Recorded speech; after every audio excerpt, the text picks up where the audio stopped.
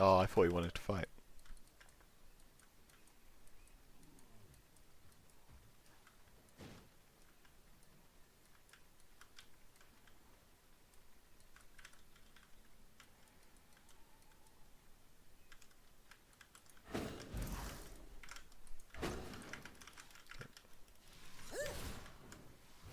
Oh, he's playing Frost as well.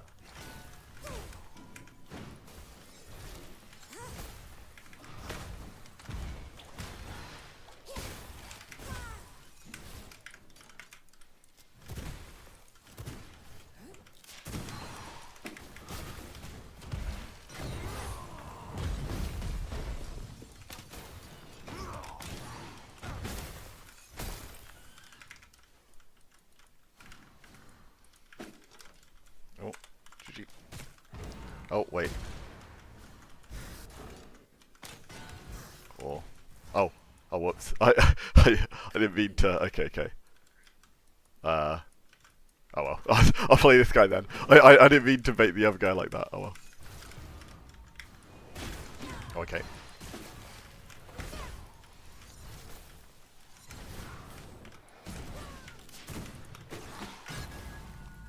Oh, he's playing double counter. I think. I think this is someone on a alt name. I think he's using the same model that Hot Biscuit uses, but I'm certain it's not Hot Biscuit. Yeah. Biscuit doesn't use Reaper. Ow, that hurt. Ah.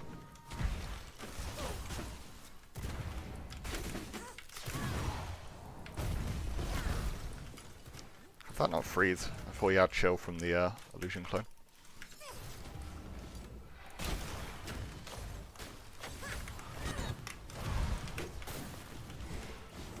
Can't do anything about that. There we go. Yeah, need to be super careful being close range when he can self-proc counters, because there's nothing I can do to avoid that going off. Nice. Axie, Frostbat, Frostbat. That's the optimal combo for if you do get a freeze, because the passive gives you chill back after you break the freeze. So the Axie guarantees into like 2 more Frostbats if you get it. Also, his corruption breaks his own freeze, which actually is kind of annoying for Frost. Ah shit, I thought he was going to dash in. Bit of a wasted ice block, but not bad. I don't get punished for it, so.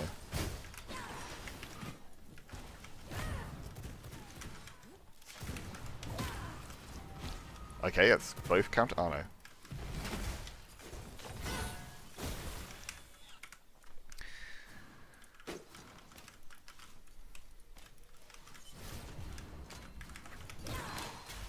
Okay, you dash into the clone. I could have done Axie there, would have been more damage. Ah.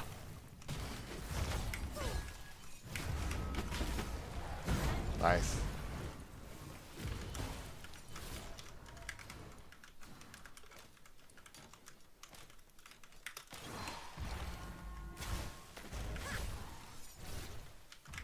To be fair, it is kind of risky to look for the full combo with Axie versus Corruption Blood, because so much of the time, he's just gonna have the freeze broken early because he gets a pull proc from Corruption.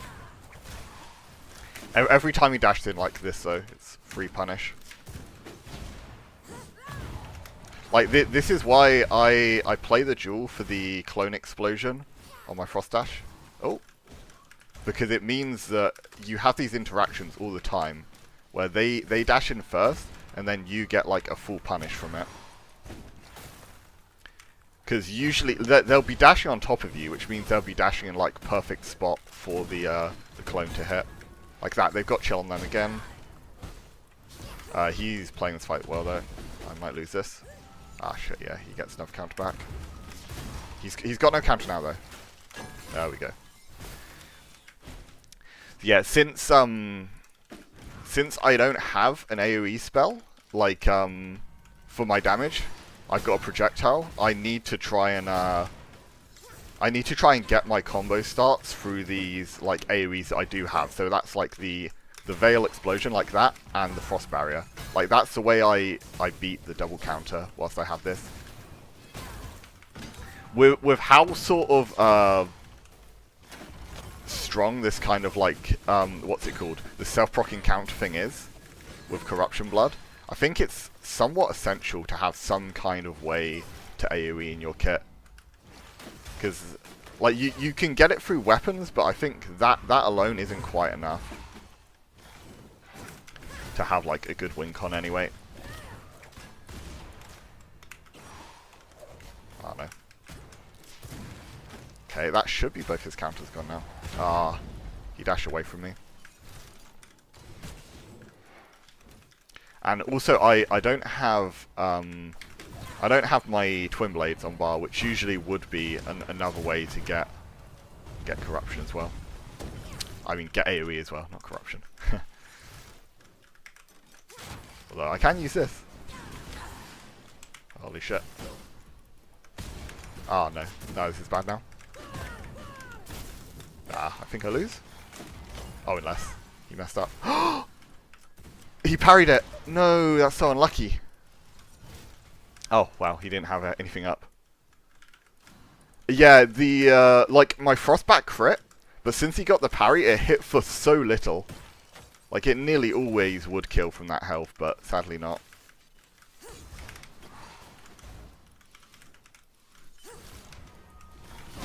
Ah! I went right into the bat as well.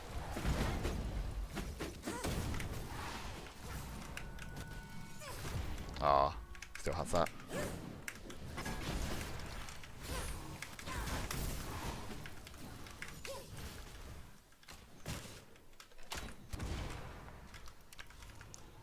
Hey Deegs, how's it going? Oh, I don't have it yet. I did get it up, I don't think it would have been in time. Ah.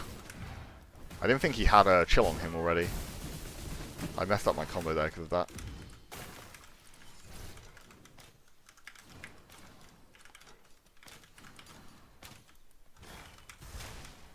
Oh, good dash behind. Okay, he has his second counter, right? Ah, damn.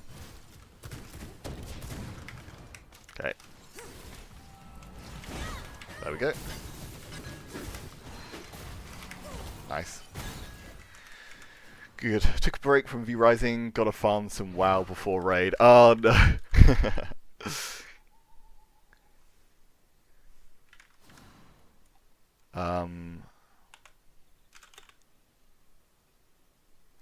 Wait, I don't know, it does give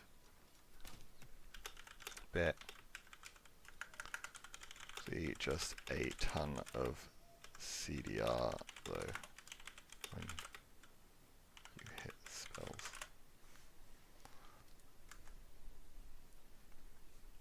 Yeah, it's been ages since I played any WoW.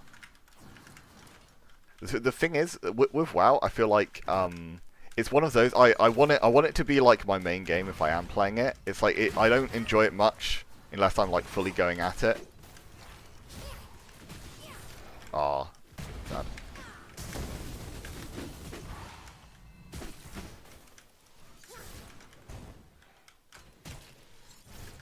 Uh-oh, I'm being camped.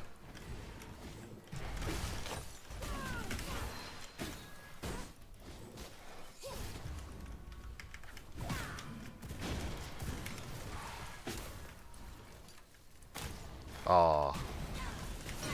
Okay. Oh, I didn't ice block in time. I would have saved so much damage. Whee! Oh no!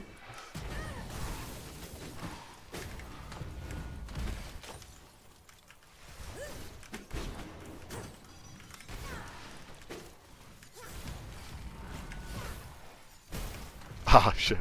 There's enough for spooky ghost.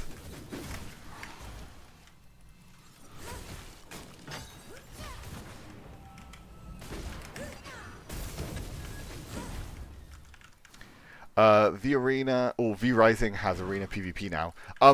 V Arena's always been a thing, but yeah, it officially has like arenas as a thing now too. If you kill the boss in the like Colosseum, you get to add arenas to your castle.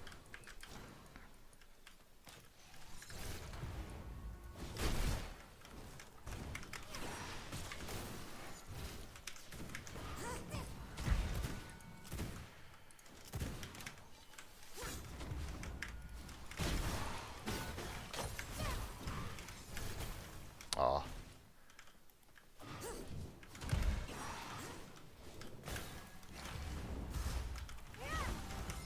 No.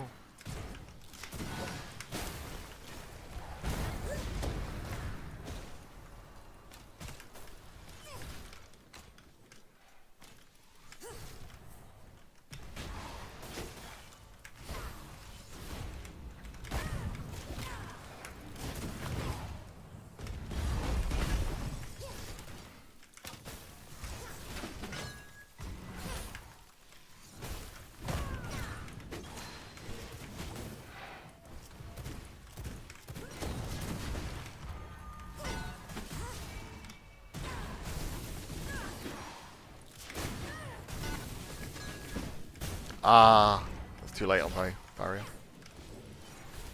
Okay. Oh, it broke him out. But it's always been on your wish list. Really... Yeah, for sure. Yeah, it is a good time to play. Like yeah, it's fun to play just as like a solo game, sort of one-time playthrough. But also right now, since it's just been an update, you have like a lot of activity on wipes too, if that's your kind of thing.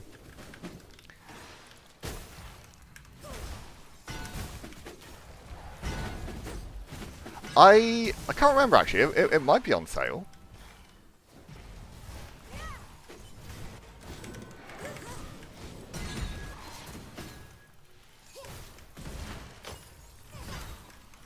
Nice. Oh shit, he still had another one? I think he got a recast there. Oh, he got parry. There we go.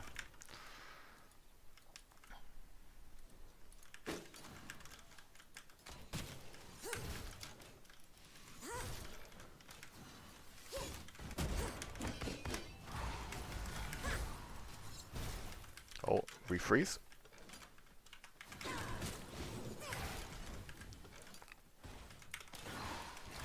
Oh no. Okay, there goes both counters. Perfect. Need to dodge this. There we go.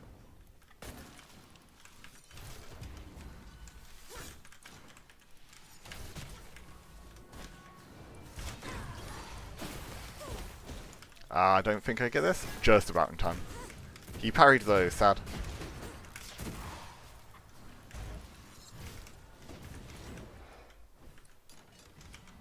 Okay, he gets a recast.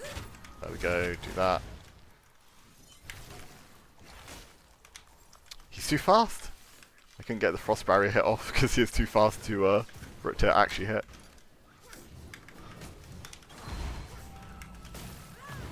Oh. No.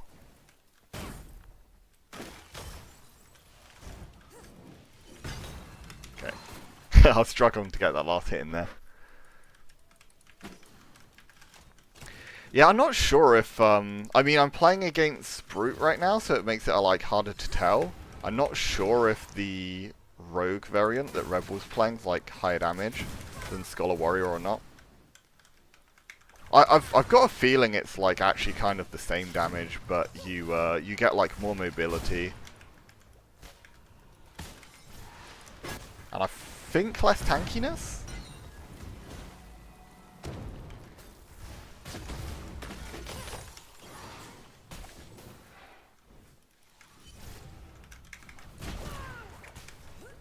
Okay, nice.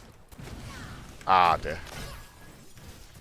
Ah, if I had got that bat, that would have been a really nice trade, but...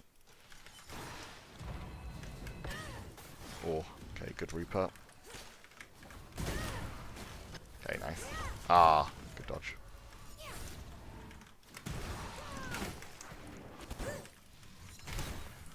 Holy shit. Honestly, the frost passive that gives you the refreezes though is so gross. Like, it's the main thing that's made frost like so strong on this patch. The fact that you can just or more frost bats specifically. But the fact that you just like constantly have the threat of refreezes is really disgusting. But I mean, Frostbat being a top tier spell is like really healthy for the game, because it was always like one of the most sort of fair builds. It's a bit more obnoxious now because it has a lot more combo starts. Most notably, you can freeze from like Frost Dash and Frost Barrier. But regardless of that, it's still like a pretty fair and healthy build. Hey Akira, what's poppin'? Yeah, doing good, thanks. Hope you are too.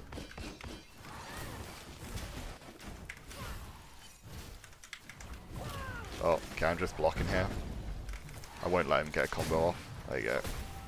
Yeah, exit that early, because otherwise I was going to get like Reaper-ed and hit with a ton of shit.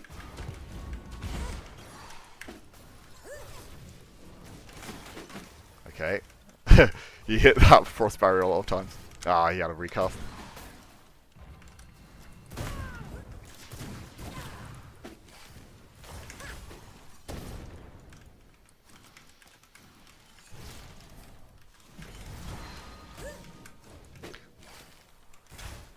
But yeah, I've been recommending people to learn this build if they want to like learn the PvP in a more like try-hard manner, because for one it's really good right now, but also it has tools to deal with like anything if you can play it well.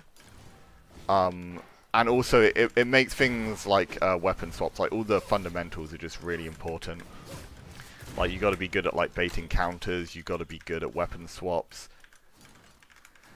Can you make a video all about true combos in 1.1? I could potentially, but it's like it's quite case by case, so it's quite a difficult video to make in a more general sense.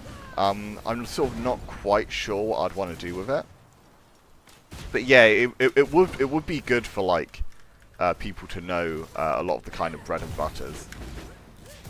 Oh dear! Oh, bad spot hit. Oh no! Okay, he put my barrier on cooldown too. It's really bad. He has the second. No, why am I doing that? I needed frost barrier. That's so silly. There we go.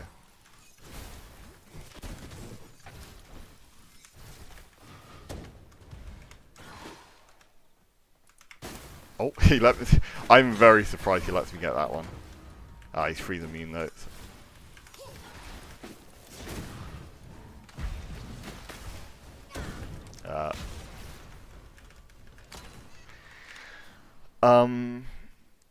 Why is Megamin build S+? So that's a weird one. I was debating kind of where to put it, because I think it may be like a bit weaker than initially thought. That might be one I'll bump down a bit. But I do expect it to still be really, really strong in raids. But I'm not sure if it holds up quite as well in open world as was maybe expecting it to. But the AoE spam is really obnoxious. But Reign of Chaos feels like the weak link in that build for sure. I think that you could probably do something better than that. But the Void's really strong. I want to know what you can do with Mistrance.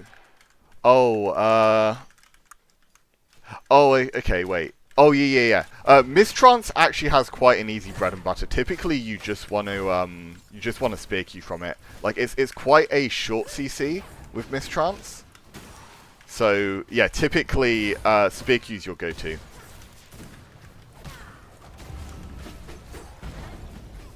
Oh, the Flying Ghost thing, that's because he's playing Corruption Blood. So, pretty much the idea of the build he's playing, he's got 2 counters on, and even if I don't hit the counters, he can hit his own counters using these ghosts.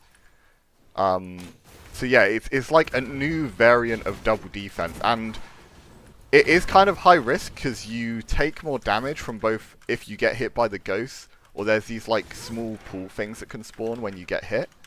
But it is like a very strong build because it basically has no openings. Like if you can play it well.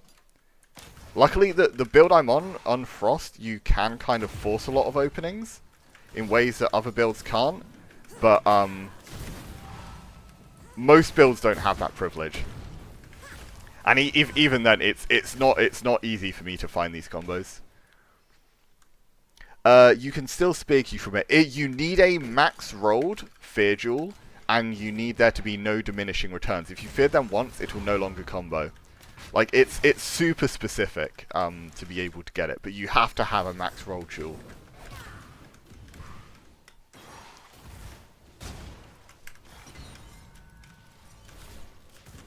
I've learned swapping since I started, and doing even in... Oh yeah, it's strong in PvE. It's less important in PvE. Like PvP is where it shines because it's all about kind of mind games and mix-ups as well. But yeah, in general, it's like it's helpful to know. I mean, the biggest ones of all to begin with is to learn like the iframe weapon swaps. Like you really want to have like iframes on point, being able to do them quickly. Holy shit! I cancelled him out of whip queue. Okay, you got a recast.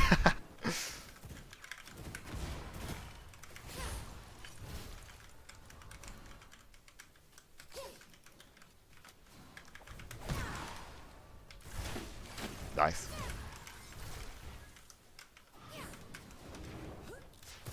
He still has enough counter. There we go.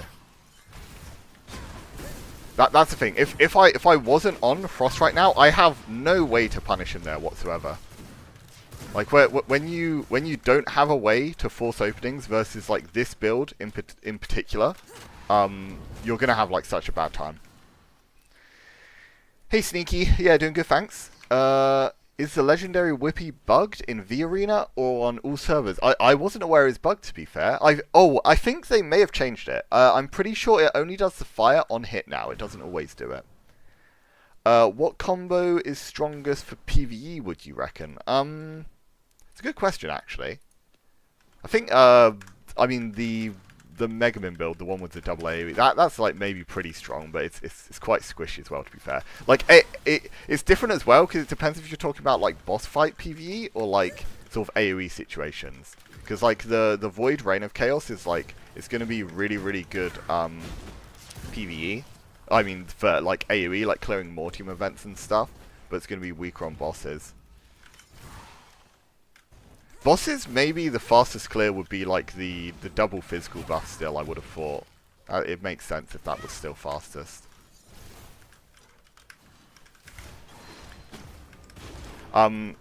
Also a physical build that's like really quick at clearing. If you just get the artifact sword, then you have like power surge and lightning curtain. You get like all of the strong kind of AoE debuffs and stuff. So I think that's what Chips was playing yesterday for like clearing Mortium events. He just has like all of the AoE possible from just debuffs. You have chain lightning, you have chaos explosions, and then you have the unholy sword. That one's kind of ridiculous. He always does his mistrance on top of me. Like with mistrance, you kind of wanna, if you're not triggering the fear, you want to sort of mix up between going on them or going away from them, because otherwise you get like punish for your counter being procced, which is not what you want. Wait that out.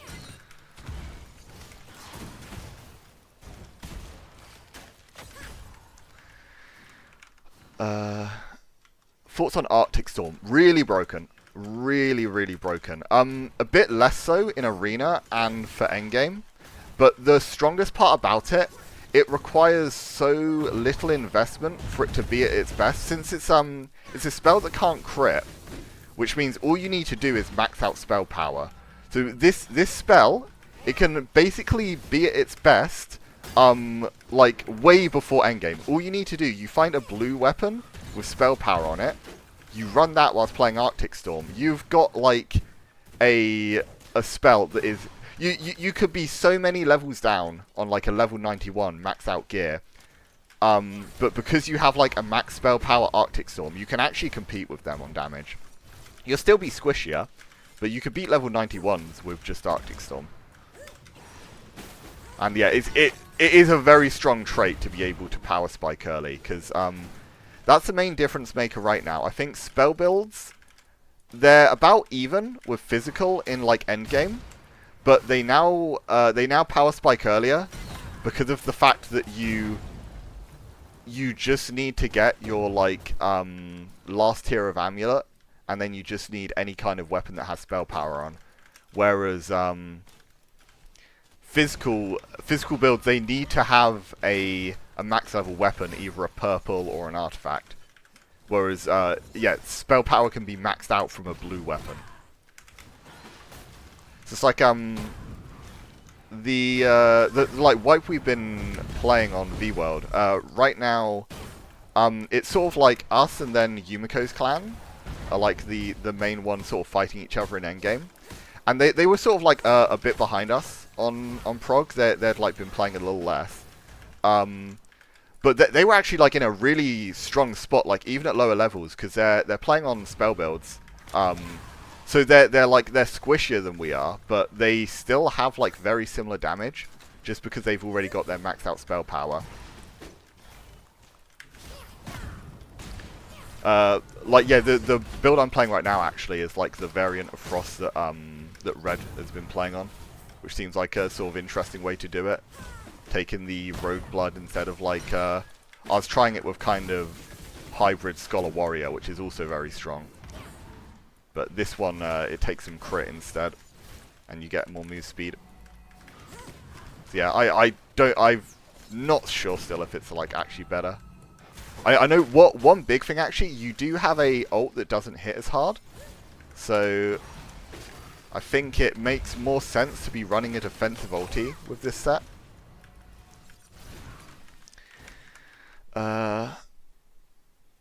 Also, I need to catch up on chat a bit. Oh. GG's.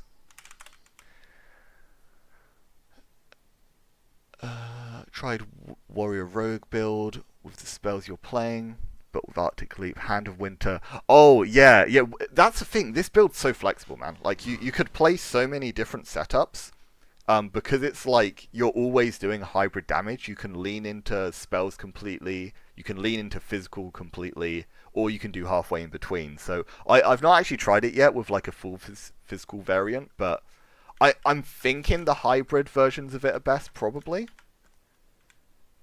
Any true combo from Clory? Sadly not. The incap's super short, so you're pretty much just getting an auto attack out of it. But the most important thing, it's your iframe for claws, and it also helps you proc Rupture. So that's pretty important. TTK changed. It's faster, if anything. It's weird. There aren't, as far as I know, there's no one-shot combos now, because you have a new passive. Dark Enchantment gives you a massive shield if you take too much of your health in a short burst. So I don't think there's any one-shot combos anymore. Like you had Mosquito Crystal Lance on last patch that could one-shot. I don't think there's anything that can do it now, including the Mosquito Lance doesn't hit for as much anymore. But yeah, overall the damage is higher. So yeah, TTK, you're going to be dying faster. Planning to do some in-depth guide on equipment, for example, what we should wear. Oh, funny enough, I was saying to someone earlier, actually, I was planning to do another part of the site, which was going to be a guide of what weapons you should play as a whole, because the thing is, you don't change your weapons often based on build, because it really, like when you're getting used to weapon swaps, it really messes with your muscle memory if you like keep swapping weapons. It's not too bad if you're playing like if you're going from like a weapon swap build to a solo weapon build, it's fine. That's why it's not too bad for me to play like the claw or dagger build and then go back to swaps. But oh wait, one sec. I need to let my dog out quick. But what was I gonna say? But yeah, in terms of my like swapping loadout, I don't change much at all. Besides like one tiny bit. I change like axe to twin blade sometimes. Best weapon right now still whip. That's I wouldn't say that. I think whip is certainly not essential at the moment. If you're talking about like the most essential, I'd say like pistols slash a spear are probably like the best weapons. Greatsword Q Twin Bladey, I don't think it's a true combo. It's like it's really close, but I think it's barely not a true combo. I could have got a better combo there. God, this guy is a lot squishier than the last one. The combos are doing noticeably more because he doesn't have Brute Blood on. This is like a full damage setup. The double AoE build. So funny, this one has a very good matchup into what I was just playing against with the what's it called? The double counters and the self-proccing counters. Like this is the dream build to play into that. But I don't think it has a brilliant matchup versus Frost. Hey Red, how's it going? Yo, to be fair, I gave you credit for this. I was saying that I saw you playing this version of Frost and was giving it a go because of that. It seems like it seems pretty interesting. You're a lot faster than I was playing it with Scholar Warrior, and you're a lot faster with this this set. Although your ult's weaker, but I don't think that really matters if you take a defensive one like the what's it called, ice block. It doesn't matter. But you still have the high spell power for the shield. You just get less damage, which doesn't matter anyway.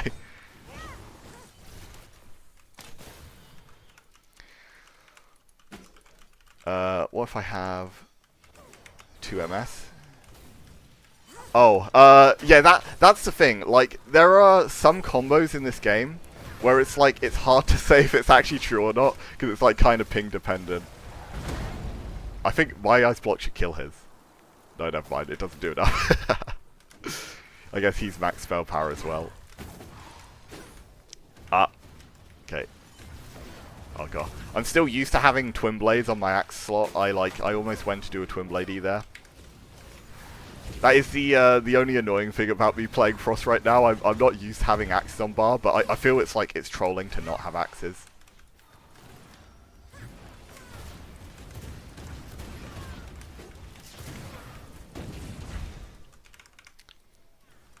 I made the CD. Oh yeah, you're right. Actually, that's actually a huge part. The CDs are so much lower with Draculin. Yeah, this guy's. I'm not sure the double AoE build holds up very well for 1v1. I mean, especially just because it's like Frost. I don't think it's a good matchup. When I got this much move speed too, I can just kind of walk out of everything for the most part.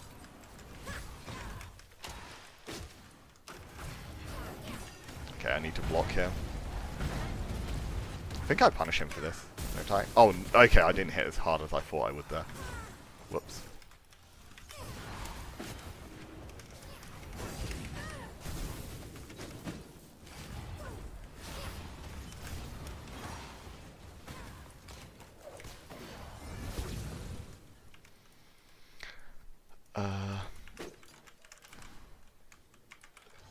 Wait, oh, is there actually, like, combos you've been able to one-shot with? I'm guessing that's versus, like, people that are, like, squishier than you, right? Or earlier on in the game, I would have thought. Because, I was saying, sort of, just before you join Red, I think, the spell power builds, like, they power spike really early. So I think, like, if you're hitting people with that damage, before they've got like the endgame health from armor, then yeah, I wouldn't be surprised if they are getting one shot there. I think it would be hard to one shot endgame armor though, like especially with like Dark Enchantment, like just makes one shotting borderline impossible once people have that. If they're running it anyway. Well, that and Bastion, I suppose.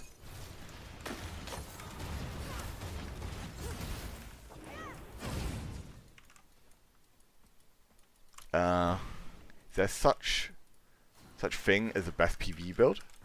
I mean, there kind of is. Like it's sort of a bit min-maxy in something you don't really need to bit. Like, I don't mind just playing my regular kind of PvP build and just taking a bit longer in PvE, but I mean, I'm also not the one doing bosses 90% of the time, so but maybe I'm extra biased on that. Dagger's good at mid-range, or are you sticking with whip or pistol? In terms of its spot in an overall loadout, pistols and whip are both a lot better in the mid-range. Like Dagger's autos aren't particularly brilliant compared to these two for mid-range. They just have a very good Q. So it's like when you're playing Dags exclusively, they can out-pressure whip and pistols mid-range. But if you're just talking about autos attack, then no, they don't have better auto attacks. It's just because of the Q is like such a strong ability that you play around like having a low cooldown on that. What dual rolls do you go for Veil of Frost and Cold Snap? Funny enough, I think Veil of Frost is one of the ones that people run like the most varied stuff on, because like the dual I run is completely different to what I've seen from other people. Like I've heard people talk about running basically every single duel that you can for this spell. Like no one really agrees on what's best, but the main one I rate highly that most other people don't is the what's it called? It's the Veil Explosion. You can like swap weapon to do like an AoE explosion where your Frost Dash lands. So the reason a lot of people think it's bad because you're basically sacrificing your dash auto to do that, which is really bad. Like you want to try and hit every dash auto if you can, but having it as a mix-up is just so strong that I'd happily lose a bit of value from the dash itself to do that. As for Cold Snap, I'm not exactly sure what the best duel is right now. I've never actually played Cold Snap much at all. I think you want like extended duration, like extra shield though at the very least. But yeah, I'm not sure on all the stuff. Ow.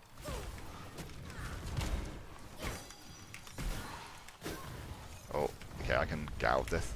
Ooh.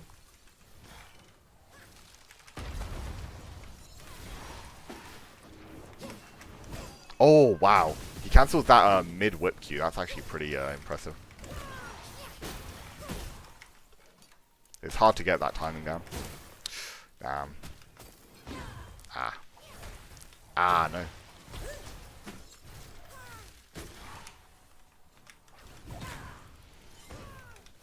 Wait, do I not have a Frost Whip? I'm not sure if I do. Okay.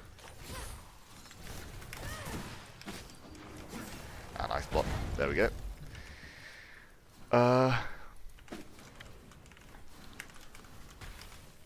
Oh yeah.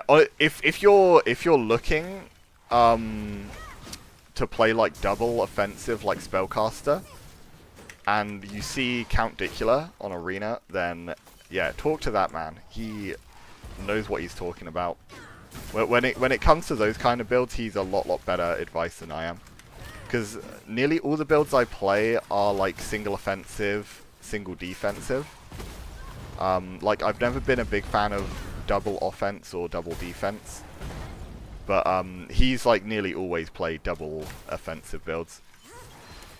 And there's more reason to play double offense on this patch because of the fact that Draculin gives you more value from your crits, and you don't get crits on defensives anymore. That's like one of the big nerfs to combo reliant.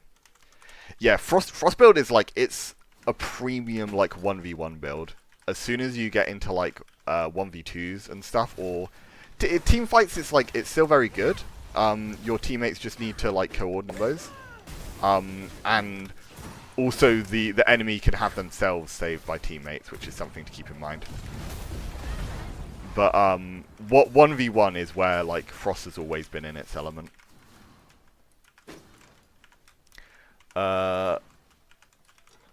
Oh yeah, on it, the like spider variants of builds, especially, they are some of the hardest combo builds in the game. Like I played spiders a lot. I still have a very hard time with like the more recent spider builds are like so much harder. Like I was sort of I was the OG like spider enjoyer initially with the like Soulburn spiders build. But the combo at the time was a lot easier than the ones you have to do now. Oh, good fights.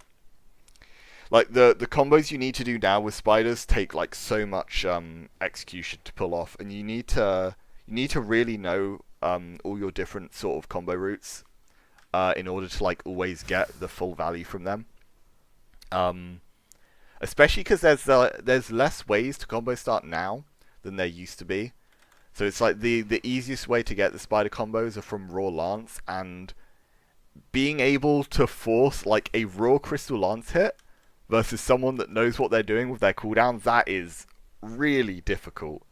Because they're just going to cycle iframes and defensives in a way where you just don't ever actually get an opening. Yo, Penumbra, how's it going, man? Oh, wait, did he said, wait, you still wanna play? Oh, no, never mind, never mind. He's heading out. Alright, let's find someone else.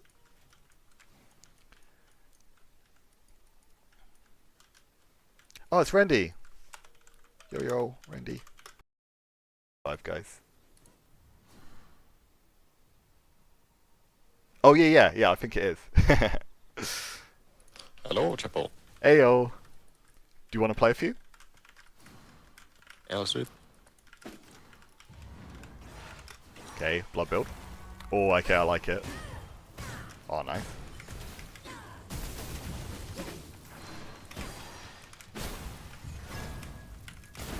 Oh.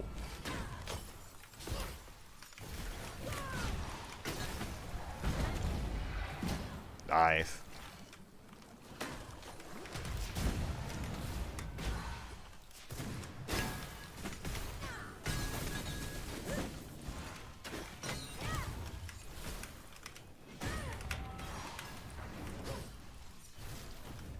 I have no idea what. Oh.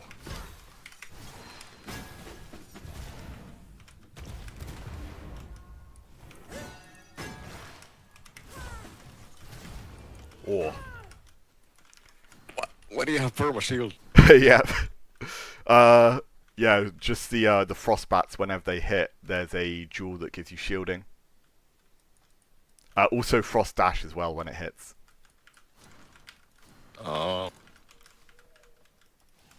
Like, yeah, denying frost dashes is like super important. Like, blood and frost are like the two that are really bad to get hit by.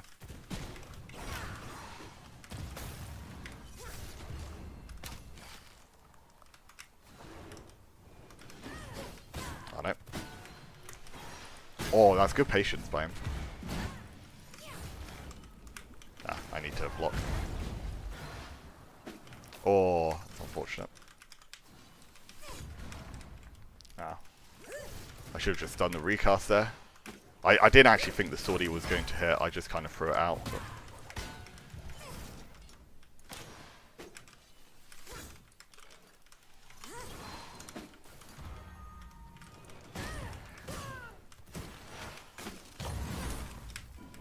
Okay, full combo.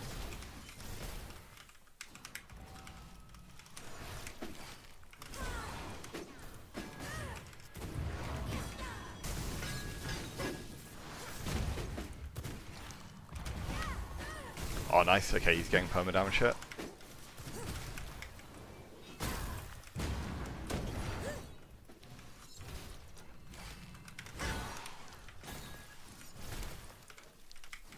Ah.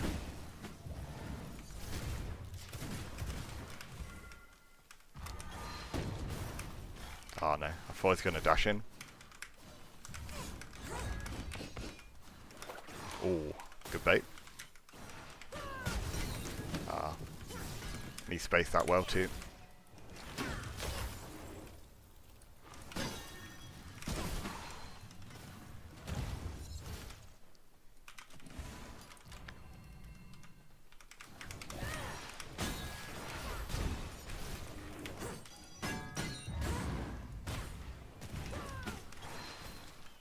Nice. 1 sec. Oh, sorry. I was just trying to catch up on chat. Doesn't look like anything else to reply to. That's cool. How do you feel about the update? I like it. I like it a lot. Like, one of the main things that's improved is the amount of, like, build customization. And I mean, my thing on this game's, like, always been about, like, trying to play different builds and stuff. So, it's actually, like, a dream come true for me, like, the stuff that was added this update. It was like the Ultimate Chapel update. It's build variety, it's adding arenas officially to the game. So, like, even though, like, content-wise, it, like, maybe isn't as noticeable for some people, like, especially sort of PvE people. I can't imagine it's, like, as big an update, but for me personally, this is, like, exactly what I would have wanted from it. Because, to be brutally honest, after the 1.0 update came out, I wasn't too sure, like, how I'd feel about another update, or like if it's something I'd even want. But the more they revealed that they were doing with this one, the more I was thinking like, wait, damn, this sounds good. And yeah, actually playing it now, I really, really like it. Like they've introduced a lot of like really good stuff. That's good patience on not countering. I think he did have it up, but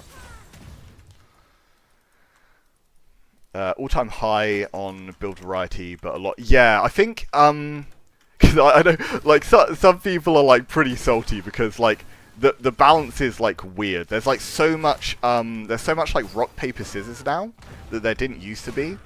But I mean, you can't keep everyone happy because it's like, if it wasn't like this, then everyone would just be playing the exact same like Blood Rage, like Cold Snap, like all of that kind of thing that was like common throughout 1.0. Like, and I mean, even in Gloomrot, like that stuff was being played. It's like we have completely fresh ways to play the game now.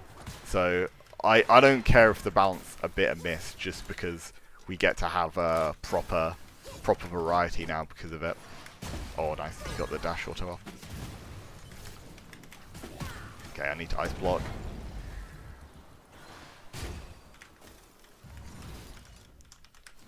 Better than the Chaos Volley days, as in like Legacy. I'm a full Legacy enjoyer. I can't lie. Like I preferred the sort of like the game was very, very like honest at that time. So even though like there was even less variety during that patch, I liked how it felt very fair. It's like a in Smash terms, it's like the sort of Smash Bros Melee of of V Rising, when it's like a smaller pool of stuff that's being played, but everything's like very sort of skilled and like well balanced. Like sort of the Frost and the Chaos builds, they were sort of like your Fox and Falco of Legacy.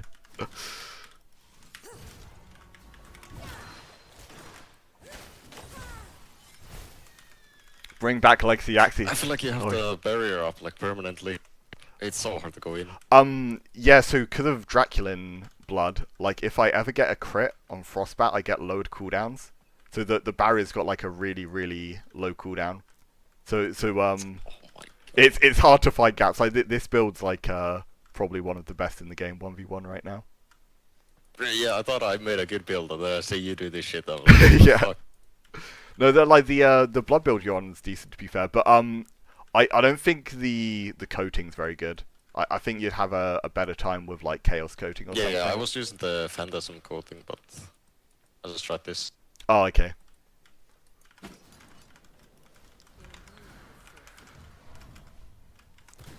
Yeah, exactly. Like old Legacy PvP, you were very much like almost always running into either the Chaos build or the Frost build.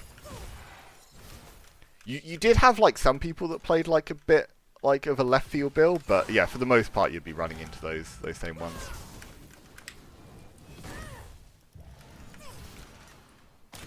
Ah, you hit me. It's not actually a good trade in the long run if we trade dashes, because he gets more healing. So I get like more upfront value from the shield, but like, oh no, see look, he gets it again there, and that's actually like good for him. But that ulti was very nice for me though. I think he's still got his heart strike though. Yeah, there it is.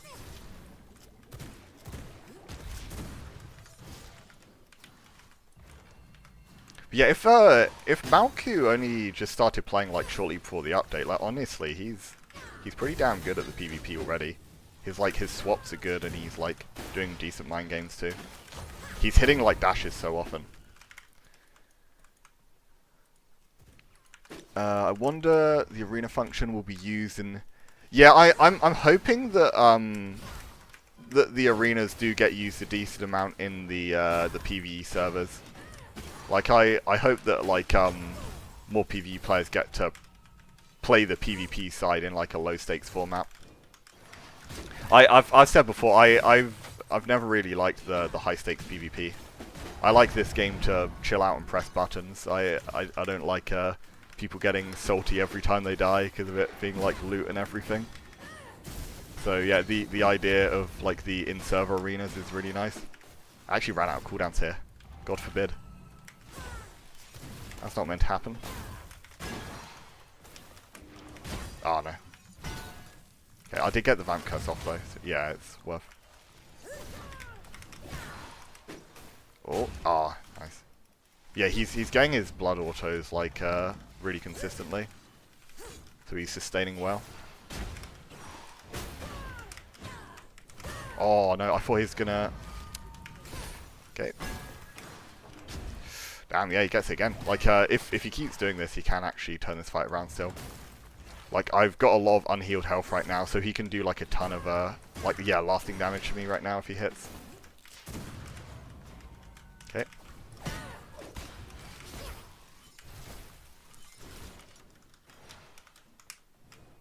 Oh no, oh, I panicked there. That's a good bait cast. Okay, full combo. There we go.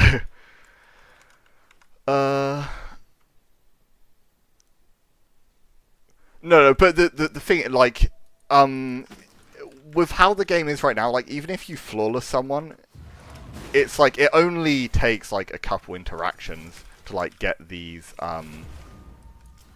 sort of round wins. Like, there's a lot of sort of back and forth before, like, actual damage happens. And regardless of, like, how much damage he's dealing in fights, like, the way he's approaching interactions is, like, the main thing I'm paying attention to.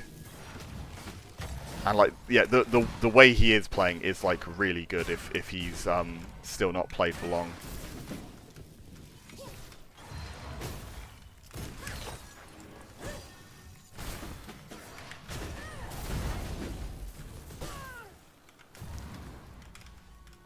One sec, I'll catch up on chat again after this one. Oh. Okay, he's got no counter, so I can just play aggressive.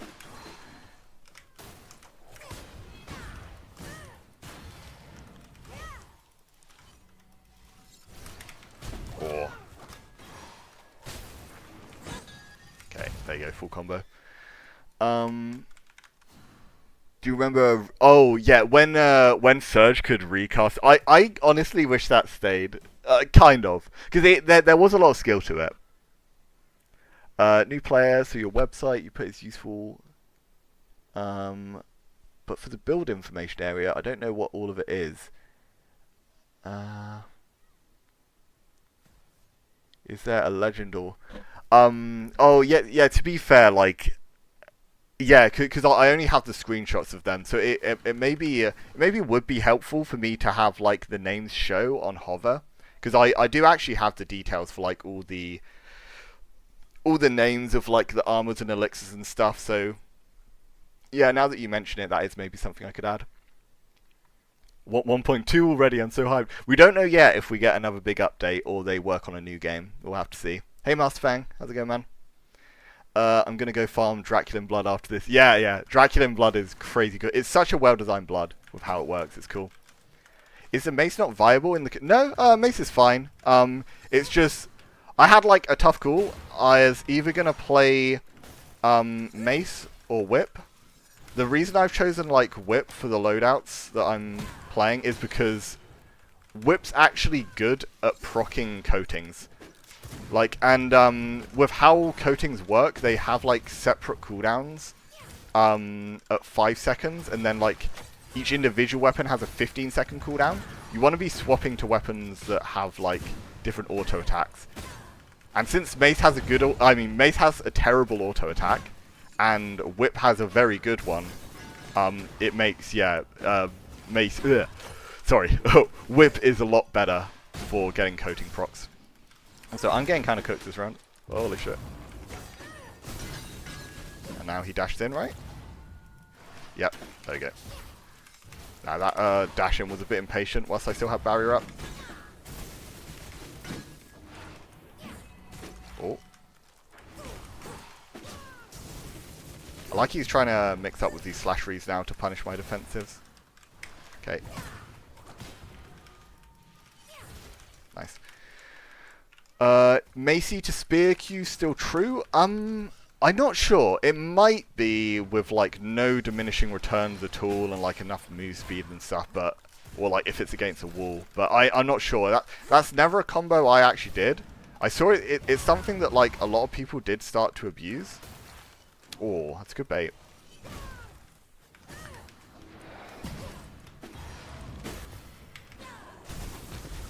Oh my god.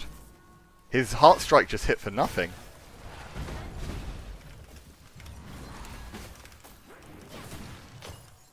Okay. He has his dash now, so I need to not get hit by that once I have no barrier.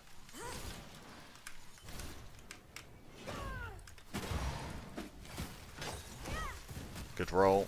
Stops himself getting froze. Nice.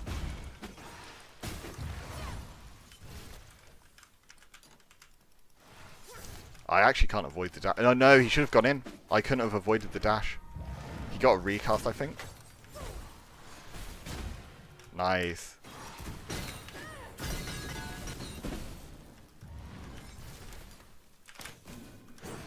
Oh no. See, I can't keep letting him get these, or I'm like actually never going to deal permanent damage. Like, if he gets a... Oh nice, okay, this is big damage now. But yeah, if he gets a blood dash that isn't denied in between two combos, then he doesn't take damage. That's how like dashes work for the most part in general. If you can trade back a dash for any given combo, unless it's like a ridiculously big combo you're hit by, then chances are you're going to be able to heal it back.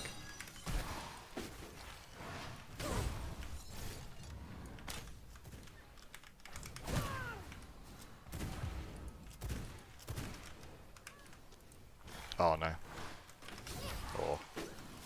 Did it too early though. Because I wasted my defensive, but he popped that too early. That'd be super helpful. Yeah, no problem. I'll look, because I was going to look to do an update to it soon, so I'll have to see. With Eva V Rising. Yeah, I'm still not sure what I'll throw out of a new game and just an update. What are your thoughts on Soulburn? I think it's still really good. In fact, I think there's even... There's even like an argument to say it's better now. Like the fact it just deletes a defensive early is such a big deal. I'm using Scholar Armor, the Malefica armor at the moment. Yeah, there is still definitely argument for using the mace. Funnily, Count Dicula, who just joined, he does use mace still. Like it's still like a very very reasonable weapon. Okay, I ice block here. Like a lot of the time with the ice block, you want to try and double up its like defensive and offensive usage, especially in this build where it actually hits quite hard. Ah, too early. Also, I think no, you didn't have dash in time, I guess. There we go. Trade dash for dash, get a combo. Ah.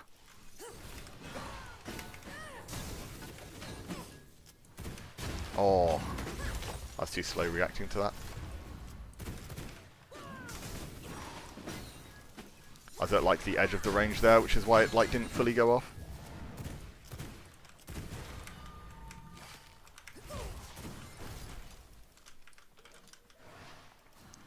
Best build with Soulburn. I think it's Blood Dash, Blood Right Soulburn. Like it's the build I've been playing for Claws.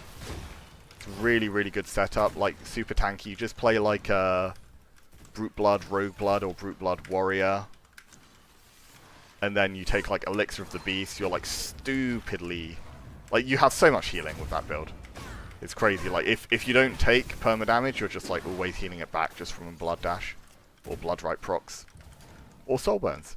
Everything in your kit heals. It's why it synergizes so well with the blood spells.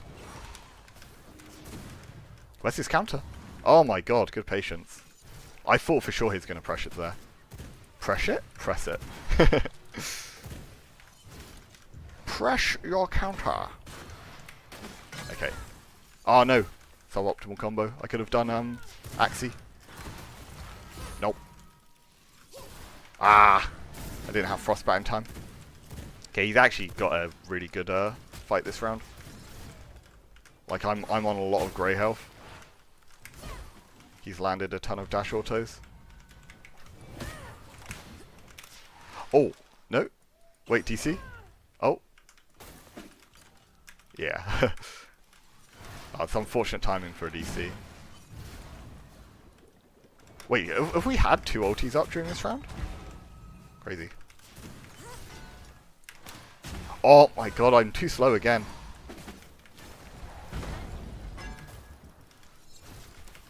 Ah, I can't get a better combo. Ugh. No. Okay, that should be round. Or not quite. Too much diminishing returns for it to... Oh. Good fight, good fight. He was playing that well.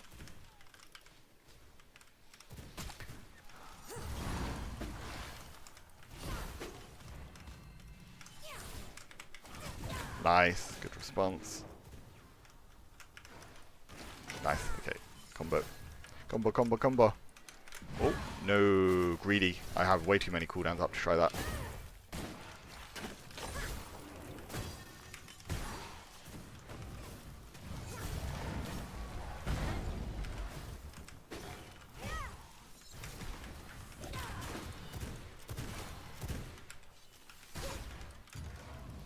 I'm actually, oh, no. Really bad trade. Well capitalized. He needs to hit another before I get my dash back, though, to actually make something from this. I need to slash Q.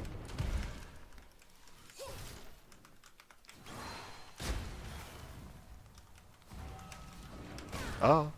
Oh. Get a freeze. I don't even know what my frost was applied from there, I'm be honest.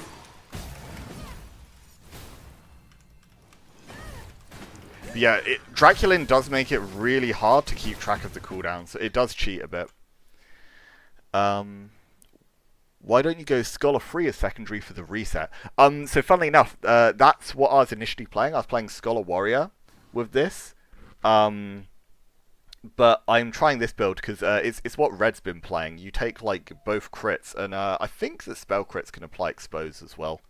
And you get like a lot more move speed, a lot lower cooldowns. It's like, it seems pretty good. Does anyone remember the minimum ping? Oh, I don't remember that. But yeah, it's such an annoying thing how you need a low ping to dodge Merc Charge. Which armor say would you say is the most versatile right now in 1.1? I'd say Grimset. Grimset fits into the most builds. Because giving damage reduction, like, there's a lot of spell builds that don't care about the spell crit, and can max out spell power anyway, so you don't play the Maleficent set because it's a waste. And at that point, usually the Grimset's best. So I think a lot of people are still playing Shadow, but I think that's mostly just from a carryover of people thinking it's good from 1.0. I think it's a bit weaker now. I think Grimset's probably the best. Dreadset's like pretty versatile and good as well, because 30% damage on Veil attacks is a big deal. So the Rogue Blood, it's guaranteed crits after dash and the potential to expose the target, making them take more damage.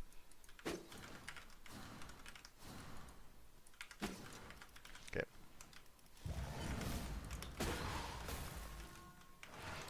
Yeah, he has to dash there because he has the chill on him, so he's going to take a lot of damage otherwise. but that sort of it puts him in like a catch-22 situation because if he dashes in, then he hits into the frost barrier. If he dashes away, it's just like an awful tempo play.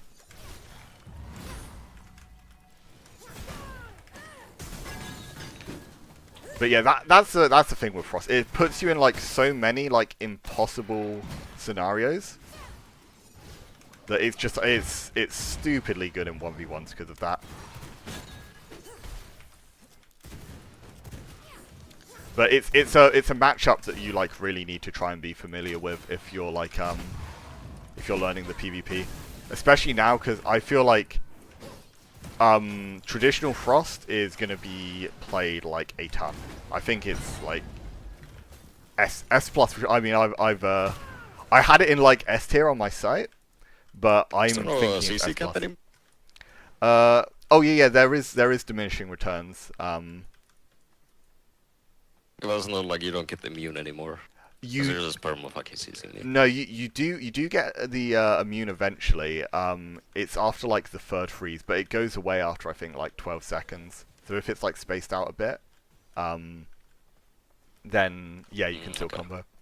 And like with Frost, like the CC's so long that you can combo even with like 2 DR stacks. I'm pretty sure. So until you're immune, you're like still taking combos.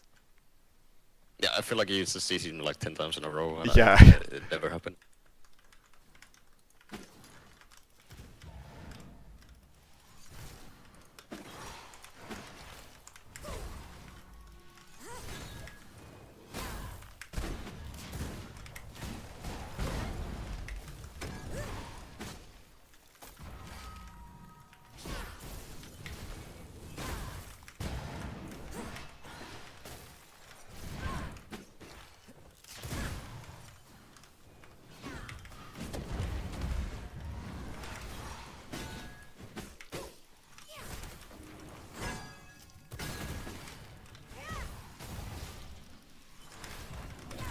Oh.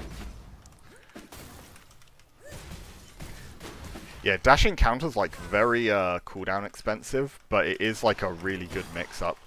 Like when people don't expect it. Like, cause so many people do things like sort of spear Q or like Reaper Q to combat a dash in when they see it, or just use defensive as well. But yeah, it's like a really good way to mix up to sometimes like use your defensive, but it's just risky read to go for. Does Twinblade RTE chill? I'm not sure actually. I've not played with Twinblade Artifact much. I have been playing Twinblade in most builds. Like this build I'm running now is like an exception. But what was I going to say? Yeah, I'm not sure about the Artifact weapon too much. No. You can't, you shouldn't, like, if you use your ulti and it get cancelled like that, it's like, it's super easy to want to just press it again, but it is like a very bad habit, because it makes it like very telegraphed that you're then going for an ulti. So it's pretty much going to never land. It's something I sometimes do as well, to be fair, but yeah, it's a bad habit.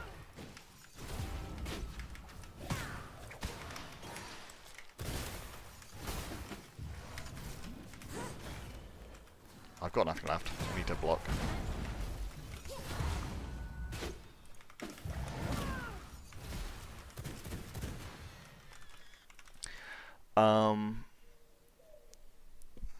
Okay. Shadow Moon, Fallout of Grace now. It did a bit. Because the other sets are just better now, and the move speed and everything it gives just isn't as important as it used to be. Went 4 for 4. Shadow Moon, what's your new player recommended build?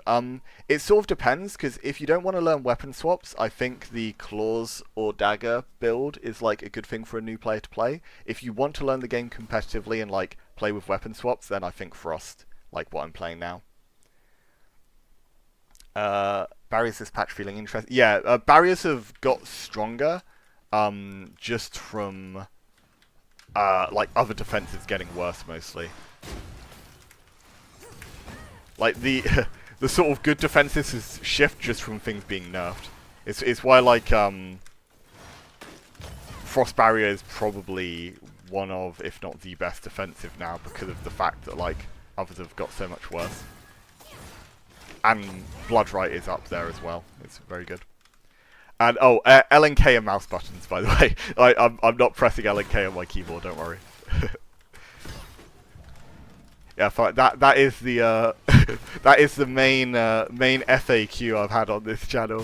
Why on earth my keybinds are on L and K? Because it's the same thing in Gunfire Reborn as well. I had it. I had the like. I can't remember what it was. Oh yeah, it was like the sort of main skills I had on those keys. So I had comments all the time saying, why on earth do you have L and K as your skills?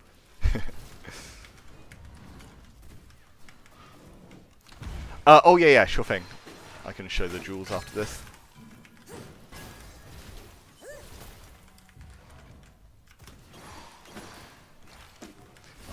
Oh, by the way, if anyone's wondering like why I like always have my crossbow out throwing the frostbats, the crossbow is my spell power weapon. So even though I'm not using the abilities of crossbow often, I am using it like all the time just for the sake of getting spell power. And it's kind of why it is a good weapon for it, because of the fact that I don't care about the weapon abilities and they don't do much damage for crossbow. It makes it a good candidate for being your spell power thing. Or good Q, or good E.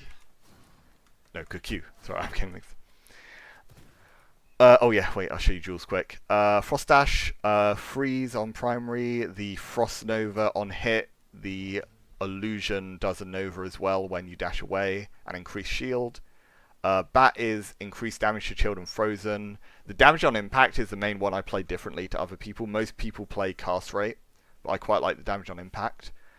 Then damage to chilled and frozen, and the increased projectile range and speed. And finally, Frost Barrier is absorbing an attack increases spell power, absorbing an attack reduces cooldown, which helps it to be such low cooldown as well. Knockback on the hit, and the freeze. Like, you kind of have to have the freeze for it to be a spell. But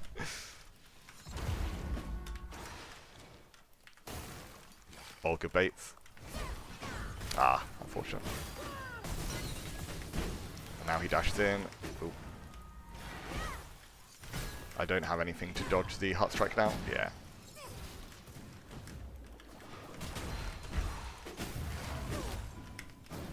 Oh, too much diminishing return to get that off.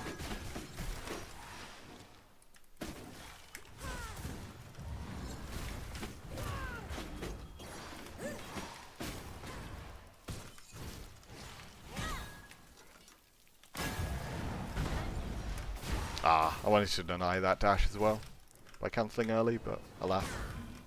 Oh, I thought I had twin blades. That's a twin blade combo. That's why I'm saying you don't play around with your hotbar too much. It completely screws your muscle memory. Not a good idea.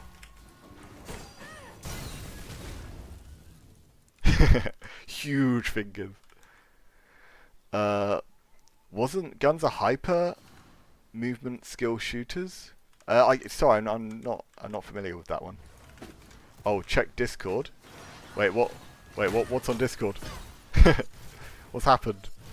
Let me know, Spineless. Oh, yes, sorry. Wait, yeah, you sent the build over. Yeah, sorry. I think I was in the middle of stream or something when you sent that. I forgot to reply. Yeah, I need to do an update on the site soon. So I was going to sort of add a few builds at once is the plan, including this one actually. But yeah. The spineless OD build as well. The good old double buff physical player.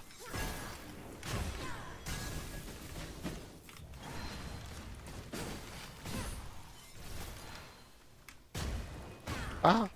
Oh. Oh wait. Speaking of which, he's playing the double physical at the moment. Ow. And he's on Brute too.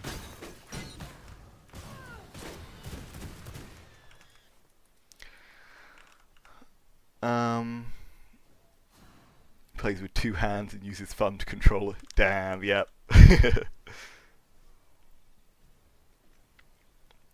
Oh yeah, yeah. If you had something on the same key for like the whole of the game, it's so hard to swap. You have to see the battle mage thingy. Oh yeah. I'm actually so happy with. Oh wait, is that like the like Frost Nova, Frost Barrier one? Yeah, that one does seem really good. If that's one you mean. In Gloom, Rage Curtain was probably. Oh yeah. That was Gloom was really interesting when like physical builds were like first coming about. It was like really fresh to see. Set and build for squad play, it's very dependent on the sort of role you're playing in the team, because it feels right now you want a kind of like mix in your overall squad. So I wouldn't sort of say anything in particular without sort of knowing like what overall role you'd want to have in the team. Okay, I need to play aggressively to beat this because it's like high healing. Yeah, unfortunately I don't have like some of the good knockback tools. Like Twin Blades is really good into Fountain for being able to flip out. Nope. Oh, I got a reset. Oh my god. Holy shit. Works in every tree. Is that the yeah? Was I right in it being the like Frost Nova one? Oh shit, that's good damage. Ah, I'm missing the dash auto. That's actually kind of bad. No, you can't be doing a max range Merc charge. Come on. And he takes a lot of damage now. Should do.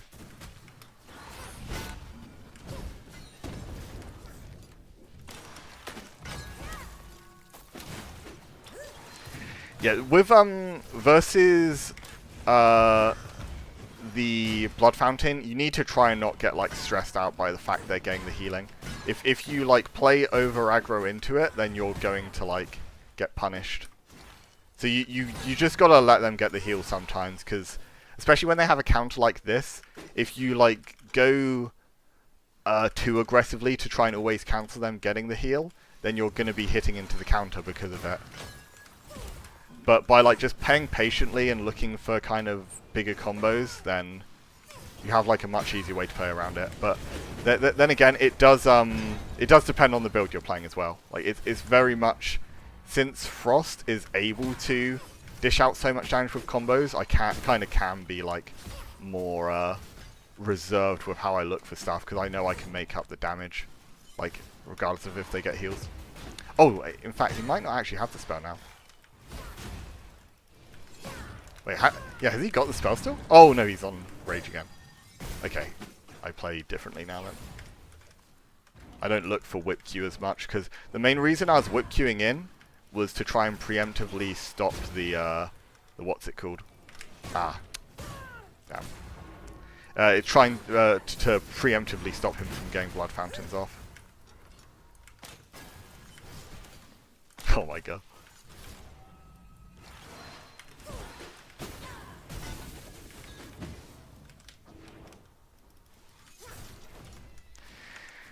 It's a fun build, you play selfish. I am so still not used to this patch, man. Like, you have like perma fucking abilities, perma. Yeah. I don't know. Also, one of the passives they added is so broken, because whenever you break a freeze, it just reapplies chill. It's part of the reason why frostbats become like so broken. Because you break a freeze and then they just immediately get frozen again if you have another bat. Oh, yeah. I mean, yeah, you have some crazy combos, but I feel like I can't punish you, because you just always have something. Yeah, like, you kind of need, like, AoEs and stuff to force an opening. It's, like, really hard to get an opening with, like, a more honest build such as that. Like, yeah, I don't know, I think, these spells are just so broken because of Draculin too, though. Also, when you hit the Frost Barrier, it gets even lower cooldown too. So whenever you hit into it, it makes it really hard to punish the next one. Also, did they change the frost barrier? Because I like behind you, but you just turned it around. Like it always hits me anyway. No. It's not changed at all, like functionality wise, like that. Maybe you're just so good at using it. 'Cause I literally can't get behind you at all. Yeah.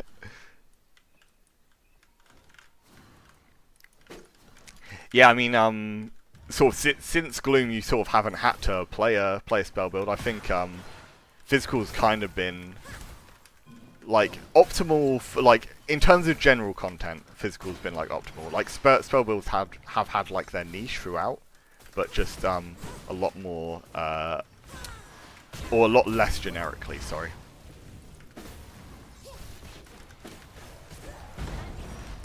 Ah, I thought I could get that.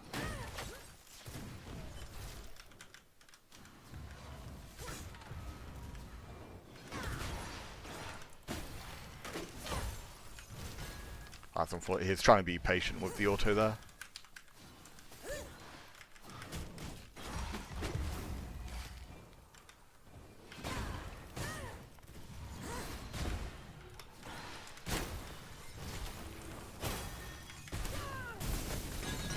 Like that's a crazy combo.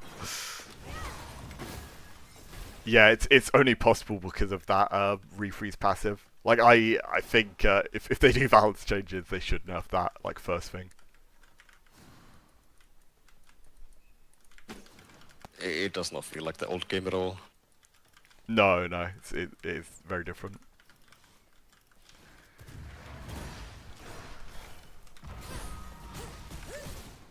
Oh.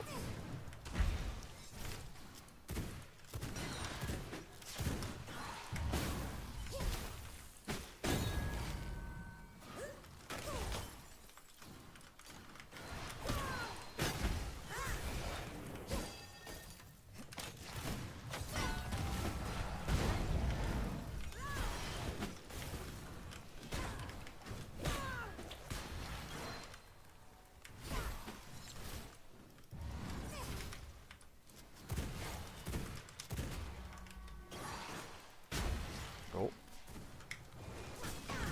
Nice. Good dodge.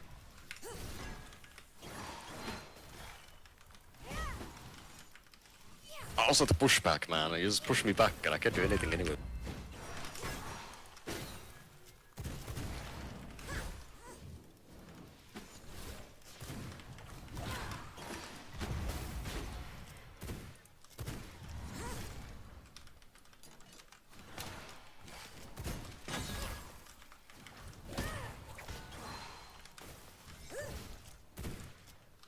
Oh.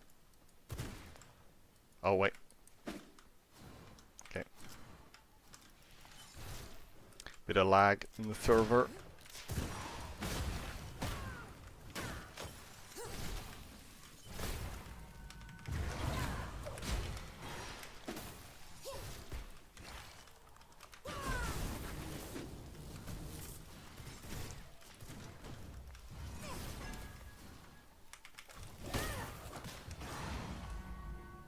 Now, yeah, frost dash.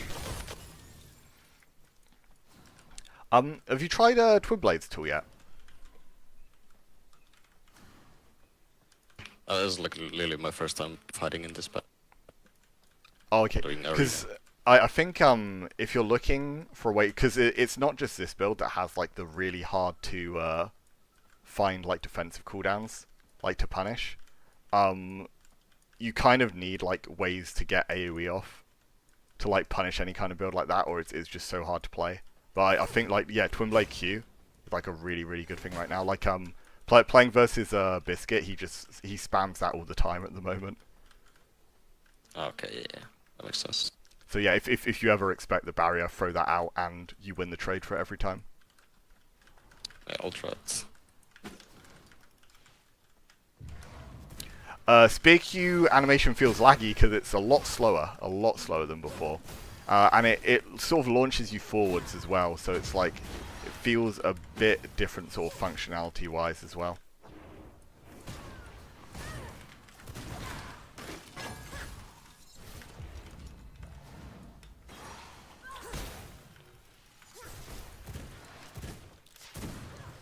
Oh,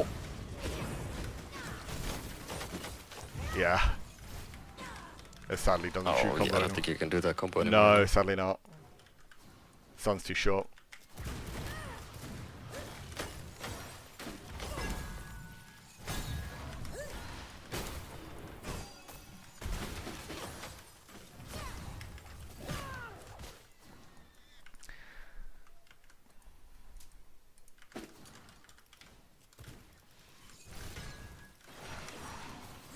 Oh, okay, managed to get out in time.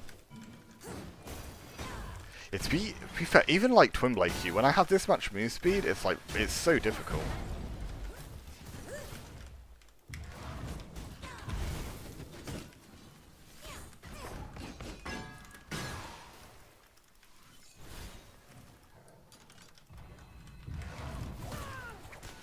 Oh, nice damage though.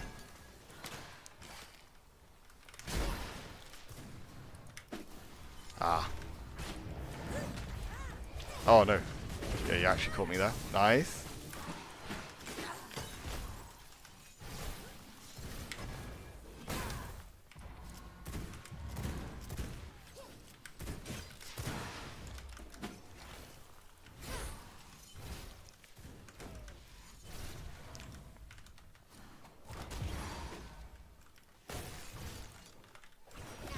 Oh.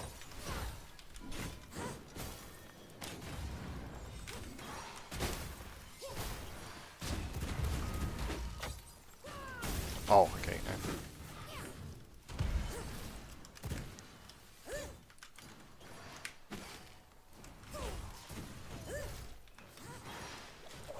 Nice, that's a good dodge.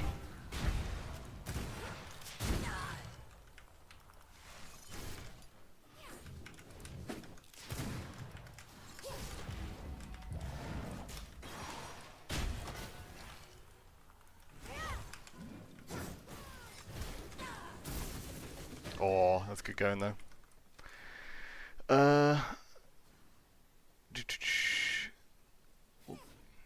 What's the bet? We're trying to figure out what the best build is, but yeah, I think this one I'm playing now is up there. No worries. Sorry if you've answered this before, but yeah, certainly. Currently, we've got Red playing against us in the wipe that we're on V World. Like he's in one of the sort of best clans on the wipe, and yeah, this build's very very good open world. I was gonna say Twin Blade Q is too slow. Yeah, that's the it's good for punishing counters. I think it's a lot harder to punish a barrier with it because barriers keep so much move speed. In fact, there's even duels for it to like go even faster. Where have you been, Chapel? Yeah, so I've not been streaming the last day or two, I think. So I was just I was trying to get like my video out yesterday. So I was playing, but I wasn't feeling like streaming. I was mostly wanting to keep streams to be the arena content outside of maybe when it's raid, because I don't know, I feel like open world, especially because I'm not actually that good at it, and I'm not typically doing the more interesting stuff. I don't think it's like as good content for me to show off.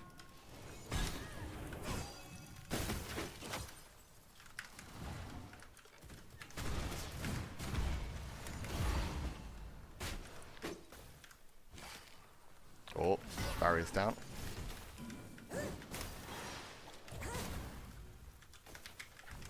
Oh.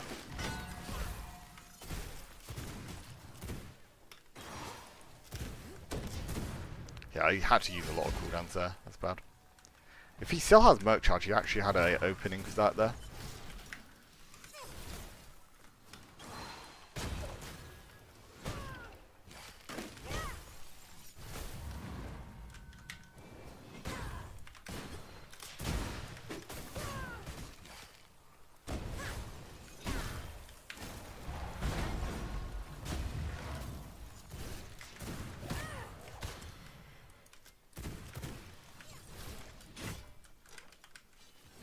Oh, I was trying to predict him doing the recast.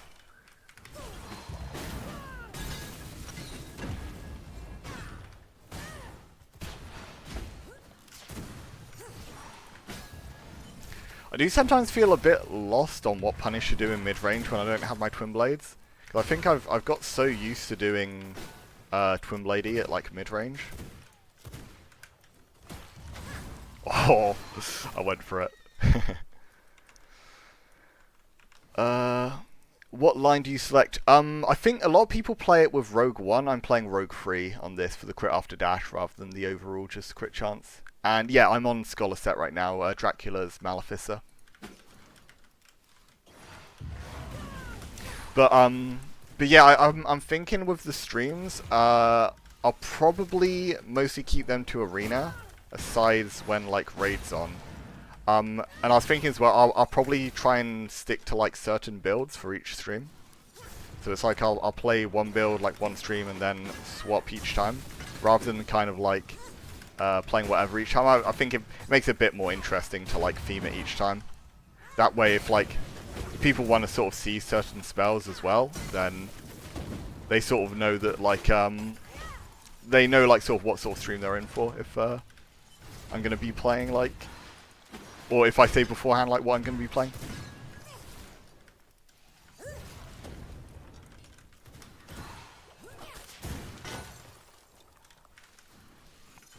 Yeah, I feel like today is like it's kind of big try hard whilst I'm playing these spells. This is like it's probably the most broken build I've played in a long time actually. Like, because I played these spells so much before, but when it's in like a much weaker spot. So it's very different to be playing it now, and it's just this ridiculous in everything it does. It just feels so different. It's just you've got such lower cooldowns and like more damage. Raid stream waiting room, hell yeah. What time do they usually go live with his ones?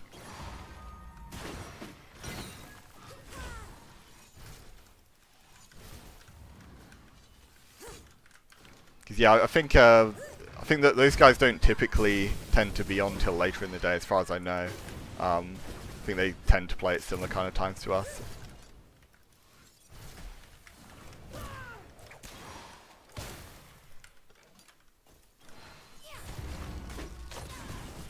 Oh, okay, that's got good sword Q. I was looking away for a sec now.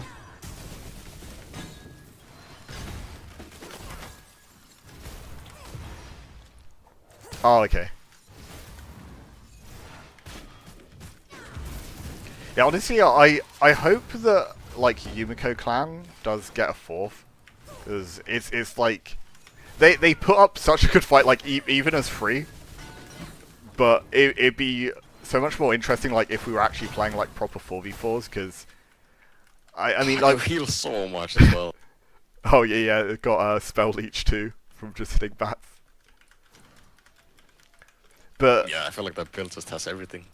But yeah, it's like we're obviously gonna play as 4 since it's a squad server, but like at the same time, it'd be nice to see how like a 4v4 versus their clan would go, since they're the other best clan on the server despite only being 3 people. Which really says something.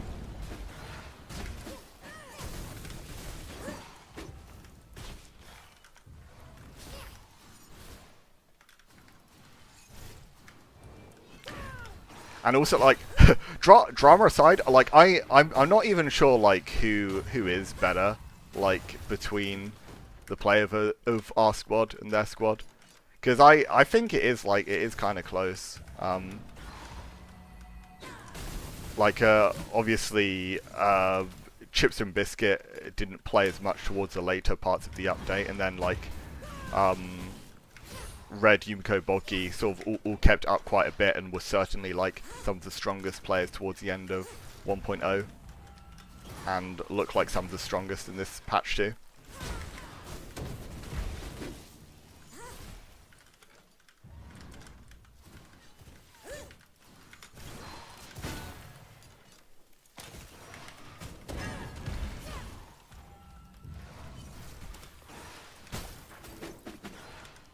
Okay, that's wasted dash by him.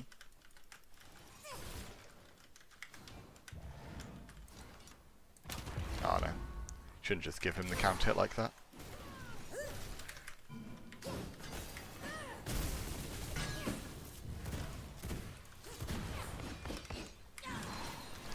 Ah. No, too aggro. I just kind of threw that out willy-nilly.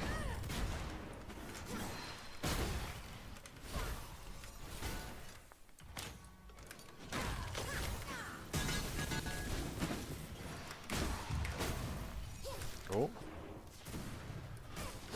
Oh, cute.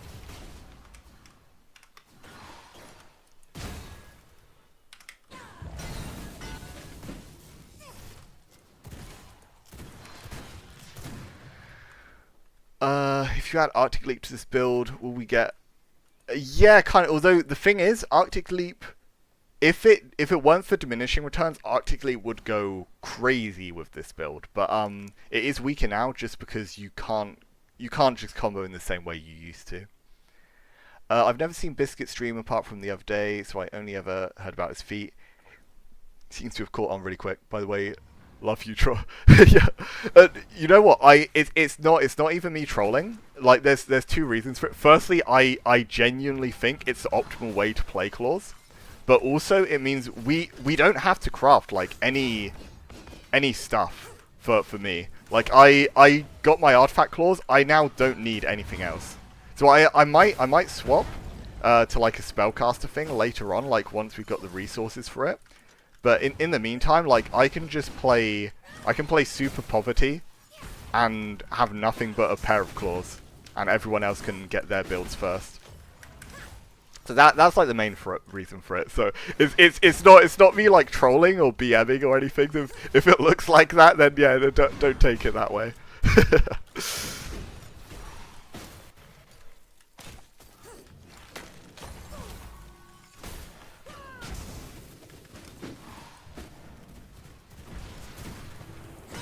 Okay, block here to get rid of Pistol.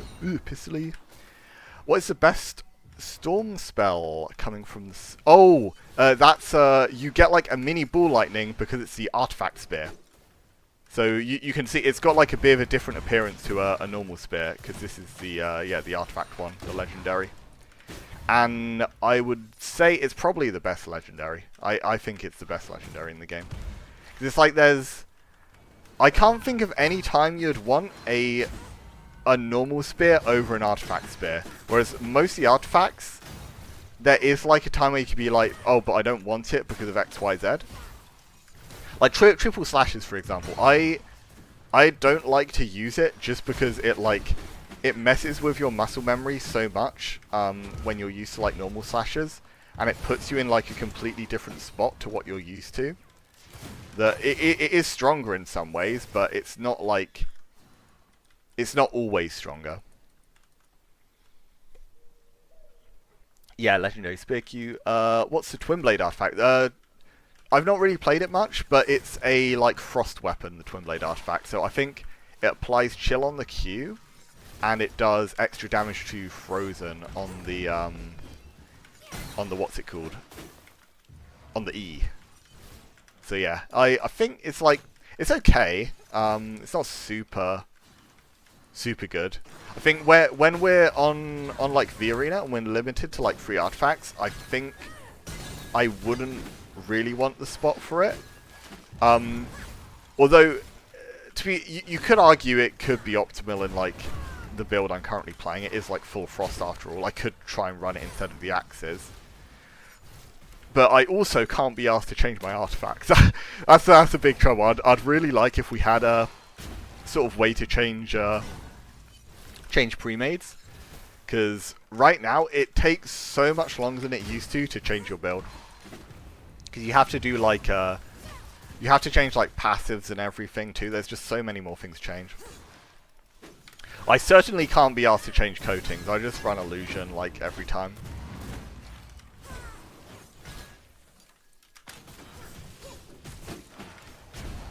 Bap.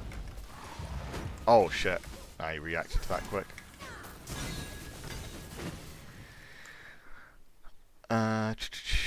Is this build good against multiple people? It's not bad, but it does fall off in 1vx. Like it's at its strongest in this kind of context in 1v1s, because it's really hard to find openings on it. It has really good combos. It can play super flexibly. Like, it's got just a stupid number of good things going for it in 1v1.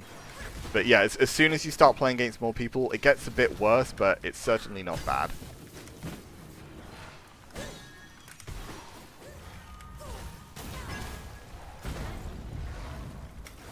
Oh, you mixed me up there.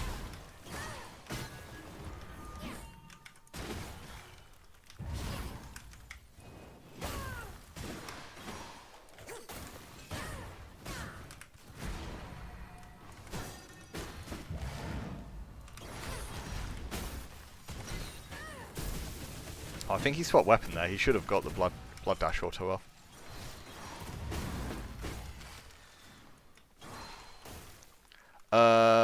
Can you play 2 versus 2? Yeah, I could ask. Wanna find some 2v2? Okay.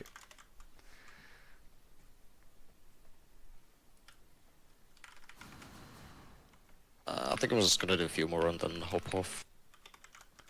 Go play on my server. Yeah, it's all good. I could try and find 2v2 after this guy wants to go back to... yeah, you can play this with Scholar Blood. The other version I was playing of this build is Scholar Warrior. The main reason I'm trying it with this is because someone else on our server, Red's been playing it with this blood type, so I thought I'd give it a go.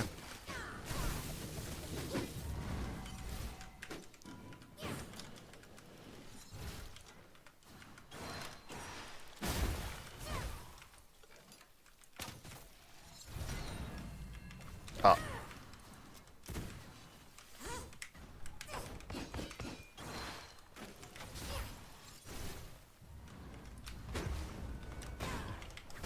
Cool. Oh, that's a really good trade for him.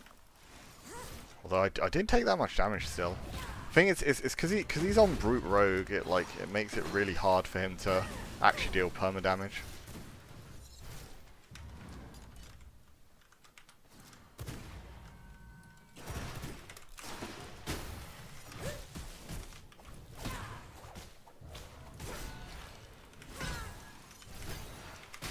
Oh, nice. No, these are good trades though he's taking.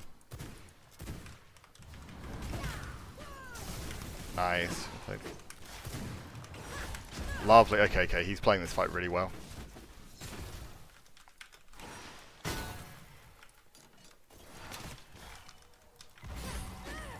Nice. Really good. Well played. Well played. Oh my god. I get the ones. Yeah, honest, that was like super good patience like throughout the whole fight.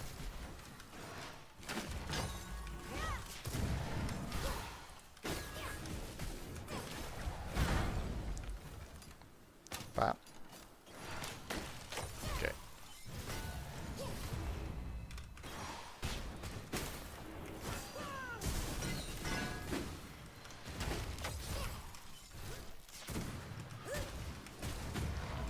Okay.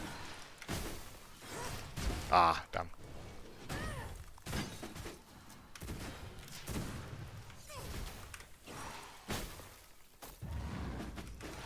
Oh no.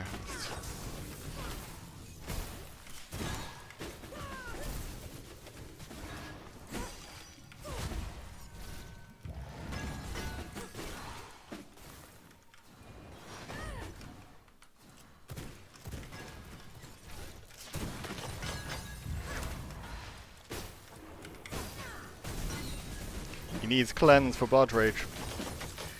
Yeah, it would help, although... I'm trying to play like more aggro. I use a skill through it. Yeah, it's kind of a balancing act, because it's like you gotta be aggro, but in a way where you're like not walking into the combos as well. But it's good. It's a good way to try and push through the healing. Yeah, I feel like I can't long range you at all. Just throw those bats and I die. Yeah, I mean the way he played the that's a mispress. the way he played the fight before last was really nice. Like I was kind of getting a bit complacent as well, but still he played it very well.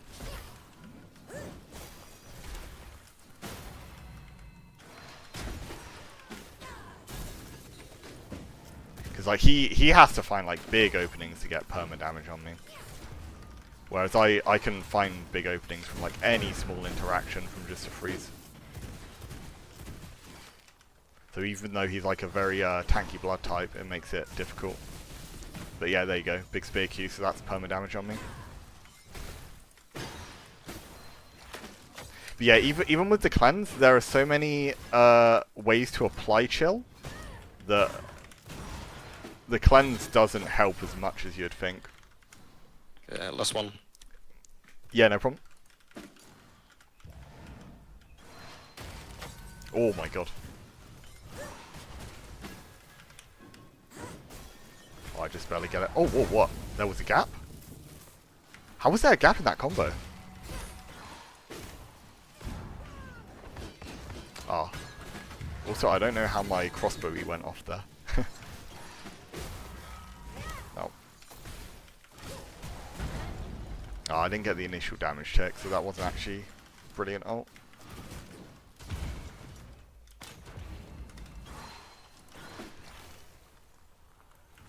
Oh my god, well weighted. Really good.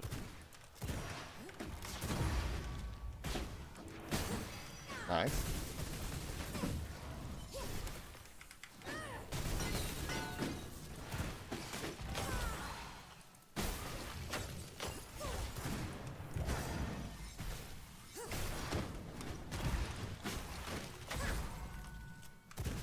Okay.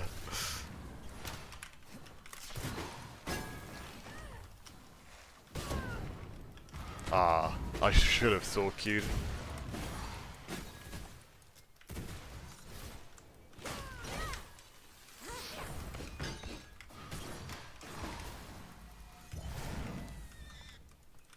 GG. Alright, I GG's can man. finally understand why Ben said spell is the meta. Yeah, yeah. Oh shit, counts here. Yo, count. Oh, sorry, I was pretty behind on chat. Yes, sorry Thomas, I'll probably play a bit more 1v1 then whilst counts here, but we might do some 2v2 in a little bit still. What roles do you go on your weapons? So it's once again, it's not really like your weapons and your weapon rolls don't change a huge amount build by build. The important thing, you want a spell power weapon. Like I run a spell power weapon with spell power, spell crit power, and spell cooldown reduction, because it's quite easy to reach the spell crit chance cap, so the cooldown reduction is a bit better. But the spell power is a really important role. Spears are an important one as well. I run physical bonus, spell power bonus, and weapon skill power, because this makes the Q hit as hard as possible. And the rest of the weapons aren't really as important. You just kind of run whatever physical stats you want on them, but they don't need to be quite as min-max as your spell power weapon and your spear. Good builds for 1vx. Generally, it's like double counter builds are really good. Like Bloodright, Cold Snap, that kind of thing is really good.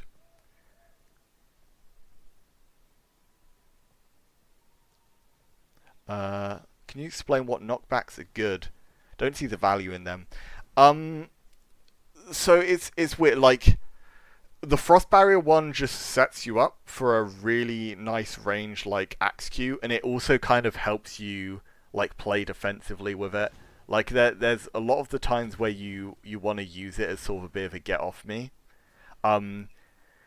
But I think as well, it is the kind of thing where it's like, it's a bit of a preference. Like, if you're used to a barrier that, like, a frost barrier that doesn't knock back at all, then you can maybe make an argument for not using the knockback jewel, and you can get a better jewel instead. Like, you can play extra damage on it, for example. And there's more of an argument for that now as well, because you could just run the twin blades over axes, and in which case you don't care about them being set up for that perfect axe range. What weapon will you cross for? Well, right now, I think claws, because claws is just really nice solo. I think claws or daggers are a really good first craft if you want to play like low economy. Aside that, it'd probably be like axes are like the standard first craft. But yeah, let's play some versus Count. Count's probably gonna do pretty well into me. Like he knows his stuff. If I get hit by anything here, I probably die. Or at least I die in 2 combos. I don't die in 1 combo. I've got Dark Enchantment. Oh, what? Oh, I procced his Dark Enchantment. He's got it. Ah, that's not good. Here comes spiders. Ah, shit. Okay, I'll dodge the spiders, but he healed so much from that. Oh, you're kidding me.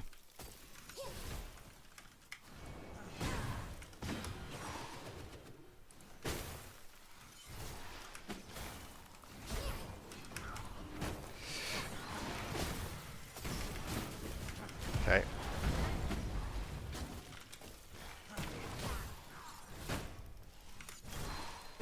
No! Oh, I think I die here. Oh, fine. Oh, wow. Ah, he baited me really hard. Now I might die. That timing is really hard as well. Well played. No. It's going to be a lot of damage. I don't think I'm fully dead, but... Not a good start.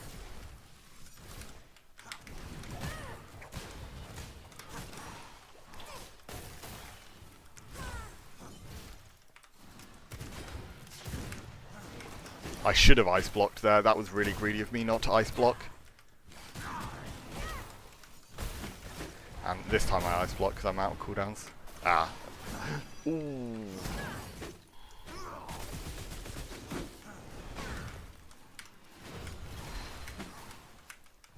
Haha. Traded. And we're both on fresh diminishing returns, so...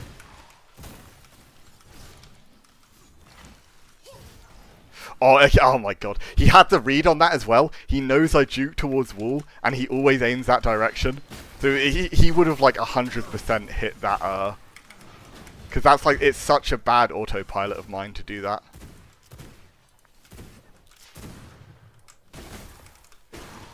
Okay, good dodge.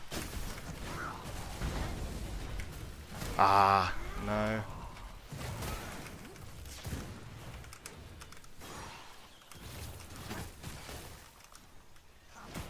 Okay. Yeah, just do a second bat. Wait. He wants E? There it is. Perfect. Uh-oh. Okay. Dodge that. No, I thought I had frost barrier in time. Okay, now it's dangerous if I get hit. Oh, lag. Oh. Oh. God, he gets that timing every time. Impressive.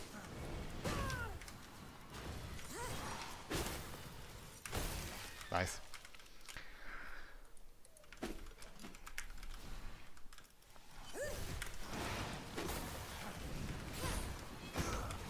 Okay.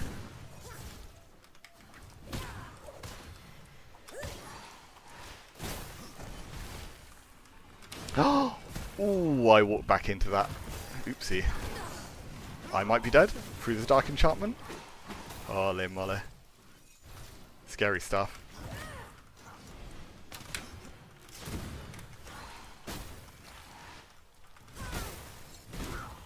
Yeah, I got a... That's the only punish I got left.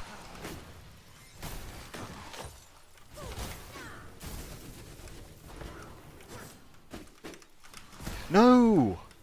That lance came out so fast, I tried to dash.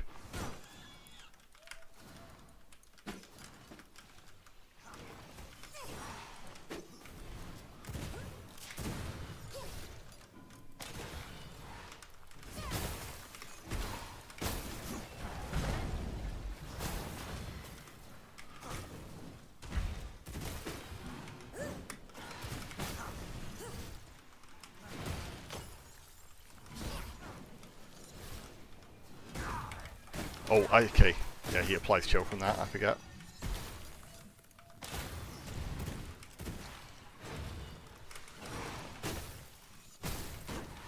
Ah. The spider combo. Oh, okay. I dodged the big explosion. I actually dodged most of the damage because of that. I'm not sure how I escaped from that though. It should have been true.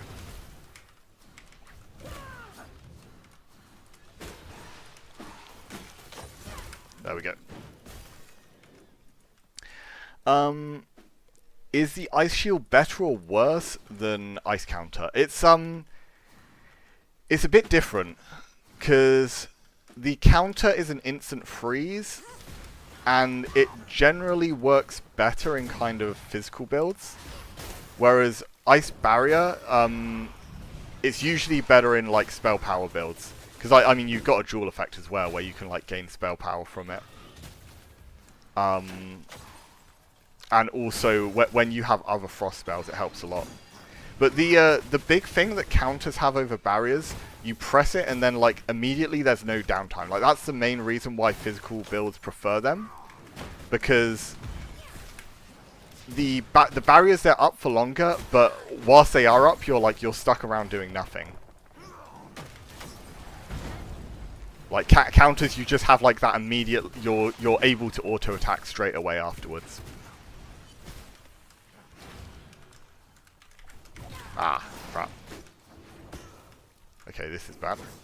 Yeah, I die here. Second fear, Ice Lance. Clean.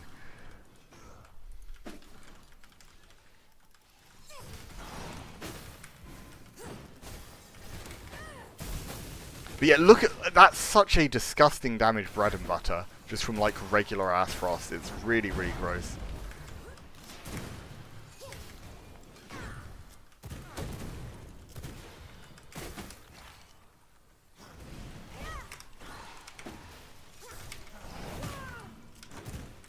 I've ran out of cooldowns completely. I need to really not get hit by stuff. Yeah, he knows it too. He's going for it. Going all in. No! Oh shit. That's bad. Okay. Oh. Yeah, because he gets so much from like big combo conversions, any fight is losable, like regardless of the HP. It just takes me kind of messing up. But it's like it's so hard to land the combo nowadays though. Like one of the big changes this update, like balance wise, the actual like combo starts, like so many of them are nerfed. So the combos such as this spider one, it's like it's so much harder to find a combo start for them. Like you have to be a lot more creative.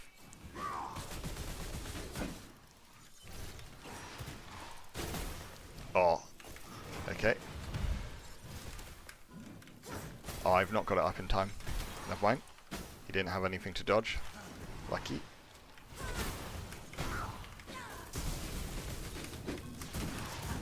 Okay, I need to block. Ah, no! I may be dead for that. No, he ran out. Oh. He dashes in? No.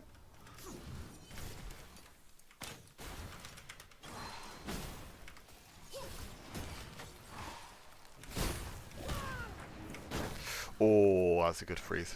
See, this is like the good way to use Artifact Mace, like Count does. It just gives you like an extra mix-up for getting freezes where you'd normally have difficulty. So, since Frostbat has like a billion ways to set up freezes already, it's a lot less important. But Crystal Lance, it's harder to find those freezes in the first place, and you get a lot more reward when you actually get a freeze. Like that's the main benefit to Lance over the Bat. You get like a ton of value from your freezes, but getting the freeze in the first place is a lot difficult, a lot more difficult. And I mean, it's almost overkill at that point because Frostbat is amazing value from the freeze already, but you also have like one of the best neutral games of any build. So he's basically, he's got high reward, but he has to play like a super difficult neutral to make it work.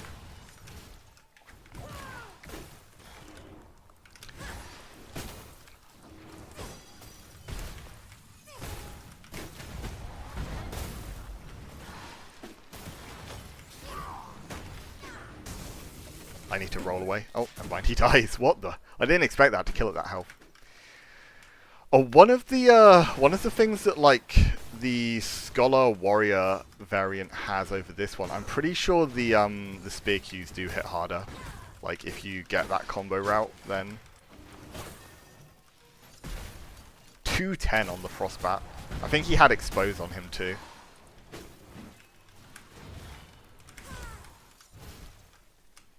Ah, good freeze.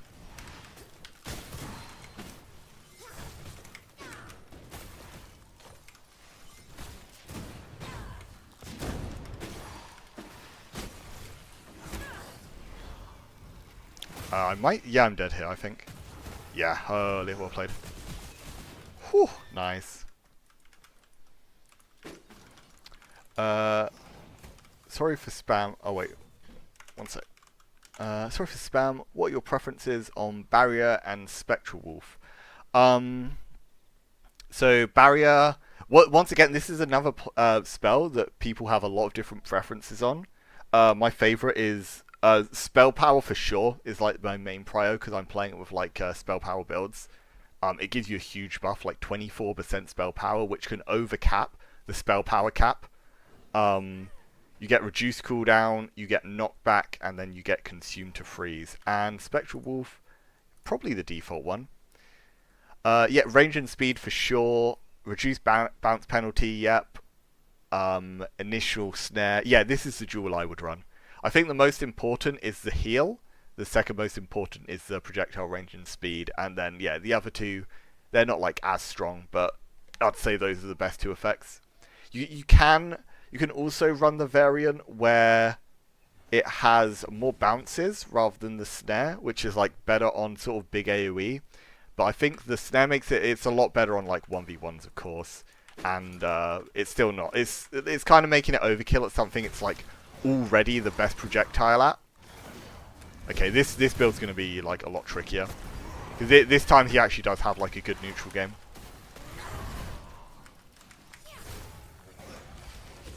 And he has very good ways to deal with like my high barrier uptime and stuff too.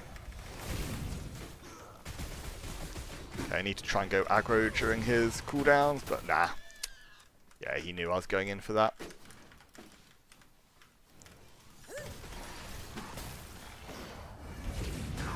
Okay. Oh, it's a bad miss.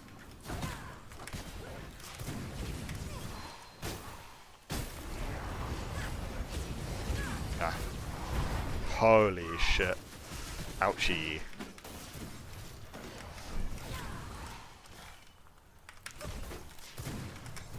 Oh. Oh, wait.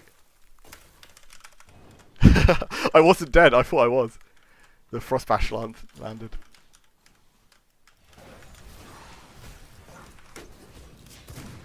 Ah, good bait.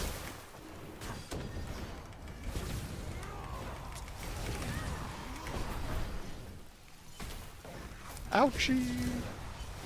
Whew! Yeah, need to be so careful versus these spells.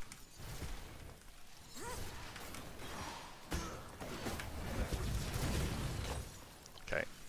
There we go. Ah. It's fine, it's fine. There we go. Wait that out. Think I can still die, yeah, during one of these. Oh no, man.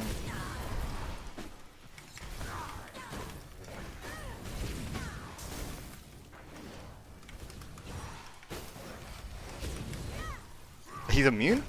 Oh crap.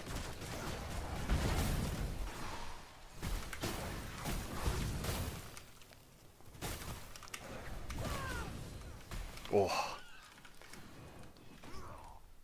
Oh yeah, this is like the premium double offense build right now. If you want like the biggest high damage spellcaster, this is like the combo you play.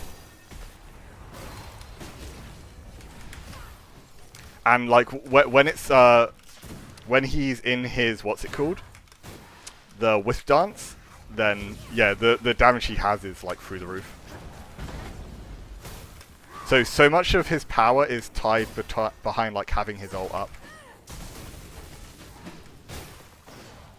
So he's completely glass cannon as well. Like there is a big downside to it too. But when he does get these conversions, they are going to be very big. God, I need to get a frost damage. What's it called though? And also he heals a lot. Those green circles around him.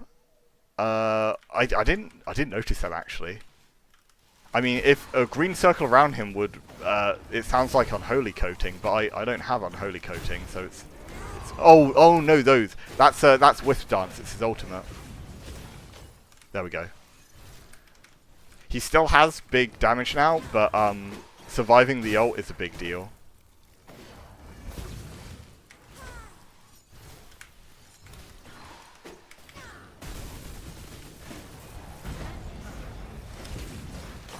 Oh my god, the cancels.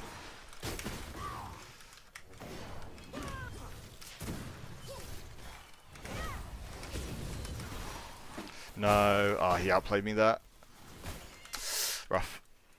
Yeah, he saved his dash a lot longer, so that's the thing with Frost Dash. Like, if you're the person to use it first, you do put yourself at a big risk. Because if they use theirs second, then they nearly always get the punish.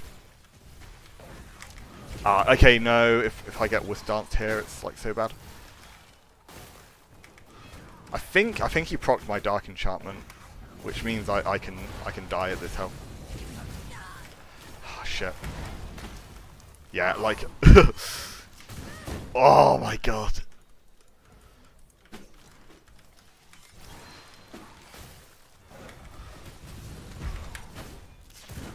Shit. Okay. Block now. Okay. Back up. Get a freeze.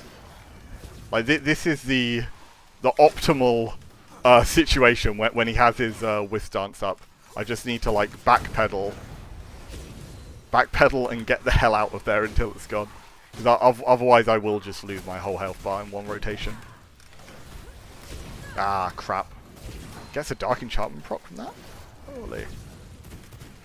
Ah, his barrier's gone. This is really bad now. Okay.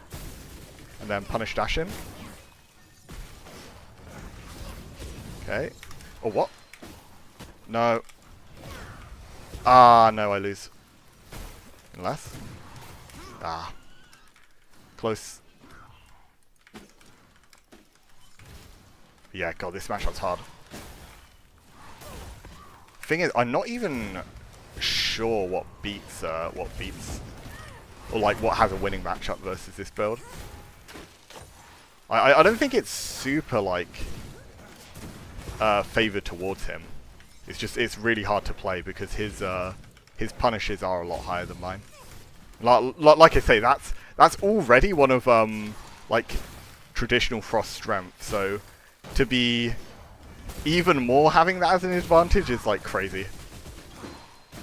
Like all of that right there is a true combo. I don't have any way to escape that regardless of the cooldowns I have available.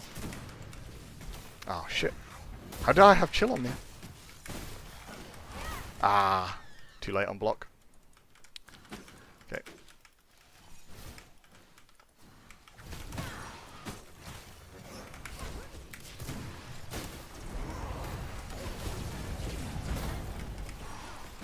You're kidding me! Oh no! Yeah, missing that auto was like a huge deal.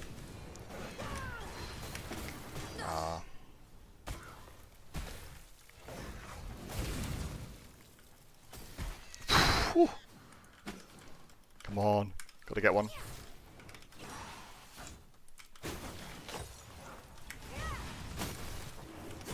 Nice. He has the Wisp Dance, so this is like still a really bad spot I'm in now because I just ran out of cooldowns. Ah, shit. Okay.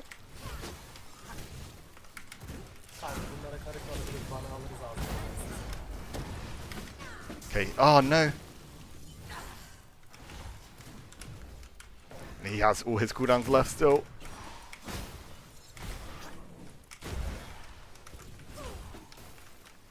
I need to hit one thing. But there we go. Holy, I think he got like 5 in a row there. Really hard fights. Bloop, come bloop, bloop. Full on boss battle this is. Oh, he is. Yeah, he's frozen. There he is. Okay, and I'm out of cooldowns now. I need to try and play safe. He has all his up. Ah, and the trouble is as well, if he lands any of those, then he gets like everything back. And he can out heal me if he's getting damage off. God. Yeah, double offensive is very spooky. I gotta be locked in right now to win any of these. Because yeah, he's playing spiders before, and like I said, that build has like a really bad neutral game, but has like big combos. This build he's on now, it's got similar kind of combos, yet it has a much stronger neutral, like massively stronger. Because he basically, he always has poke damage up as well as combos. He's not just got combos. Even just regular clean hits will lead to like a ton of damage.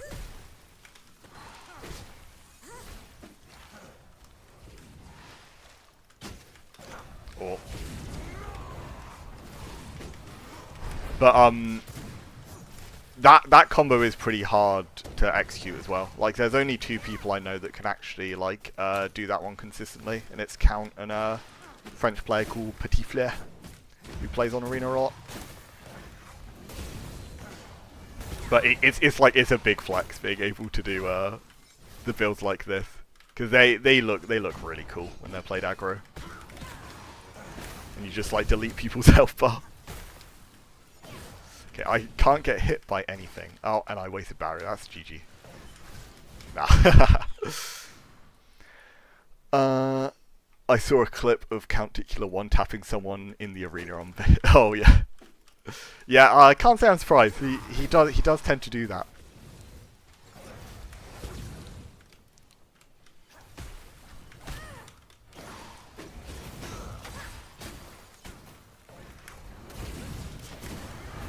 Ah, my ice block got deleted. Ah. Oh, I've got chill on me. This is bad. Oh.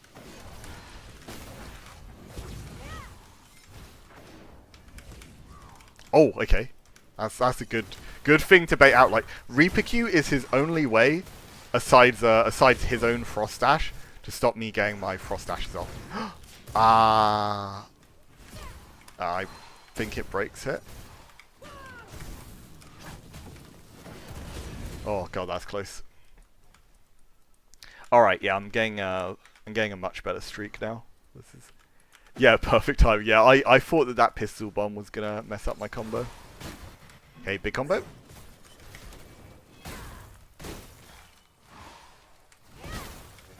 Oh no, now he gets his combo.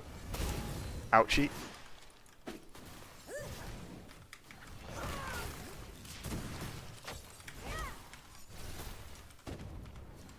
And I still need to be really wary because I've got no Dark Enchantment and he still has his Wisp Dance up.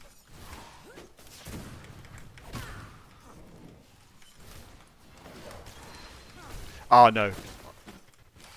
Okay. Nah, I die. What? Unless? Yes!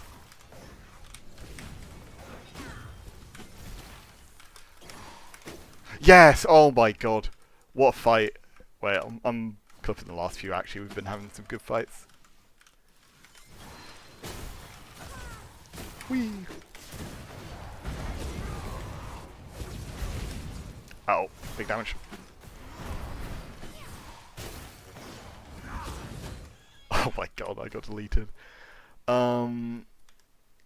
Yeah, yeah, that's the thing. Like, Count plays builds a lot, and he figures out like a ton of different combo routes. So he can get these like really, really big strings like off of any kind of stray hit, and he knows like a lot of routes to get them in the first place. Like that's the trouble when you first start playing a combo build. You kind of have to fish for like really specific things that make you play in a very obvious manner. But the more comfortable you get, you can just kind of like freestyle the way that you get combos. Which armor? I'm using the Maleficer armor, the spell power one. How many nerfs did Void get since Gloom? I don't... so, it actually got rebuffed on this patch. Because the end of last patch, it got like its size reduced. It was like really tiny. But yeah, it's ended up being like buffed a bit. Like it's a bit bigger than it was like by the end of 1.0. And also it's just like it's faring very well in the overall landscape of just Draculini and Scholar being good. It really capitalizing on that like harder than most other spells. Oh, I shouldn't have broken that. Shit. Ah, no, I didn't have anything up. Because, yeah, the thing is, Void is a spell that was so good that it could be good in even, like, metas that weren't good for it. So, in a meta that, like, favors the things that work well for it, then it's, like, it's really in its element right now. No, he had freeze, I didn't. Yeah, just went off. So, yeah, I don't know, like, it gets a really, really small buff on this update. I think, like I say, I'm pretty sure they just upped the size a little bit from, like, the nerf it was given. But that's enough to make it, like, one of the top threats in the game right now. Ah, shit, yeah.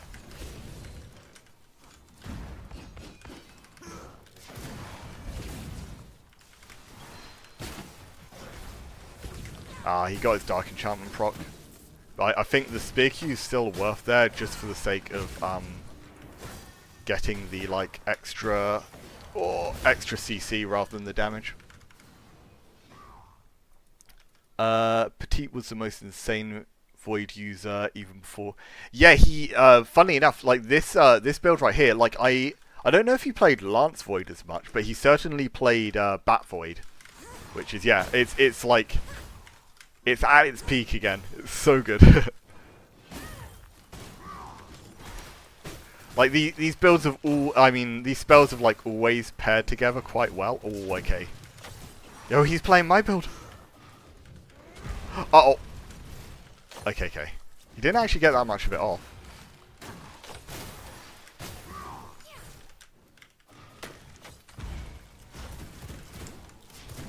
Well, what? Oh, I didn't get my thingy out. That's kind of bad. Oh, he read that so hard.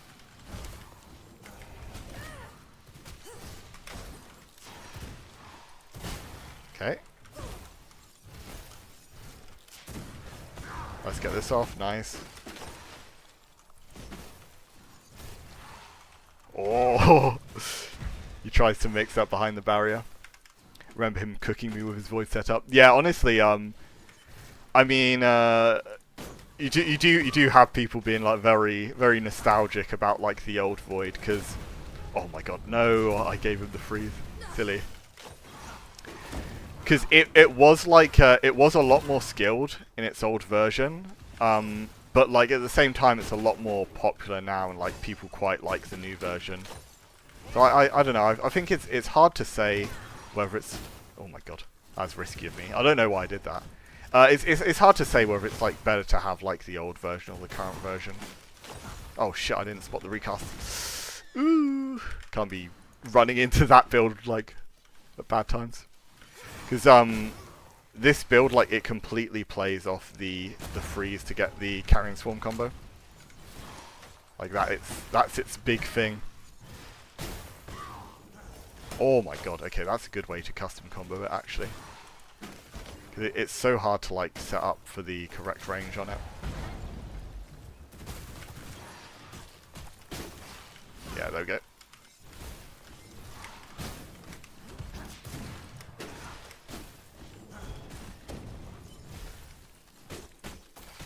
Yeah, I need to play a bit more carefully around these barriers. Oh, what am I doing? I say that and just like immediately fuck up.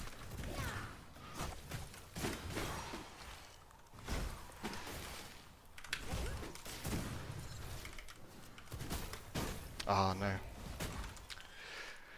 Yeah, if I play this build more the one he's on, I probably should get used to doing Frost Mace.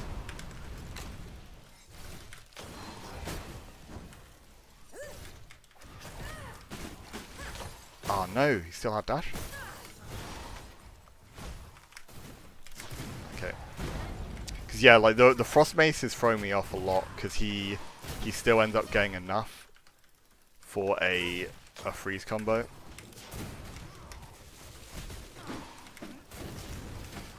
Ah, shit. Wait, what? How did I have chill on me? Oh.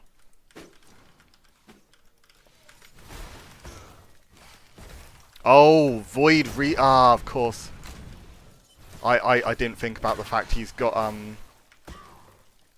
chill on his Reaper. So I can't get hit by that. Ah, you're kidding me.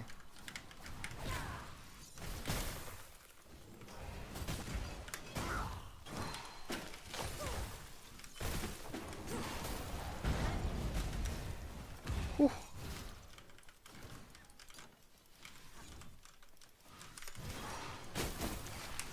Ah, crap.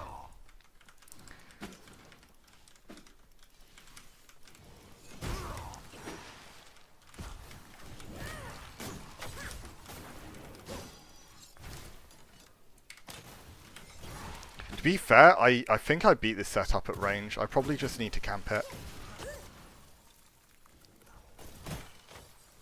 Like, as long as I hold E to cancel any, what's it called?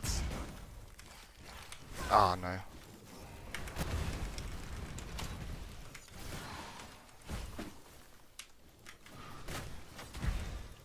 Yeah. Yeah, that's 100% what I need to do, though. There we go. Wow, 210 on that bat. Oh yeah, he sort of knows I'm playing passive now too by the fact he's looking for that.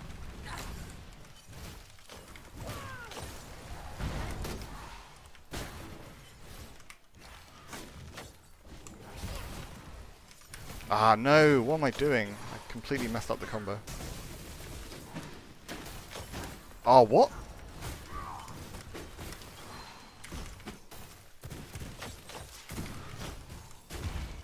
He's like max charge spell power as well at the moment.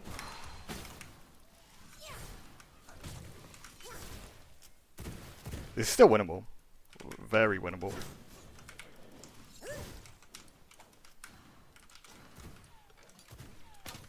Nice. Okay.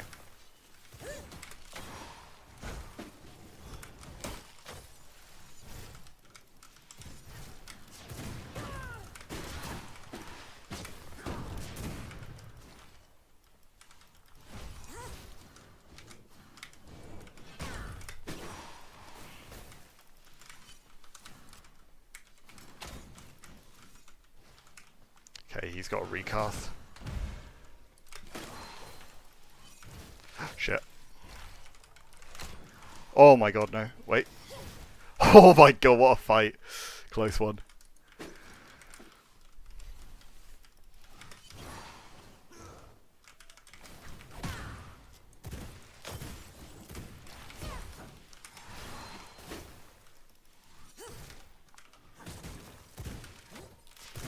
Ah, no, he gets the freeze. Oh, I know, I don't actually have my crossbow eat, which is bad. It's fine. I didn't actually take as much damage as I thought I would.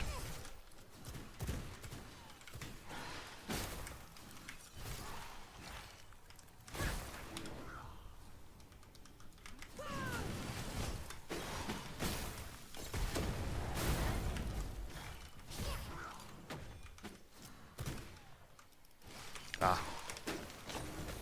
I am frozen though. Yeah, he missed it though. Couldn't quite spot me.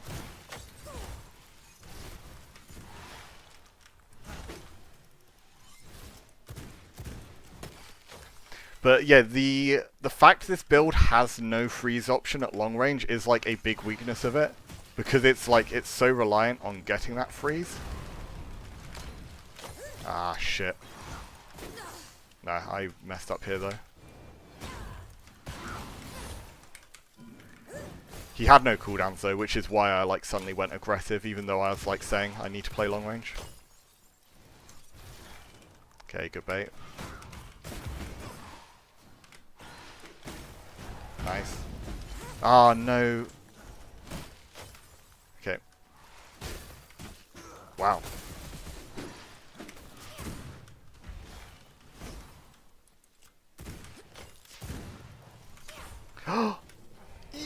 Okay. I don't know how that worked out, but I'll take it.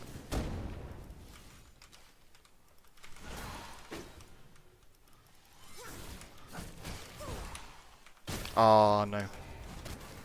Ooh. Did you find any decent way of farming fish bones, or do I gotta grind the... I think how we've been getting them, you get the corrupted fish along like the shorelines of what's it called, Oakveil, like the Oakveil beach bit.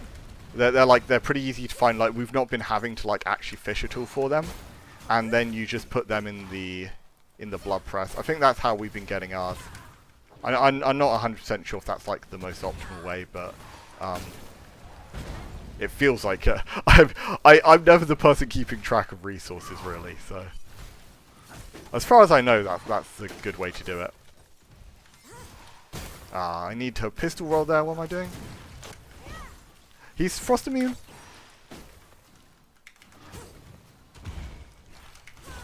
Oh my god, that's close.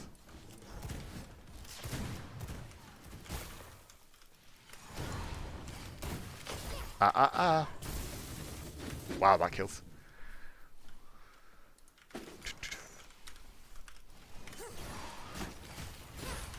Oh. I gotta stop just like running into him start a round like that though. Silly.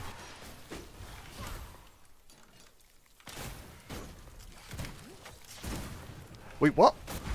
I swear I didn't have a chill on me.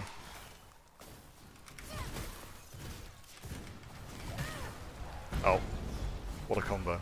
Ah, that's a bad time for him to have recast.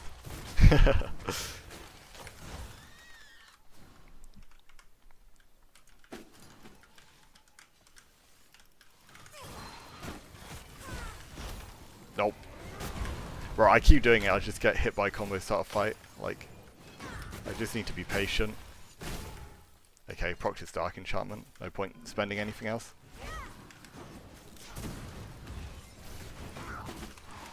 Ah, shit. Get me out of there.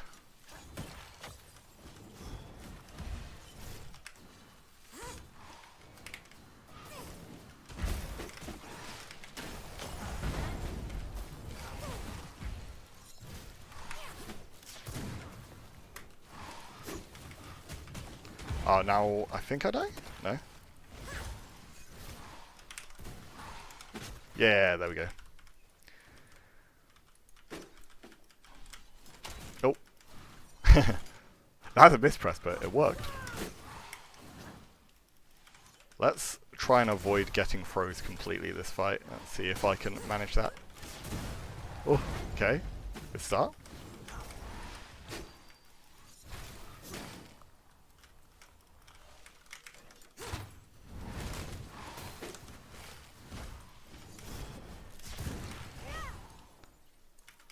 He wants his E.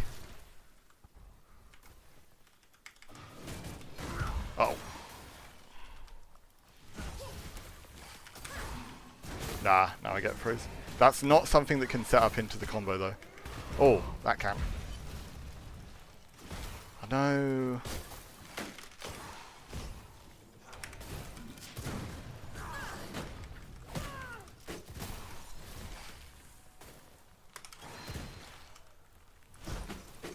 Oh, what? What happened to the... My auto went like a weird direction there during the knockback. Properly messed up my my dash auto. Okay. Need to be careful. Nice. Ah, he still gets it off.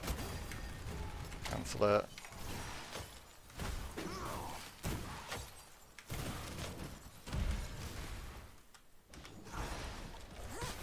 Nice. Oh wait. Oh, I need to do Axie there. Oh, suboptimal.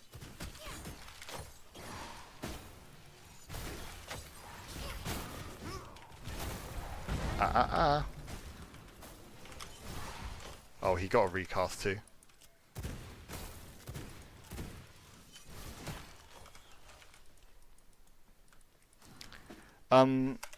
Wanna do twos?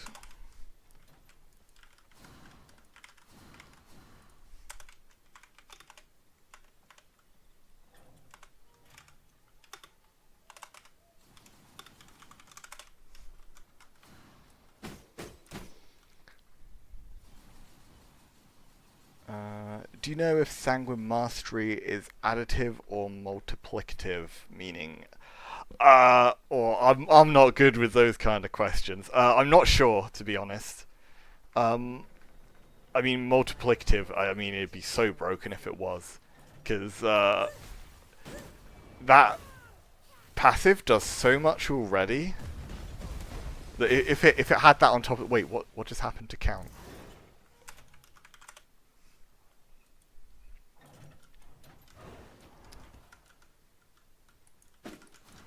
I looked away for a second. He died in one combo.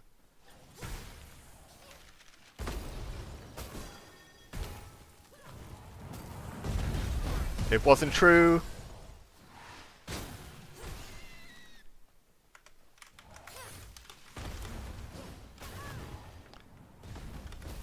Oh no, it's probably because the Nova and a Bat hit same time. It said like a hit for 380.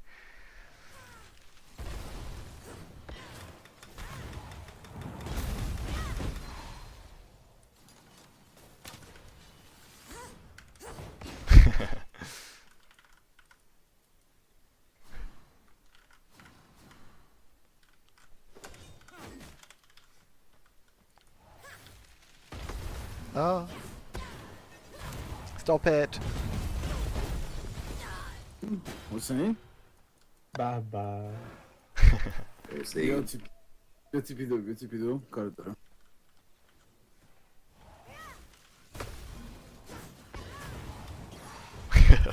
Everyone believes Blub. Oh.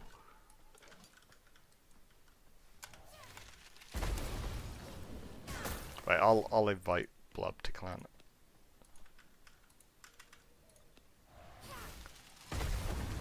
Blub.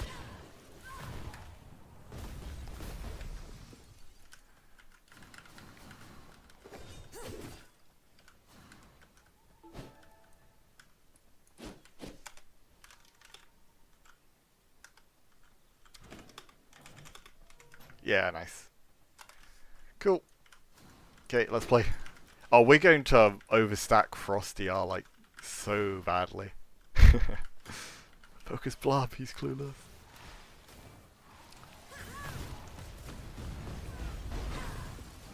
Oh no. I mean, to be fair, I assume that wasn't going to land. Oh, I think he's also playing, like, Count's also playing the Nova build. Oh my god. Oh wait, we've got a mirror match basically. Nice.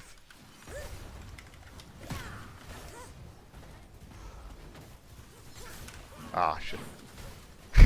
That's a lot of frost spells.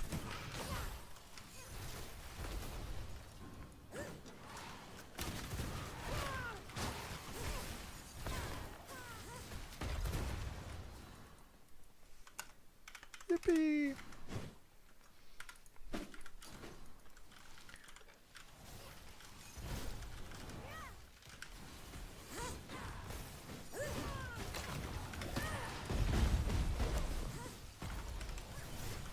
I was holding off in case Blub had a way to extend that combo. I don't think he did. Oh my god, wait, what? I didn't have time to frost barrier that, that's crazy. I wonder if that actually is like semi-true. Big. That ice block was so much.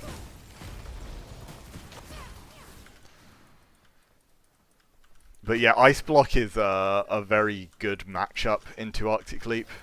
Because, I mean, they press Leap, you press Block and always come out on top. Oh, my bad, Blub.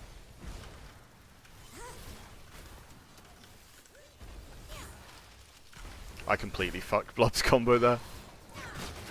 It's fine, he would have missed it anyway. Knowing Blob.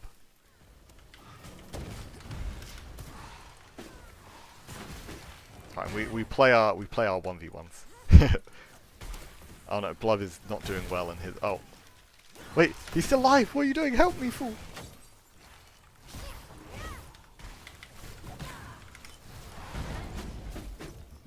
Ah! Oh, that's not good. Oh no. Oh, what? Oh, that was a bad time to cancel, I guess. Oh! This guy. What are you doing?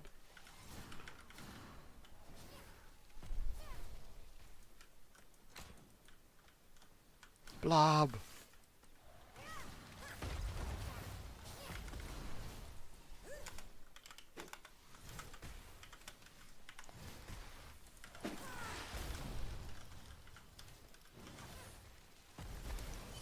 Oh no, I keep fucking his combo.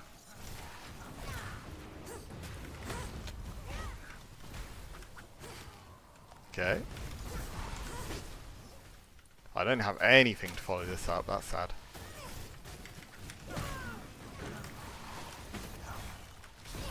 Okay. Oh yeah, he's like fully stacked on thingy diminishing returns.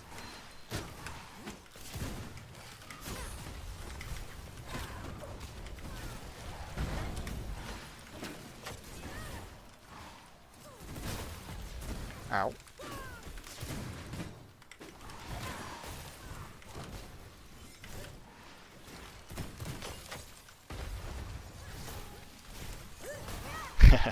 Bat, bat, bat. Yeah. Really do. Though I'm not sure if... I don't think that 2 people with Frost build is particularly good.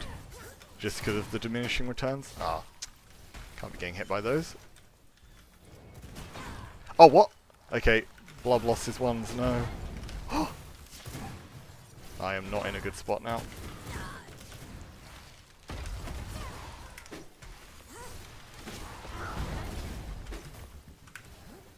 Ah, no. Can I get it? Like, I gotta dodge so much stuff here.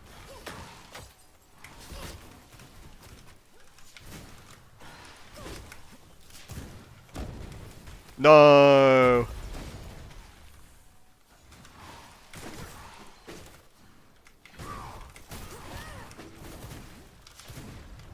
They don't know where I am, it's fine.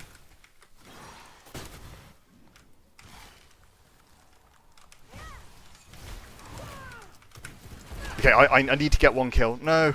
If I kill him, it's winnable, but I just missed my dash auto, so GG. Oh, come on. If I hit that dash auto, I maybe kill the first, and then the 1v1's like actually playable even if I'm lower health.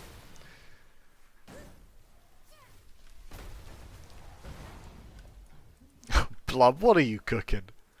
You're not comboing from Ice Blob. Oh my god.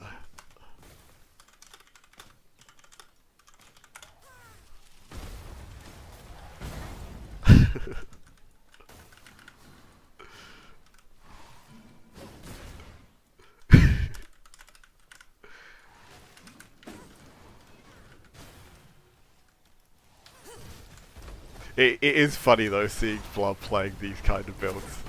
It's so different to what he used to play.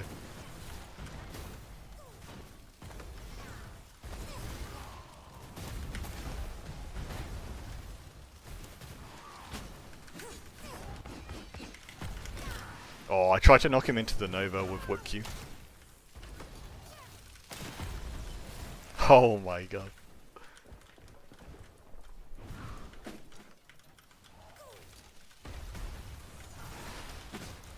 No. Ah. Oh no. We're fine.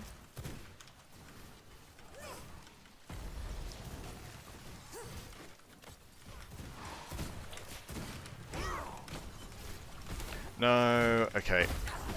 Alright, I need to icebox this one.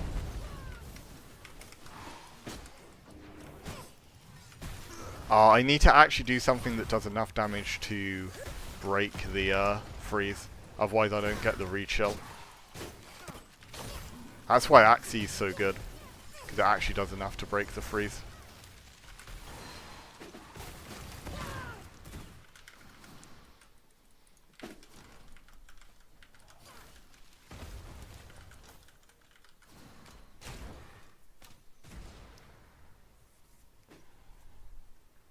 Okay.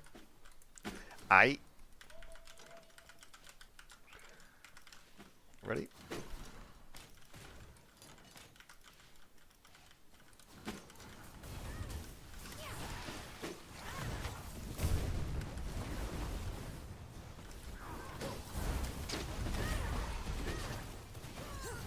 Oh, okay.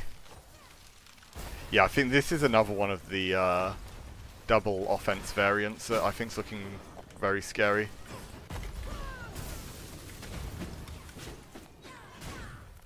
I said, it is double offense after all. It can fall over. Is this a true? Oh no! What is it now?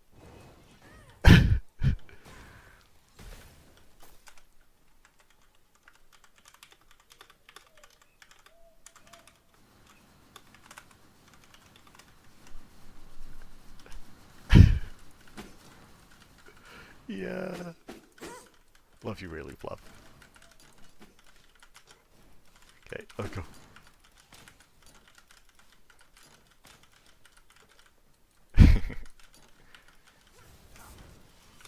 Get him. Oh, he used both his polarity shifts.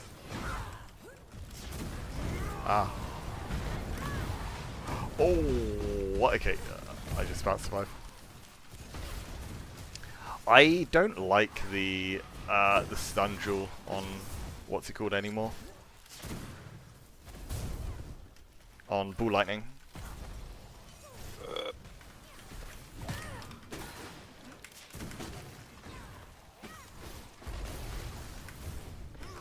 Ah, I missed.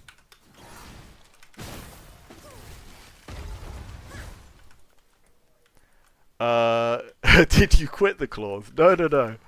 No, I play different builds a lot. The claws is still what I'm playing on the V World wipe, but we've got like most of farming done. So I'm mostly just playing on there when we're like doing Rift events. But yeah, that's still like the build I'm playing on there. But by no means quit playing claws. But I don't run. I'm never going to run claws in my regular weapon hotbar, just because it's not very good with the weapon swaps. So I'm playing it when I'm like playing it as a solo weapon, but I'm not playing it when I'm weapon swapping.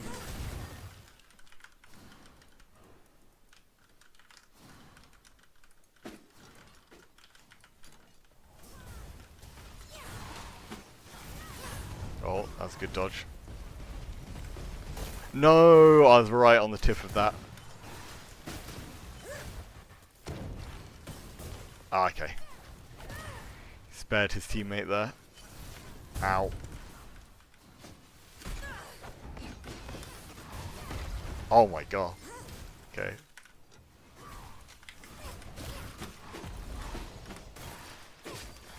Like, any kind of small mistake, you're taking so much damage. It's still winnable for count if you can get the kill on me. I'm like kind of low, but...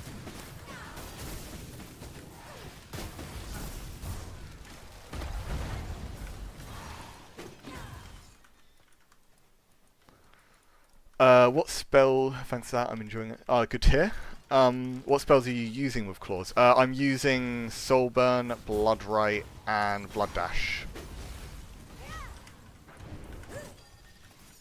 Ah, I forget that I didn't have the chill on him.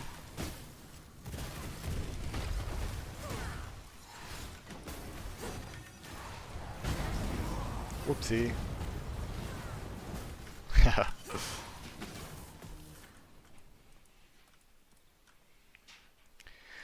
Biggest change still feels like, oh, the slash is being moved to higher level.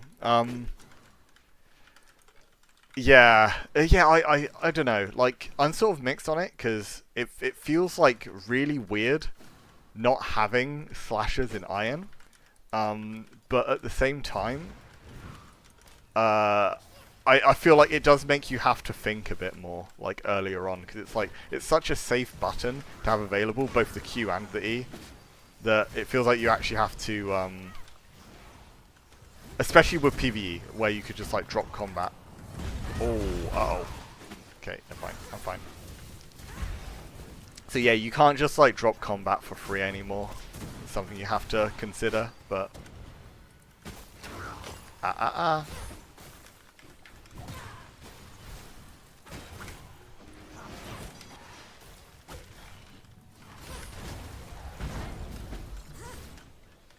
No, okay. Now I take a lot of damage. Although he doesn't have ulti up, to be fair.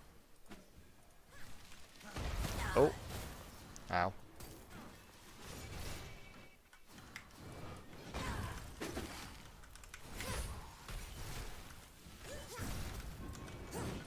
Oh my god, I got the timing. I'm crazy. Holy. That's hard to time that, Axie. There's a couple fights that are way harder on Brutal now without... Oh, yes. Yeah, that's a good point, actually. I've heard, I've not done it, but I hear that Dracula's, like, way harder than it was. Just because of how, like, recasts work now.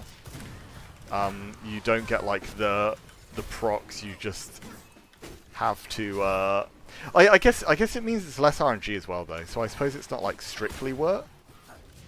Oh, okay. I was not paying attention to Blood. He's fine. He's fine.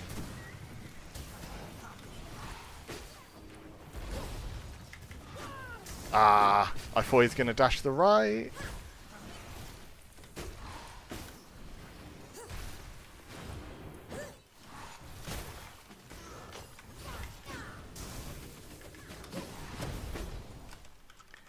You were fine. AT Sims, how's it going? Ah. Oh. No. No. I looked to my other monitor and I'm dead.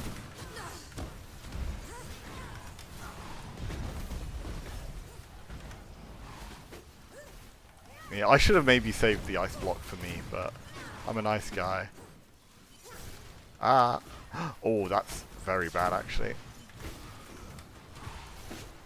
I don't have anything. I do this time.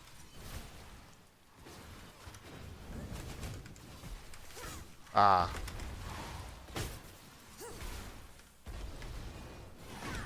Oh. Oh no. Yes. Okay. There we go.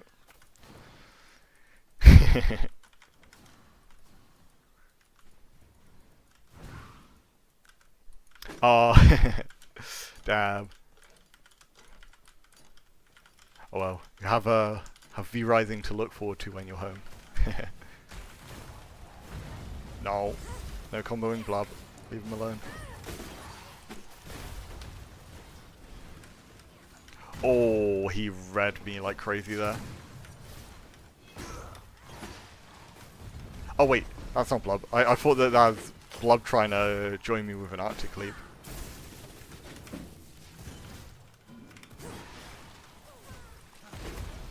Ah. Oh my god. I'm being permafroze. Oh, and he's got too much diminishing return to actually do anything.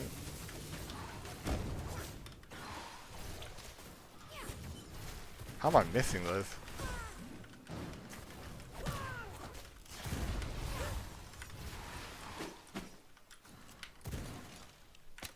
Boom. Oh my god. Big crit.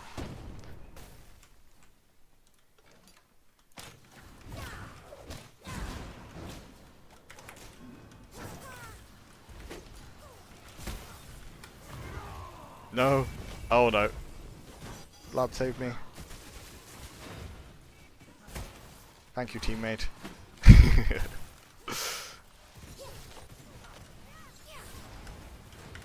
Okay. Ah. Oh, okay. Yeah, I gotta dodge that.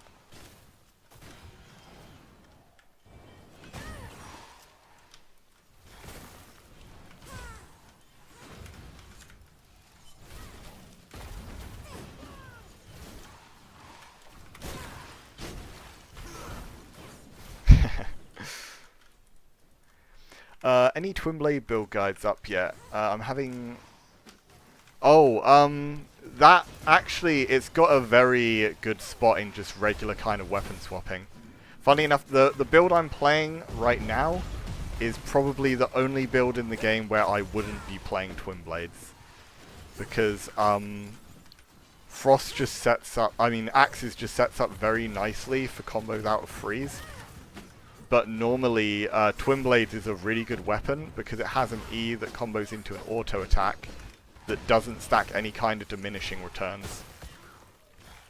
And the Q hits through counters. So it's like, versus builds with, what's it called? Double defense. It's one of the, like, best options currently. Because it gives you, like, an easy way through a weapon to do, AoE damage at range. Ah, it's slow on my swap.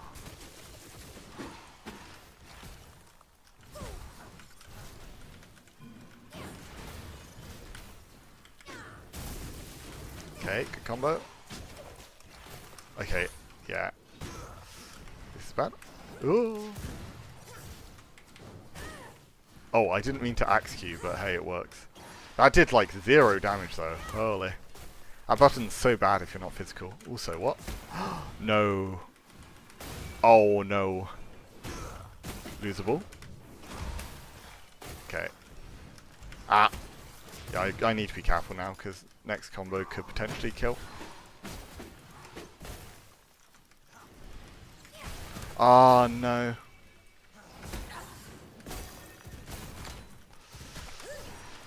Nah.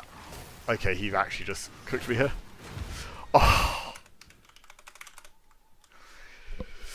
Damn, that's a well played round by him with such a clutch. But yeah, Twin Blade in general is just something that's really good for like safe range poke.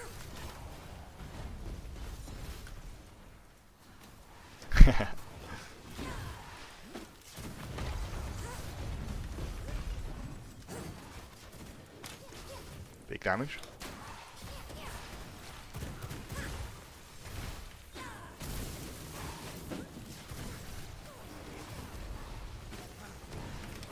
Think I can kill? Just about. Oh no.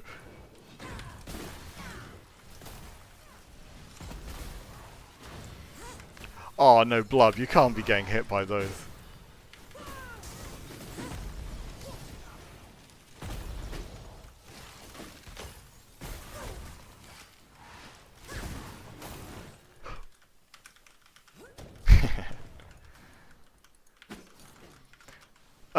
What would you be running on your hotbar for it if I've been running claws? For Twin Blades, I mean, I think you'd mostly run the same weapon loadout I currently have. I think you'd probably have it over the whip. You'd have, oh shit. Okay, sorry. I'm trying to think. You'd have the Twin Blades instead of whip, and the claws instead of the axes, if you're like comparing it to my current setup.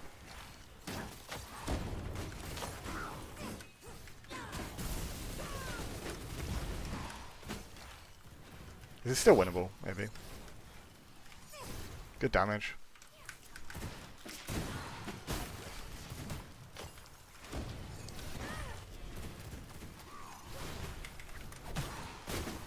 Oh no.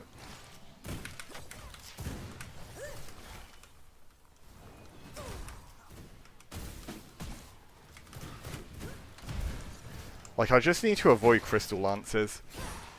And, oh no, come on. You can't disconnect right in the middle of a 1v2 like that. That's sad.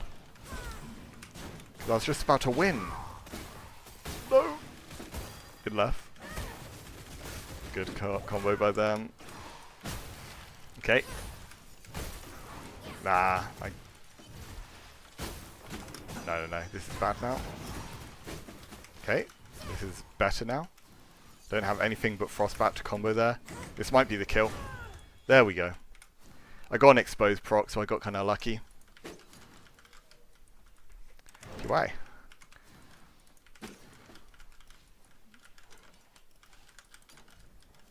It's a shame there was the DC in the middle of that, though. That would have been a decent clip otherwise.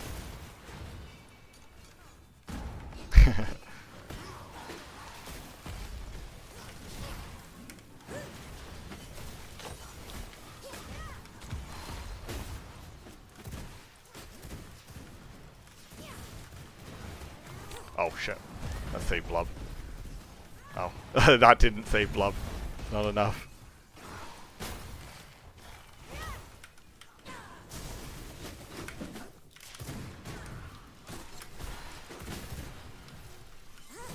Ah, crap.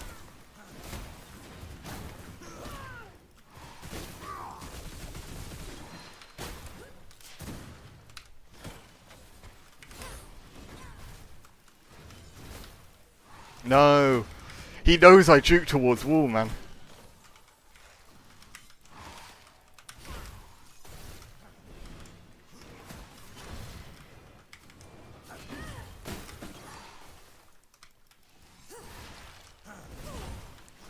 Ah.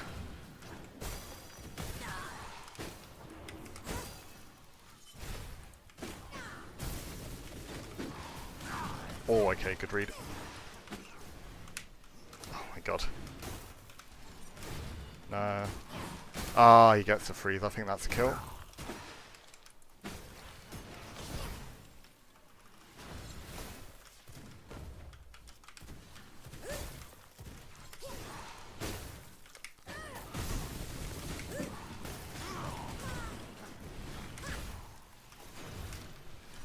No.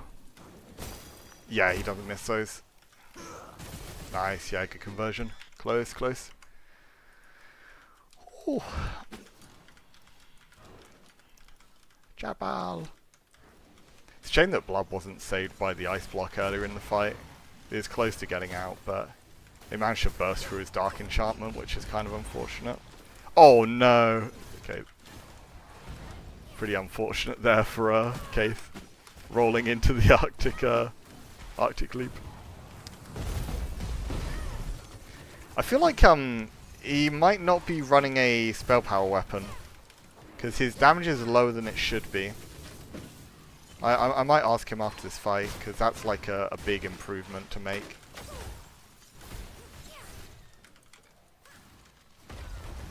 Oh.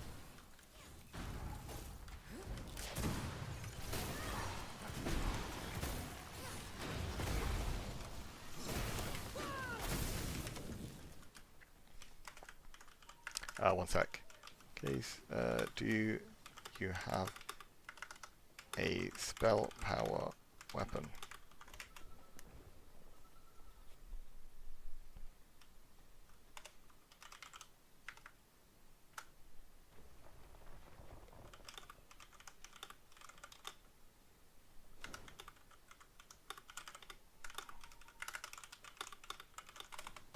One sec. I'll just figure out the command for him.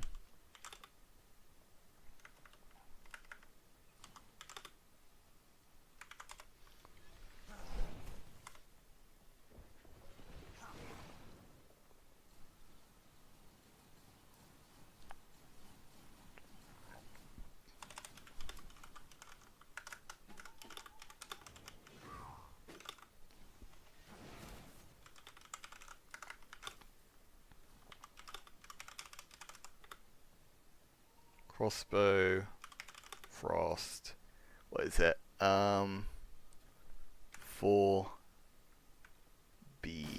49B.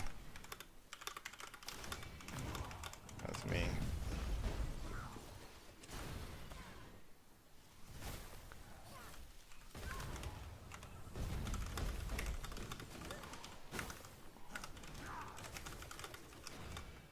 Spells. Hey, what armor are you using? Love this frost build. Thank you. I'm currently using the Malefice armor, the spell damage purple one. Once these guys finish their 1v1, we'll do another 2v2.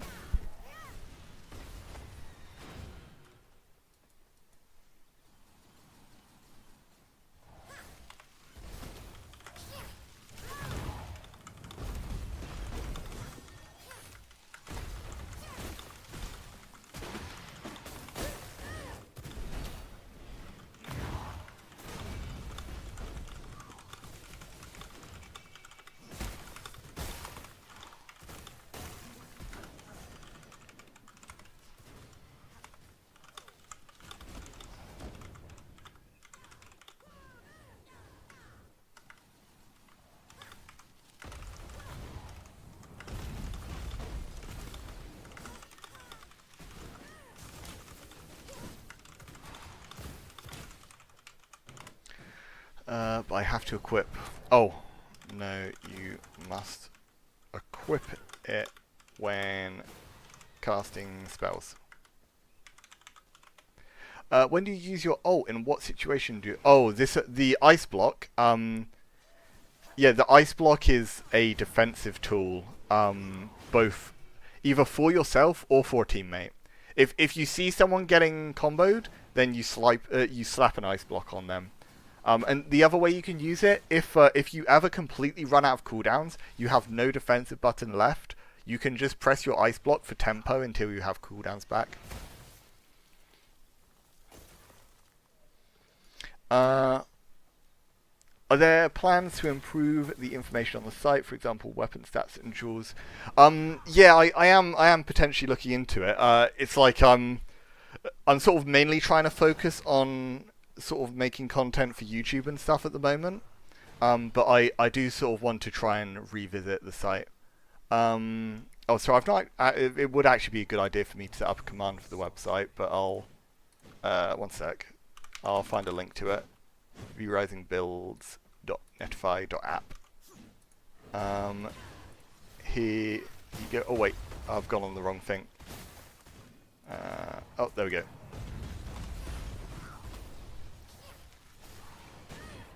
Yeah, so have a look there if you want to see the website. Yeah, I mean, all the guys here have been playing for a long time. They are pretty good.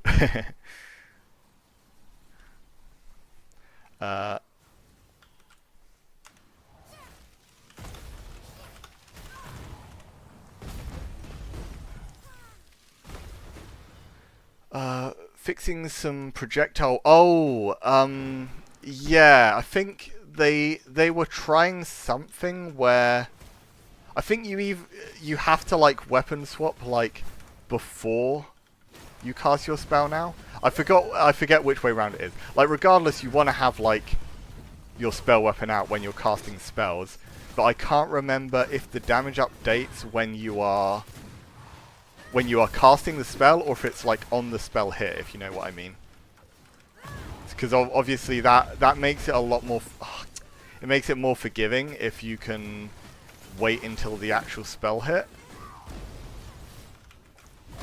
But it also makes it like harder if you're doing like a spell into a weapon combo afterwards.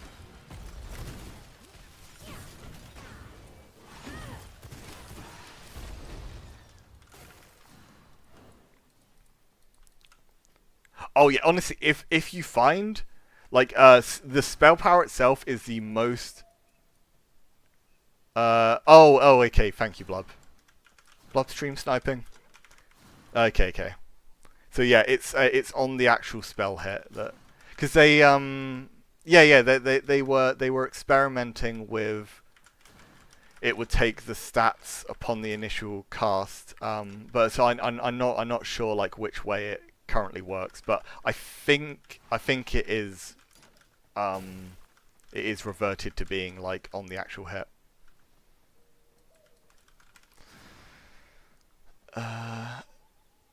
Oh, sorry, I'm a bit behind on chat. Site was gold by the... Oh, thank you. Yeah. yeah, I'm gonna try and do some updates to the site, but I'm trying to get some content out on YouTube first and foremost. On Chips's build, your squad.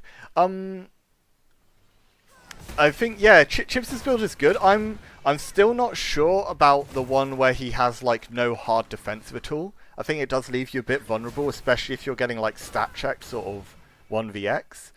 But it is definitely strong.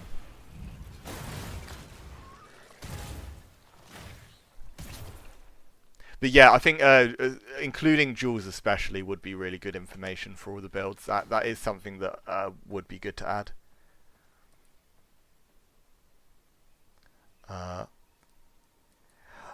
Mutant Blood is good. I don't think it's good for this build with Frost. But Mutant Blood has a very good place in a build where you don't have like any crit, or also you don't typically have hybrid damage. Usually you only have spell damage in a Mutant Blood build. It's hard to fit like ult damage, spell damage, and physical damage in a build.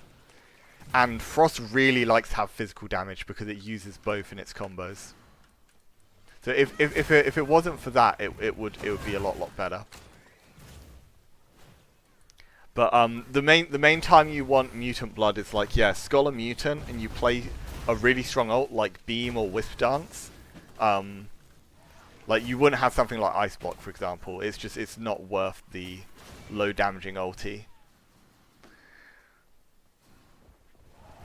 When put all spell power on the crossbow, you do it because so the main reason, there's a couple reasons why I put it on crossbow. First of all, back in 1.0, the legendaries had fixed stats, and the Siren's Wail had spell power on it. So basically, part of the reason is from it being muscle memory, but also what was I going to say? Sorry, I'm drawing blanks. I was like semi-concentrating. Oh yeah, I remember now. You don't use the weapon skills often on crossbows. And you don't use autos like a huge amount. It's more of like a mix-up, if anything. So it's like you don't care about the damage as much as you would do on some other weapons. Oh, this isn't good. Holy oh, never mind. The Merc Charge actually saved me, unironically.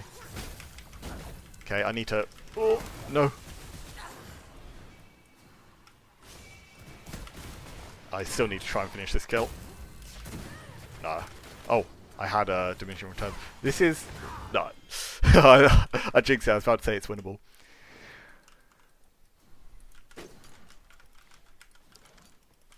But yeah, Mutant Blood is really strong. There's one build I was trying, which might be something I make a video on soon, where it's like Lightning Tendrils, Bloodright, Beam with Scholar Mutant.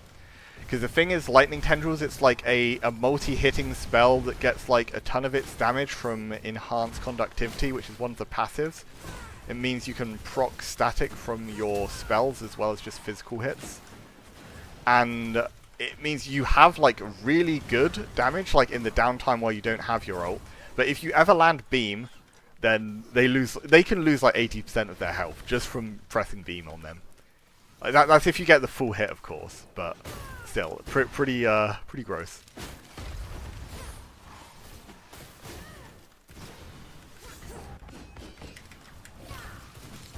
I don't have Reaper to do the Reaper combo out Swordy, which makes it a bit worse. Going from playing 2x to 3x on servers to 1x. Oh god, yeah, I played at the very start of the update, I played a tiny bit on officials with 1x. Like, oh my god, it's so slow. Like, it takes ages. I was wondering why like I didn't have enough of like even bones or anything at the start.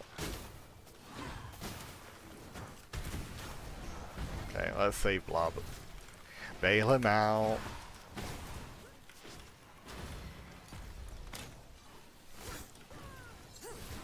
Oh no, this time Blob's probably dead.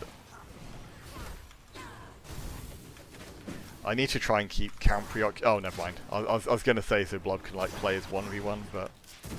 Ah, crap, he has mistrance. That's bad. Oh! Oh, mistrance frostbat, I love that. That's a cool build. Okay. Well, that's so aggressive.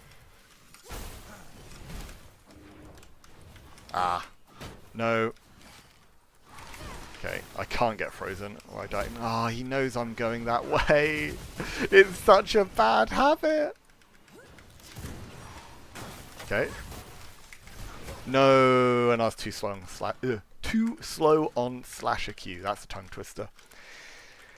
No Reaper lol, imagine. Uh-oh. Whoopsie. Oh, can you show blood type stats? I mean, that's what I currently have. Here you go.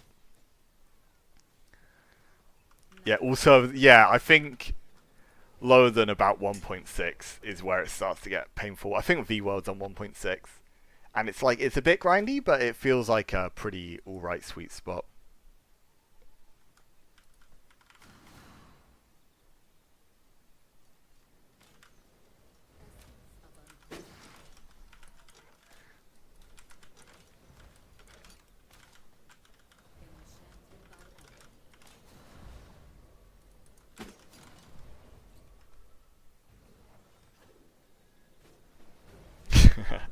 Oh no. Why is he... Oh god. I can't be asked to recoat all my weapons for any build. It's such a pain. Oh, it's... Oh, because he's getting unholy weapons. I see.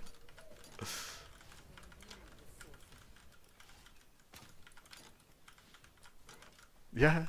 Go for Blub. Leave me alone. At least... Oh, right. Yeah. Oh yeah, that's actually a huge difference maker. Getting like, yeah, and anything that would drop one of something, dropping two instead, that's like the perfect sweet spot for it. Also, that's the scam that my thing didn't come out, and that Merc charge saved me.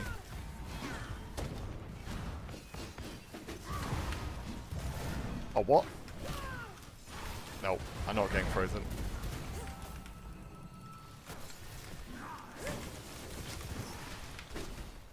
Oh, he got barriered.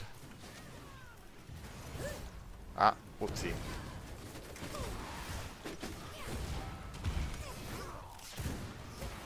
Oh no. Okay, it wasn't long enough. Good. No, come on! Blub, it doesn't work anymore.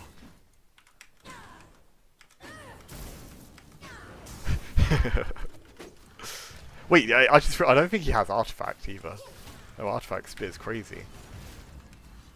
I think without the Artifact, I'm not even sure how good Spear is anymore. Like, holy moly. Holy moly. A lot of damage. Ah. Whew.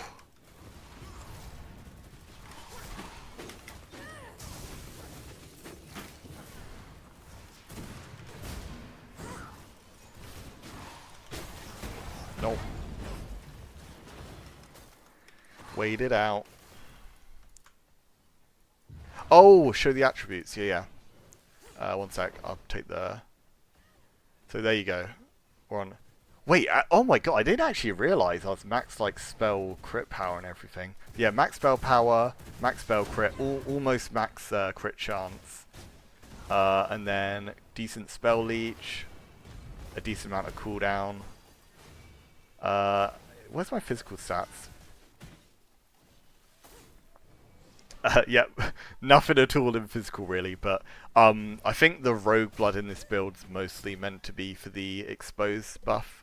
You're not really playing it for the physical. Spear without the art is 25% less spell power in terms of bat. Yeah, okay, yeah, that makes sense. I guess, yeah, if you're physical then, it's not like a huge deal.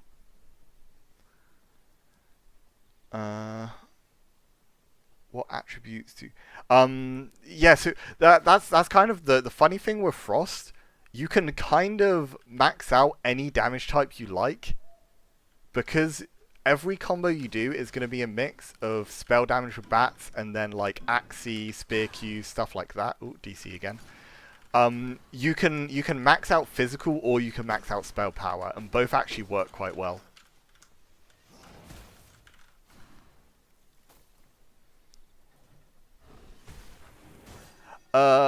Any video / channel recommendations for learning base defense / building? Yeah, for sure. It's Verdolt. I can't remember if it's Verduit or Verdolt, but him and also Nova. Those two guys have like the best content when it comes to like sort of PvP based building. Anyway, if you're thinking with like raids and stuff in mind, like yeah, both those guys. That's like one of the main things they talk about.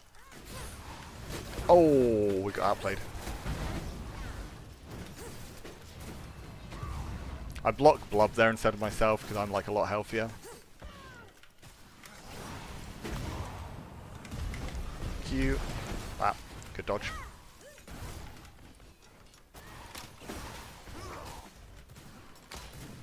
Oh. Uh-oh.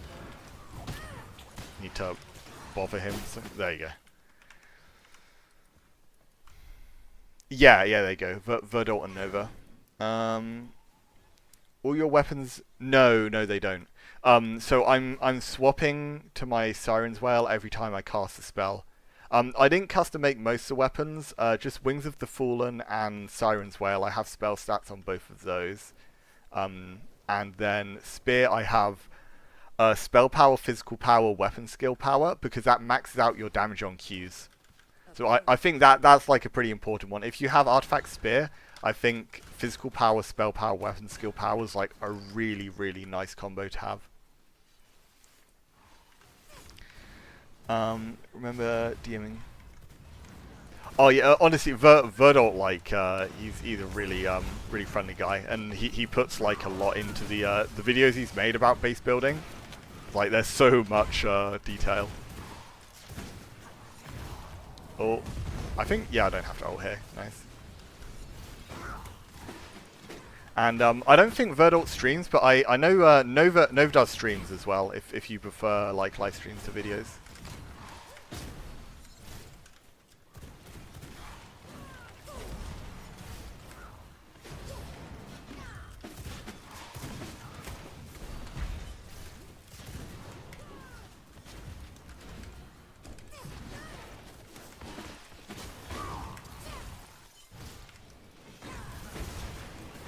Oh. There you go. Dope site, by the way. Oh, thank you. I'm happy to hear that. What infusions do you use in this build for the weapons? I mean, Thousand Storms, like the artifacts are fixed anyway. Most infusions I don't really care. I actually need to change some of my infusions. Like Storm for Sword makes sense. But Frost for Greatsword, definitely if you're playing Frost. I should have Frost on Whip as well. I've not changed that yet. But yeah, I don't think most infusions are super important. I think the ones that are most important are Whip, Reaper, and Greatsword. Because those weapons have like a lot of combo potential, like into Frost especially. Like Frost on those weapons is typically the best one. But you can also run like Chaos on stuff if you just want raw damage.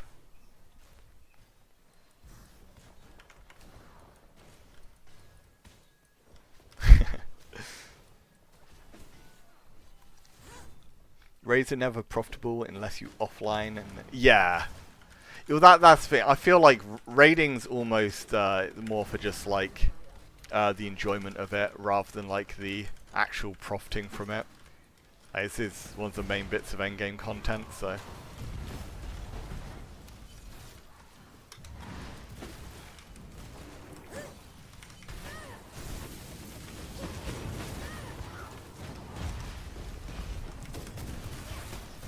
Oh no. Wait, yeah, it's long enough to get the fear. Whoops. Oh, crap.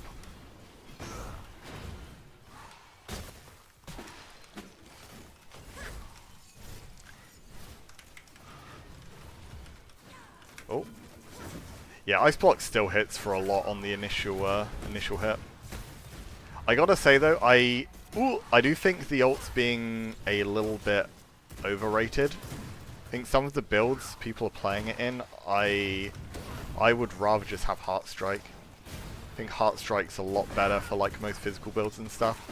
Because Ice Block can just put you in like an even worse spot than you were in already. Like, if they just Ice Block and you're still just in the middle of nowhere, or if it ends up like burning cooldowns like as you press it or whatever, like as they're trying to dash away, sometimes it can actually like, oh my god, that damage. Sometimes it just ends up screwing them over.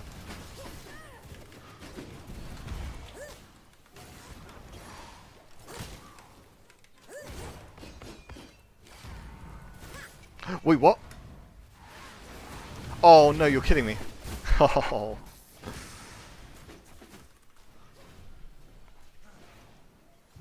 Great sword into bat, true combo. Did they shorten? I don't know if it's... I don't think it is, because Greatsword Q has a shorter knock-up than it used to. And it was already, like, a super precise combo to get it to land. So I think it almost certainly doesn't combo anymore. Also, it doesn't help... I don't have a cast time jewel on my Frostbat, so I certainly wouldn't be able to combo that. You can't even combo into Macy anymore. So, yeah, I don't think that'd be a thing. They shortened the key time on Hearts? I'm not sure. Funny to see Fizz builds use it and then... Oh, yeah. Yeah, that's probably like with Ice Block, you mean. Like, yeah, all the time, I'm seeing like physical builds with Ice Block where it just gets immediately popped and then they just get nuked afterwards. Like, it's barely even worth the shield at that point. Like, the positioning that you get from... What's it called? From Heartstrike is just so much better. And, funny, I saw Bodgi running, like, the Spectral Golem, which I think even that is, like, potentially better than Ice Block. Like, I'm not sure. Like, certainly not. If you have spell power, it's certainly not. But since Spectral Golem doesn't get any damage benefit from spell power, then yeah, Spectral Golem's like maybe not bad of an option. Because you're never going to be doing like big swing damage with your ult anyway.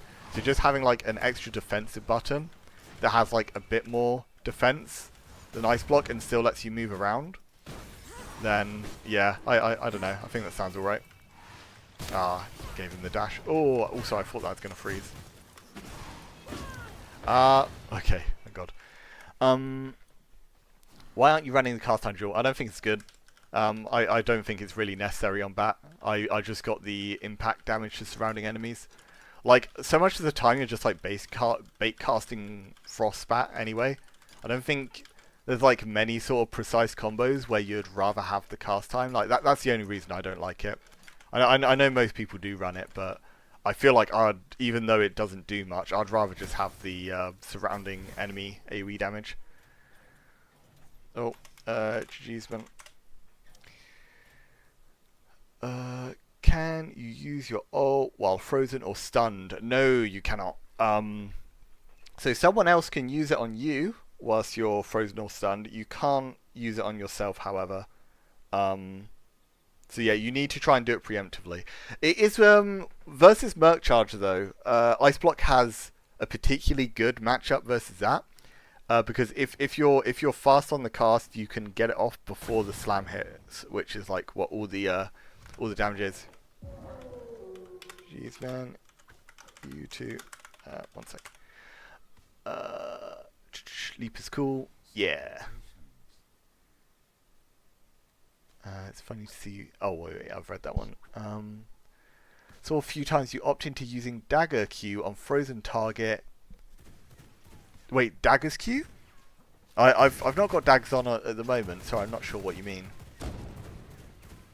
Do you mean like Axie into Spear Q? Like, that's the standard one. Onto a frozen target. Oh yeah, I mean... There are some times where you have to do a lesser punish just because of the diminishing returns. So yeah, you do have to sometimes go like straight into a spear queue or something. Oh, there we go. Quick little disconnect again. Okay, polarity shift. Polarity shift. And, oh, void, okay. Oh no, you can't be doing that. And refreeze. Bap, bap, bap, bap. So yeah, this is the other like double offensive variant aside the like frostbat one with void. This one has like a bit better defense. It's better defense because of the fact that polarity shift gives you like a lot of mobility mix-ups, but the damage of the combos is significantly lower. So I would, oh my god, I'd argue the frostbat one's better, but this is like a decent build too.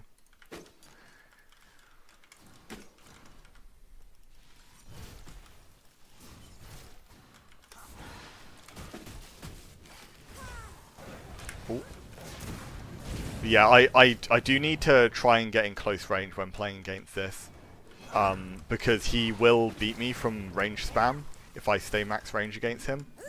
But if I manage to get into this kind of mid-range, then I completely threaten like all my combos, and it's super scary for him when he's in range of freezes, because he's got no way to actually deny me getting frost dashes aside his iframes.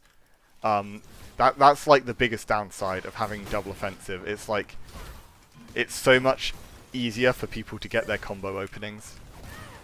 So even though you have like these really strong aggressive tools, like it doesn't matter if they're like able to run you down without you getting your combos off.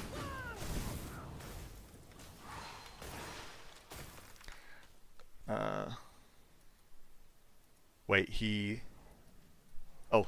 Good fights.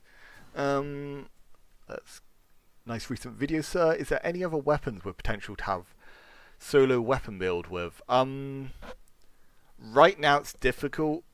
I wouldn't say like any other weapons could be like fully solo. Artifact Spear is close. Like regular spear, no. Artifact Spear can kind of solo weapon, but you still don't have an iframe. Like that's the main weapon, or that's the main problem that most of these other weapons have. They don't have an iframe, and the ones that do have an iframe have another really bad downside. So slashers have an iframe but do no damage. Pistols have an iframe but has an awful Q. That does remind me, actually, there is one other weapon, Greatsword. You can play, especially if you get like an artifact Greatsword, probably something like Power Surge, Frost Snap. Play like a physical build with that Greatsword, because you do still have an iframe E, and the Q's like one of the best Q's in the game. Art Spear doesn't. No, it doesn't. It doesn't. Yeah, you can only get an auto attack off of the E, which is, thank God, to be fair. It's kind of toxic being able to spear E into spear Q all the time. Oh, H for slash is a mouse button too, by the way.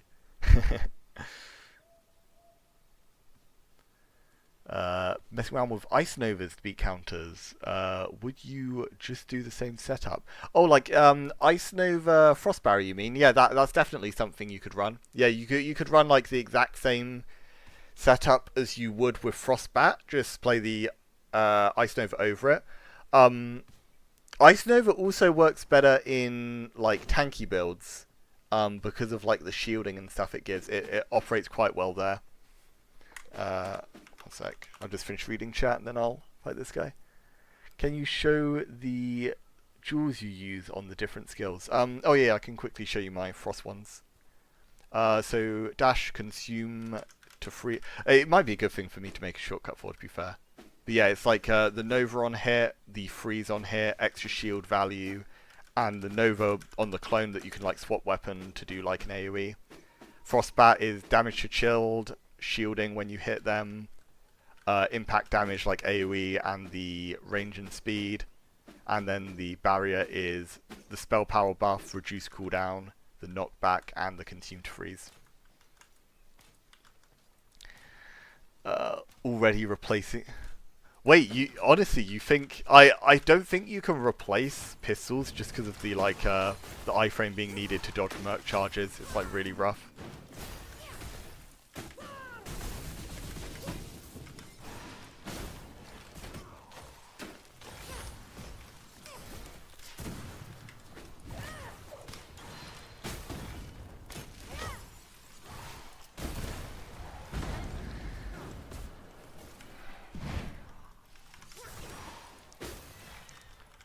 How are you playing Artifact Spear alone?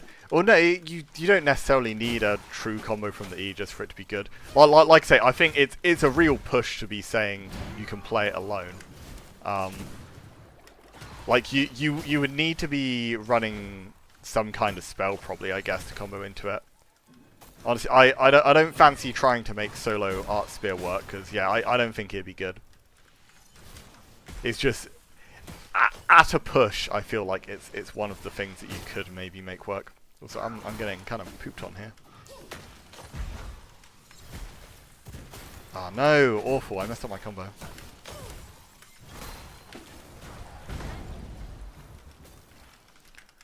I think didn't he still have his Oh, I thought he still had his heart strike up. I'm surprised he didn't use it if he did.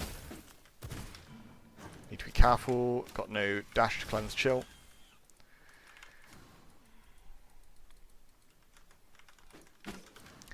I think there is a Ice Nova build by Spineless on the website if you're looking for something to play that with. So you could give that one a go. So yeah, but honestly, Ice Nova is pretty flexible. I think you could. Why are you pistol queuing? I think you could fit it into most things because similar to Frostbat. You can work off both physical and magic damage because you're comboing your spells into physical hits. But also, unlike Frostbat, like Nova has a lot more defensive value, so it can actually fit into like any kind of defensive builds as well. So, in that sense, I think Nova's like in contention for one of the most like versatile spells in the game in terms of the builds it fits into. I guess Aegis as well is like up there as something that's like generically very good, but yeah, Nova for sure you can do like a lot of different builds with. No, if you get your ult cancel once, try not to like immediately recast it. It's a bit of a bad habit.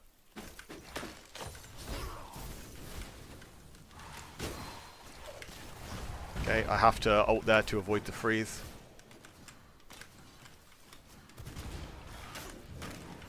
Oh. Ah. No, I still got froze. Okay, yeah, he gets full combo. Oh no. Oh no, he cancelled barrier early, that's bad. What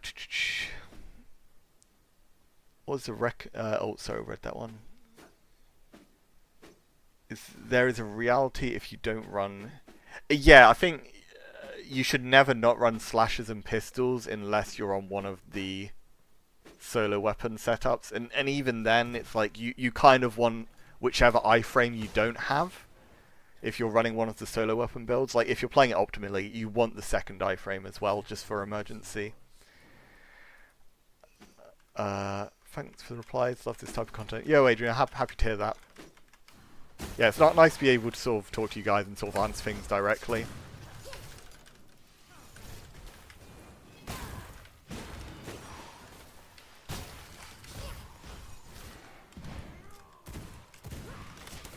Miss the old discharge. Oh no!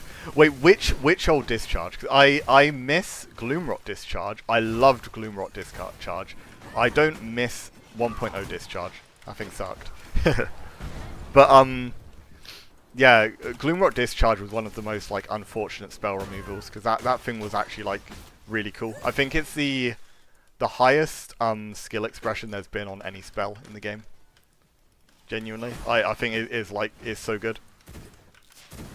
Especially the thing that everyone said was bugged. I thought that was skillful. And also it's the fact it had very two-sided counterplay. Like the only annoying part about it was like the severe kind of defensive uptime it gave you. Like that's the unhealthy part of the spell, but it still had like a ton of two-sided counterplay, and the sort of combos you could do with it were like really cool to see for one, but also just interesting. Like we don't have anything in the game like close to that anymore.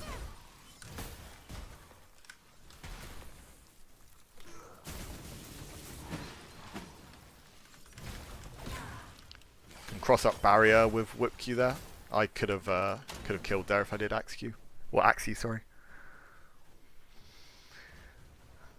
Oh, GG's. It's not. I don't know. I thought it was skillful. Like the timing's hard. Like people would still mess up the combo a lot in the pressure of fights. Like even if they practiced it a ton. Like I still saw people miss it all the time. And like if you knew they had discharge, you should like never ever actually get hit by the discharge. Like there is no reason why you should have like ever got hit by discharge. So I thought that because of that is fair. Like when you're comparing that discharge to like the version they added in 1.0, it's like it's so much more healthy. Oh, I'm liking this, seeing a Chaos Barrier build. Playing this well too, really good neutral.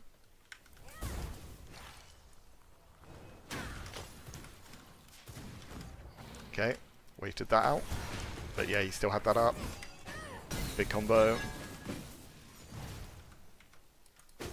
He wants dash, there you go. And it is super punishing now to get your Chaos Dash cancelled. It's really bad. It's like, it's a good dash still, but it's like, it's nowhere near what it was before, because it's not got that like safety net it had previously. It's like, it's a high reward on hit. But yeah, not having the safety of always having a second dash, that's a big deal.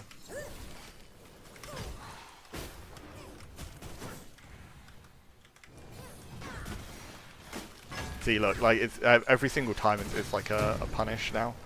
Whereas before, especially into like Frost Barrier matchup, like Chaos Dash was insanely good into Frost Barrier specifically, because you could hit the Frost Barrier without any consequences. That is like certainly not the case anymore. But yeah, if you ever read like, oh, he wants Chaos Dash, you just have defensive up ready and chilling. Oh no, I was too late. I got a recast though. I kill her. It's so gross. Enemy doesn't want tank Axie Spear Q, and they better have burned. Yeah. Remember Biscuit running Discharge Lance? Oh yeah, that's the thing. Like, yeah, it's of course Biscuit's favorite build, but here's a bit sad that's removed.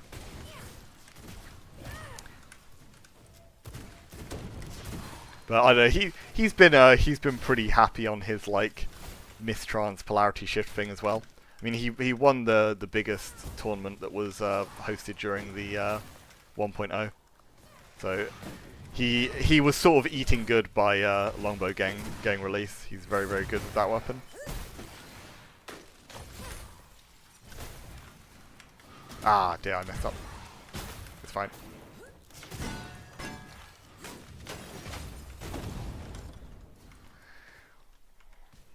I'm glad they changed Chaos Dash. Yeah, I think Chaos Dash nerf is like one of the best changes. And the Spear Q change. Spear Q and Chaos Dash changes were both very, very good.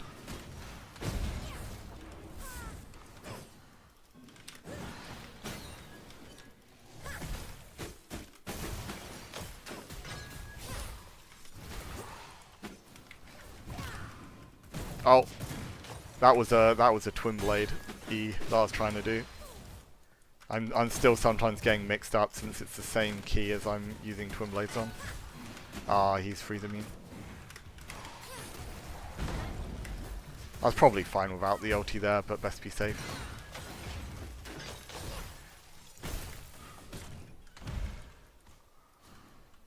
Macy Nurse, yeah, true. Yeah, actually, Macy Nurse was really big too. Not having like such a 3B combo starts is a big deal.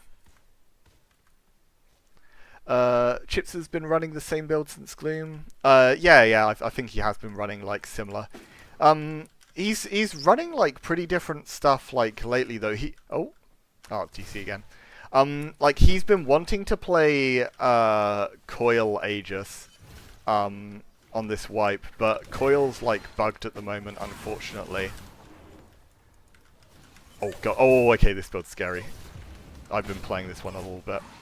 It's really, really good. I didn't have barrier up in time. Okay, big combo.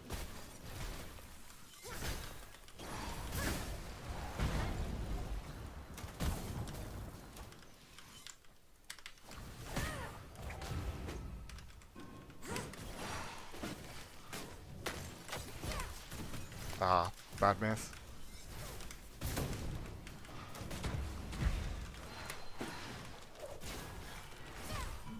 Might be the kill here.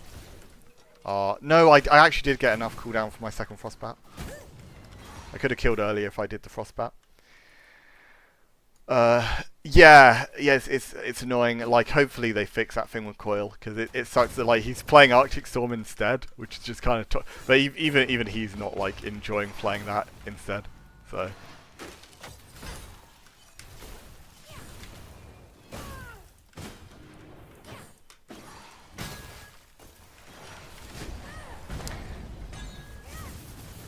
Oh my god! Wait, he's Rogue Brute. No, I don't think you ever play Tendril with Rogue Brute. It doesn't hit hard enough. You're missing out on like so much damage. So I could have dodged that. But yeah, it's like it's pretty insignificant the damage he's doing because he doesn't have a spell power setup.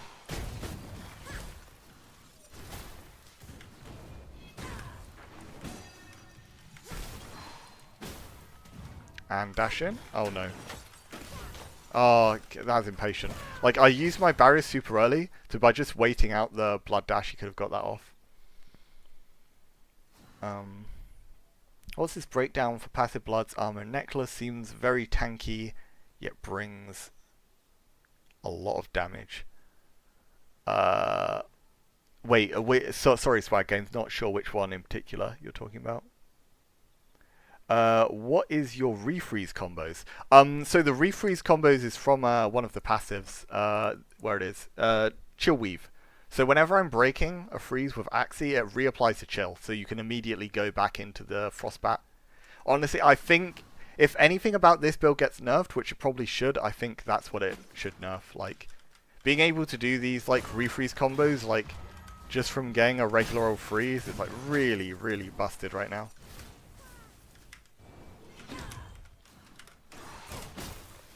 Oh no. Oh, come on. I should know he has that back up. That's silly.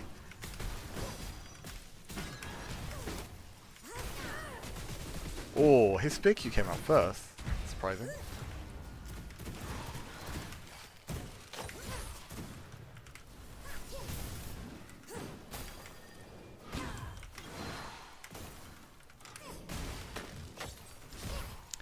But situations like that right there, that's why I run the what's it called, Jewel? The Nova that's left behind by the dash.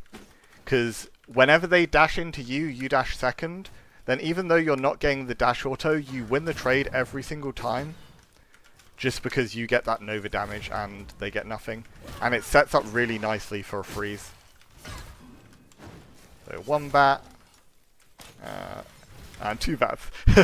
That was like greedy to get the extra crossbow auto too, but screw it. He didn't dodge, so it worked. But yeah, like the poke when you don't have spell damage that's offered by tendrils, it's not very significant. You'd rather have a better spell.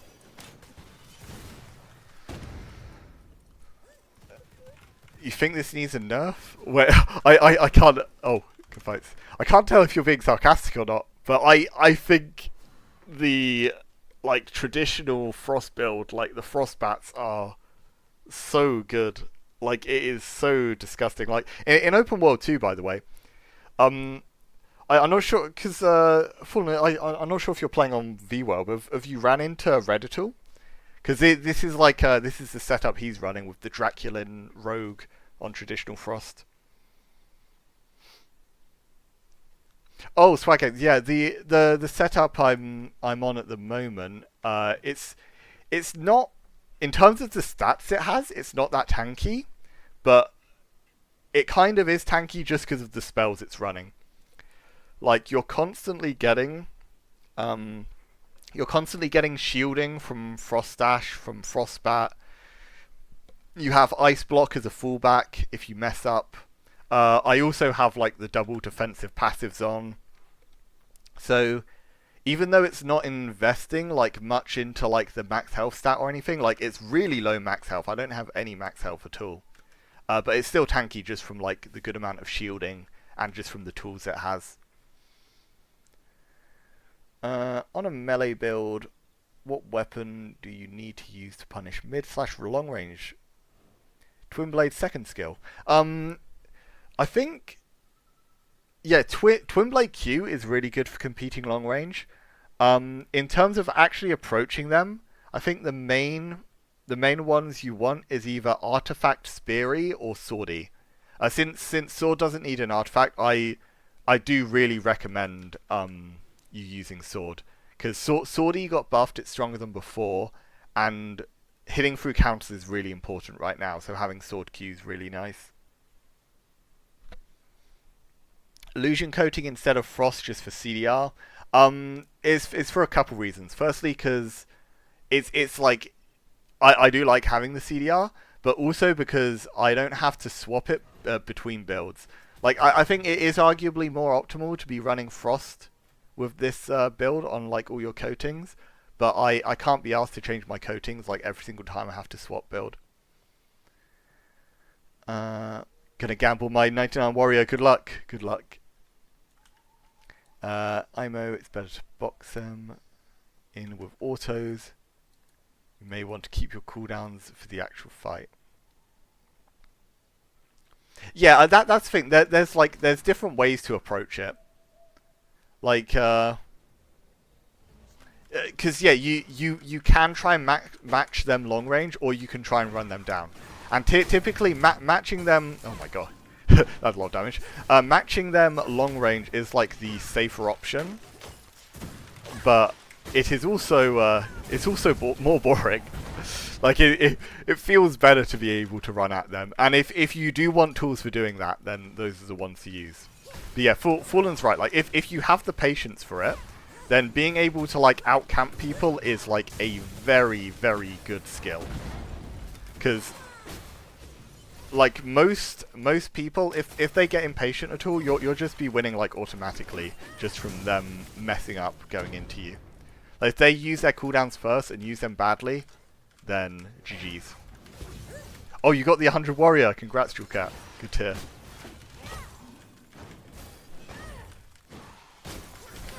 Okay, ice block here. Avoid the damage. He's got triple slashes on. It's always something to try and like pay attention to like early on in the fight, whether they have normal slashes or triple slashes, because it's like a defensive tool that basically everyone's going to be using. It's worth keeping in mind. Yeah, there you go. Like cause I'm not favored versus this build. If I stay long range, like I can't match them in long range pressure, so I have to try and run them down. So you can just like walk at them without spending cooldowns if you can dodge their stuff. But if you actually want a long range approach, then refreeze. Yeah, if you want a long range approach, then the Artifact E, the Swordy, and the and Greatsword Q. Those are like your main approach tools. Also, I need to be careful now. I've taken so much damage. I might be losing this one. Yeah, I'm in a really bad spot. Ice block. He did good timing for slashes. Oh, no, he messed up. Oh, I have too much diminishing returns, though. Close fight. Crossbow E is... Yeah, for range tempo. But I think it's like a very different question, like how do you match long range pressure, and how do you approach versus long range pressure? It's certainly not always correct to stay long range versus them. Like if you're playing a build that can't match them long range, then there's no way you want to be like trading back crossbow or whatever. Like that's just a silly thing to do. But yeah, if you're playing something to match them, then 100%, then that's fair enough to say. Always open with great sword queue. Yes, cultured man. And that's the way to start a fight. Although that's it's very BM to like straight up start a fight with a great sword before doing the like are you ready like spear auto. In terms of like arena etiquette, that's something to always do. Make sure you like attack in their direction before you start doing anything. No, otherwise it's like sort of starting when they're not ready. Ah, okay. Nice. Combo. I don't think it kills. Not quite. Oh, that was a bad dash in though. You need to be really careful with your dashes when you're on double offense. You really don't want to use it first because the punish is like so easy versus double offensive if they dash first. Because that is like his premium defensive tool, aside like his weapon cooldowns.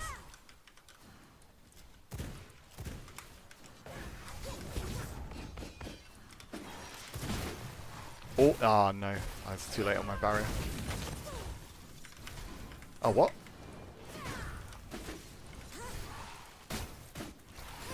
Ah, what am I doing?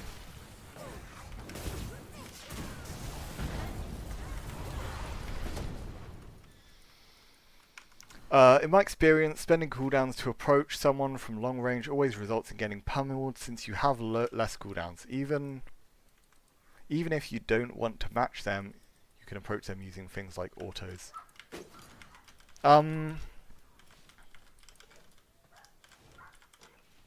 Yeah. Well, like that's things, but like Swordy isn't even like a big commitment. If they're camping you out, you can Swordy and then go out of their range again. Like it's a way to start an approach that isn't actually very committal whatsoever. But yeah, if you are approaching naturally, like yeah, dashing in first when they have like every cooldown up, like that's definitely not a good thing to do. Most of the time anyway. I think I do it like more than I should just because I'm stupid and impatient. But yeah, it's definitely valid to kind of trade some of your health just for the sake of like saving cooldowns. It can be very powerful.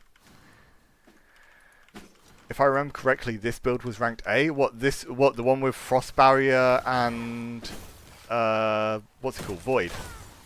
Or the I'm not sure if you mean the Frost one or the one he's on. This one. The thing, like, yeah, I think initially I'll put it at like A. I think I sort of thought about it more. I bumped it up to S. At this point, sort of playing it more after the patch, I'm genuinely feeling this is like one of the best damn it. Well, one of the best builds in the game, especially 1v1s. Like, what 1v1s, it is ridiculous. And also, when it's a spell damage focused variant, if you're playing it in open world, this thing power spikes so early. Like, you max out your spell stats, like, so much easier than your physical stats, that if you're playing this, like, just before endgame, like, sort of in late game, then you could be doing, like, this kind of amount of damage with the bats. Like, even when you're on blue weapons. Because you just get, like, a maxed out spell power blue weapon, and you have your, like, max tier amulet. And yeah, you're hitting so stupidly hard. Like, that's exactly sort of what Reddit done. I think he had a, like, spear or something that was, like, a max roll on spell power. And then he has it with, like, the Frostbat freeze build.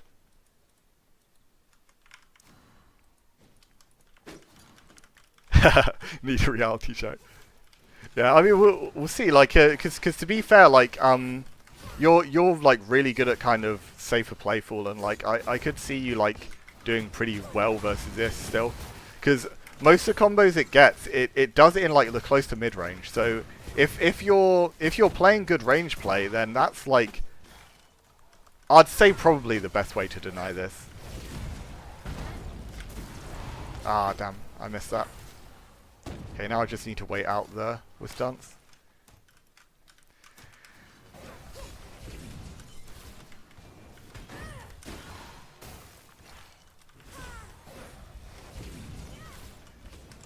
Oh. Oh, okay, he might have this fight. Unless. Oh, no. I've run out of cooldowns now. Okay, got a pistol auto.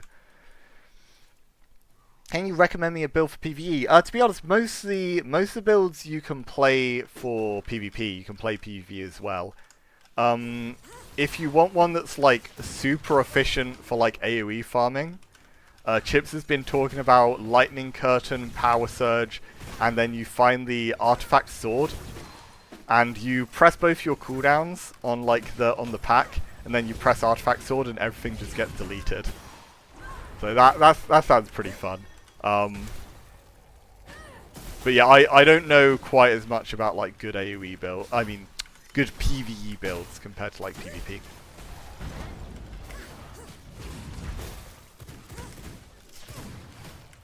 Okay. Oh no, he's frosted me. Aye, close. I saw you use Greatsword E or Greatsword Q into /E. Oh. No, if I did something like that, then I may have had a weapon free cast, but that wouldn't have been on this build since I don't have any weapon free cast on this build. But it's something that's accessible through Warrior Blood.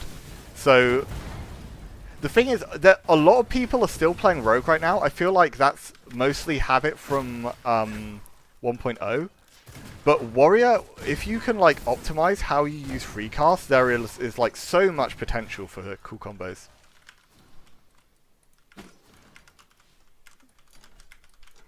Oh. Wait, is oh, he's knocking him out. Not as much of a range camper anymore. I was forced to. Oh yeah. To be the Chaos Dash nerf does kind of nerf like the safe play a bit. I feel like Illusion Dash like sort of takes its place, but it operates a bit differently.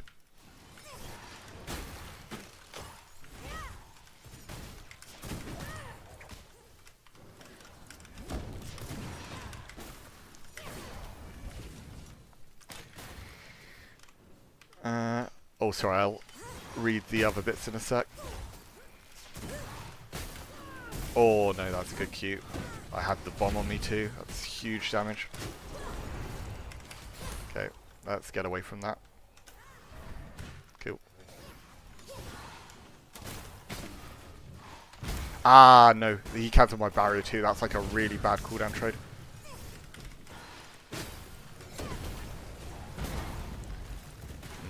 It's the only punish I had available there, but it wasn't a bad ult. Oh no. I thought that killed. Ah, crap. This is losable now.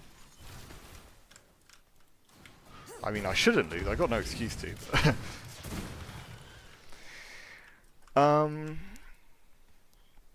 Will you be making videos of other builds from your website? I'd like. Yeah. Oh yeah, for sure. Or the defense. Oh, anti-defense warrior. Wait, I'm trying to think which one that was. Oh yeah, it's Soulburn one. To be fair, that's not far from the claw build I've been playing a lot of. I know you asked Chapel, but for newer players, counter plus. Yeah, I agree. I think it's like I think I recommend this build often as well because it teaches a lot about weapon swaps. But I think outside of that, just like the regular kind of honest physical build is a good one to recommend too. If you're playing Rogue Warrior, it's just very comfortable to be quick. Yeah, it's like you sort of don't get to invest in the tankiness at all. But yeah, respect for if you're playing Rogue Warrior because that's like it's a very flashy build. A lot of those. Turns out you can bait into Harpy Queen. Oh. Are you using? Yeah, I'm using Rogue Free. It's Draculin Rogue Free that I'm on at the moment. Oh crap! His the barrier was too big for me to actually break there. Oh my god, he's on Corrupted Blood. It's crazy. Oh no, I reacted late. Draculini corrupted.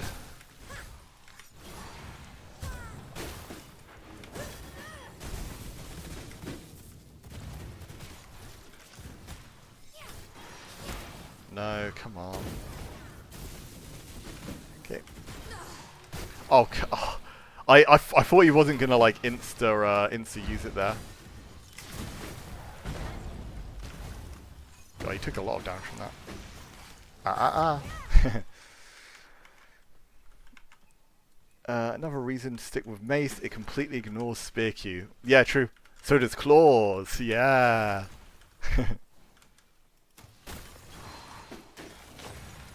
That genuinely, though, that is like a strong thing that Claws does. Like, you can contest Spear Q very well after they've used it. Oh, what? I keep not doing enough damage to break his freezes. Did he have a Dark Enchantment thingy or something? I get the idea of what he's going for with, like, you use Ghost to charge the Chaos Barrier. The trouble, I don't think it's, like, very good still, because charging the Chaos Barrier in the first place is actually, like, surprisingly easy. The difficult part's, like, getting the hits afterwards, I say as I'm hit by it. Because, like, you need them to have spent all their cooldowns before that's possible.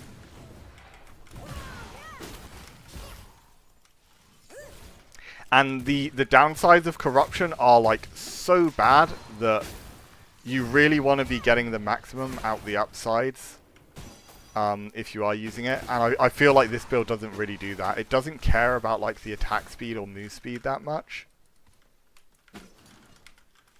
And also, like, yeah, proccing a counter is stronger than proccing a barrier.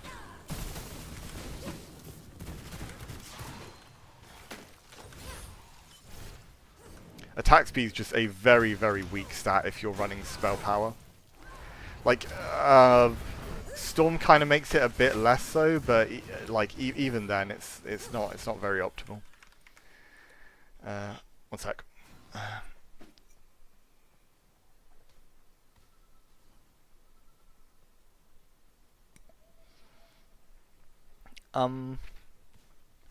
Slash's pistol. I'd say Slash's pistol spear. I'd say. Because spear, it's like you want to be having as your default swap for auto attacks. It also has the combo out of slash E, and it gives you both the iframe. So yeah, I think for sure, like spear Slash's pistol. If it's my personal recommendation for first free. Kind of like the claw build is easy for a starter. That's good to hear. You rise and gain more players every day. They're a simple but effective combo for PvP. Yeah, Slashery Spear Q is like the most standard bread and butter ever, which is like super forgiving timing.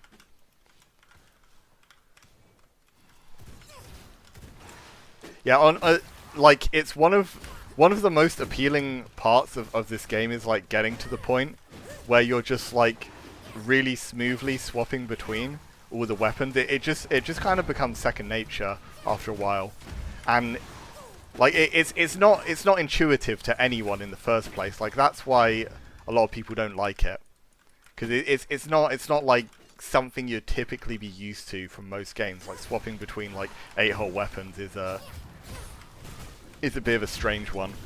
But yeah, once you do sort of properly get the hang of it, like it feels so nice to do. But at the same time, I've been really enjoying like the solo weapon stuff, despite knowing how to do all these swaps, just because it's like fun to kind of have something different.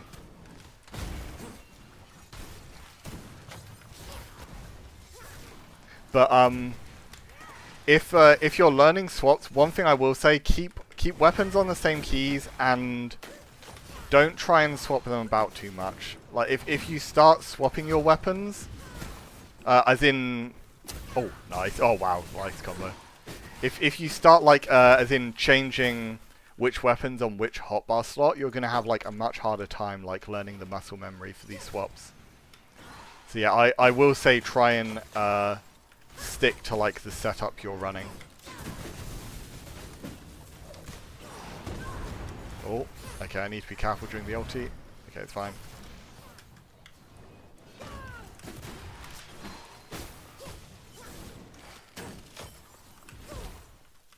Okay, I get back just in time. And he dashes in here. Deny that. Freeze. Oh. Oh no, okay, I need to ice block. Sad. I messed that up really badly.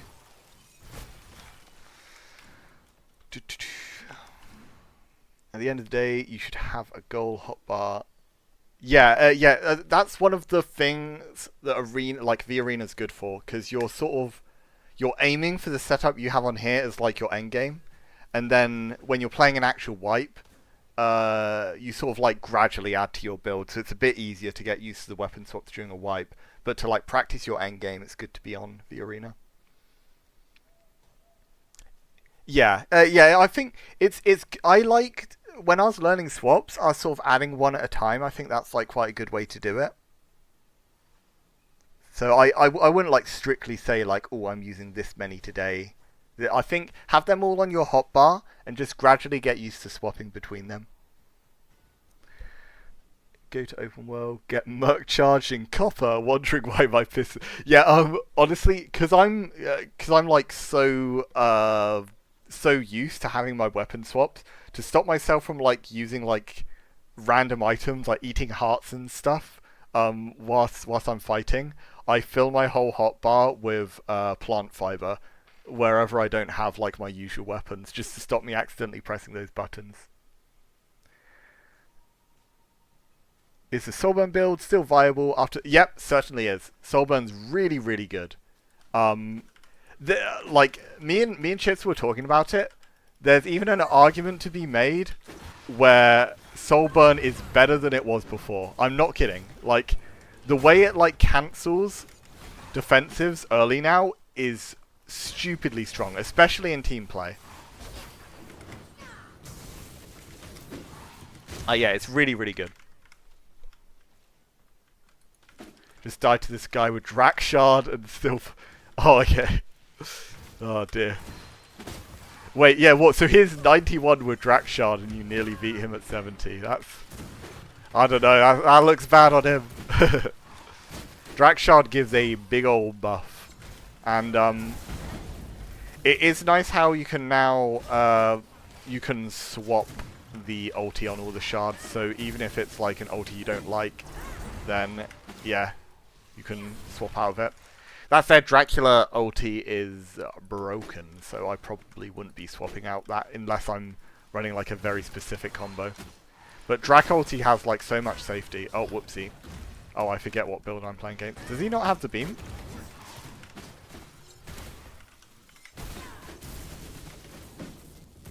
Where's your dash? There it is.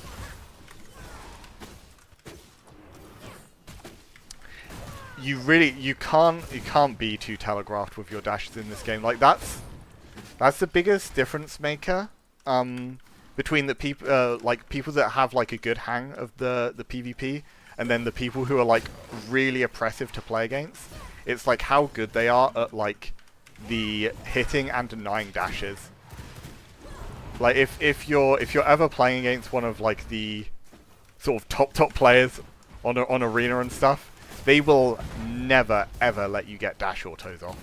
Like you have to really work for it if you want to get any kind of like dash auto. No, I gave him a dash auto. I suck. But yeah. Especially like it's one of the main things people run Reaper for. Like Reaper's not actually a weapon I run on my hotbar, so I sort of have to like, ooh, nice, good combo.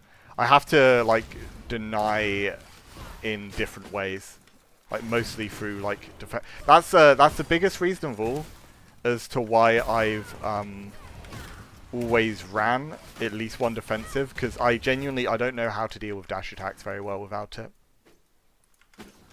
Chapel talking about himself.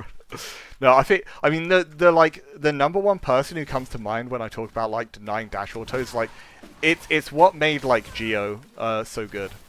I think he had a bit of a harder time when Whip was added, but back in Gloomrot when you could only get your dash autos through like pistols or spear, like he wouldn't ever let you get a dash auto off. And Gloomrot was a very sustain heavy meta. Like a lot of people would do Blood Dash. It's either like Chaos Dash with really good neutral play, or Blood Dash for the sustain. And yeah, he was just really good at playing these like long fights where you deny dashes.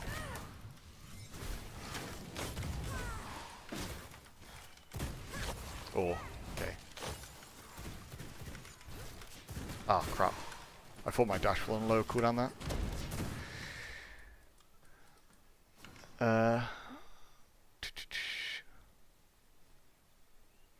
I'm stuck in... Wait, you're stuck in 1.0, can't update? No! Remember getting hit for for 1k on 1.0 launch. Yeah, there's a lot of hard-hitting stuff. Oh, damn, wait, yeah, that's not... I guess you could try verifying game files or something. See if that helps with the update. Oh, BBB. Bam. Bam. No! I didn't break it. That's the trouble... that's the trouble with me doing slashery out of my freeze punish, because a lot of the time it doesn't actually do enough damage to break the freeze shield. And when that's the case, I don't get the refreeze. So it completely messes up the combo. Yeah. Not a good trade for Arctic Leap. Oh, that's not a good trade. I didn't know he had barrier up. Oh, I'm stupid. It's fine.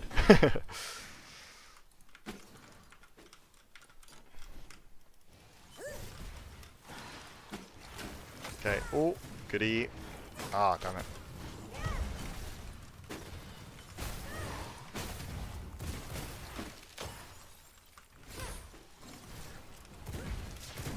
But yeah, Chill Weave is such a ridiculous... Because you just get, like, extra damage every time the freeze is broken as well.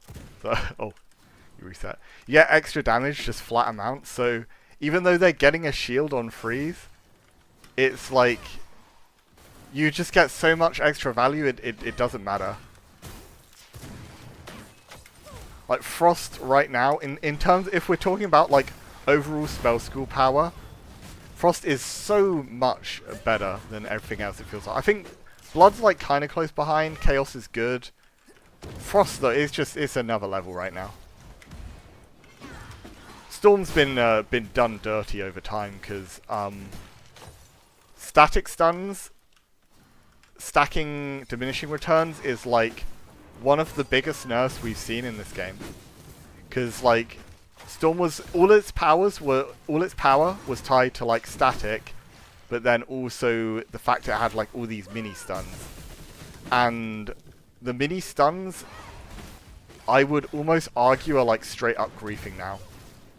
So it still has static, so oh damn it, reset again.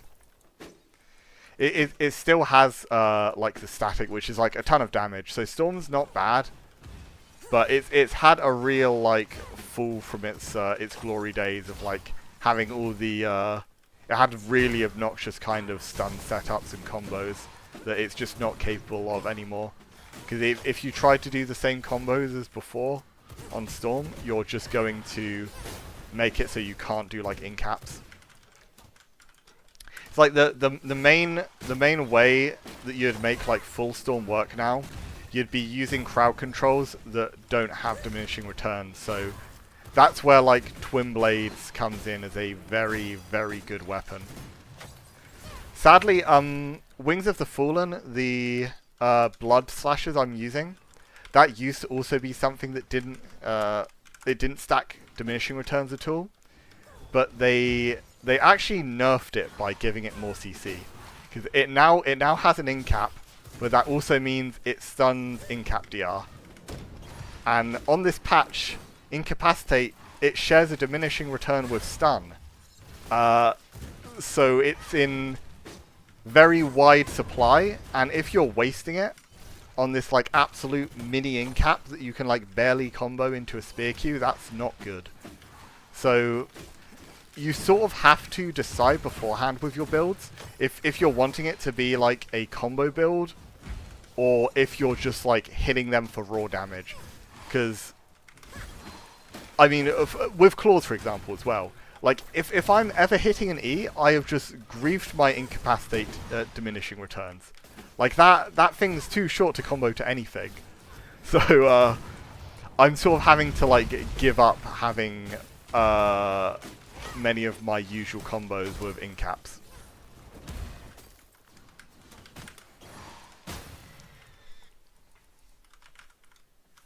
Alright.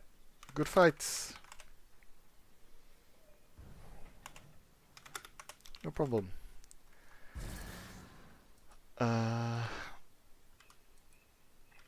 Alright. I think, yeah, if no one else is coming in immediately, I might end it there for today. But yeah, thank you for joining, guys. So I'm thinking, like I said, I might be streaming open world for when we're doing raids, but aside that, I think that like arena's sort of a bit more interesting content with sort of like how I play the game. It's like the part I'm more knowledgeable on. But I'm going to be doing more of these streams where I'm like sticking to the same build rather than sort of rotating between. Where do you think you rank in terms of players?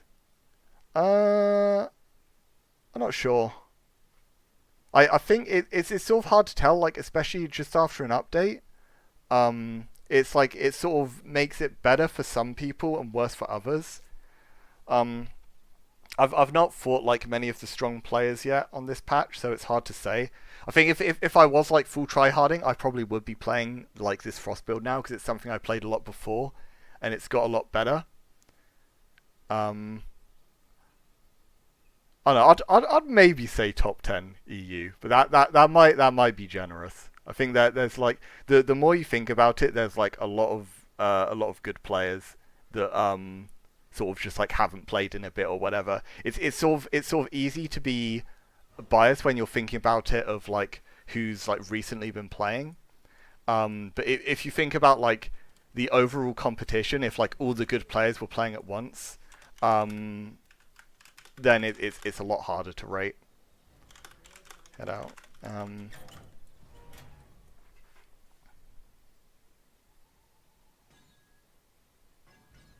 Yeah.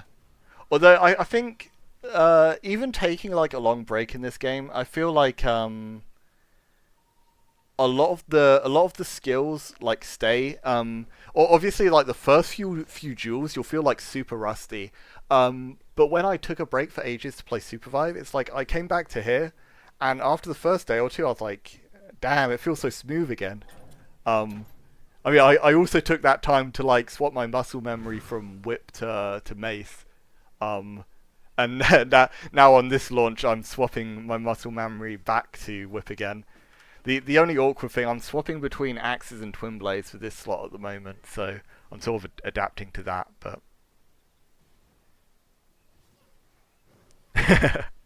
oh, sorry, Nightbot being a bit over the top there.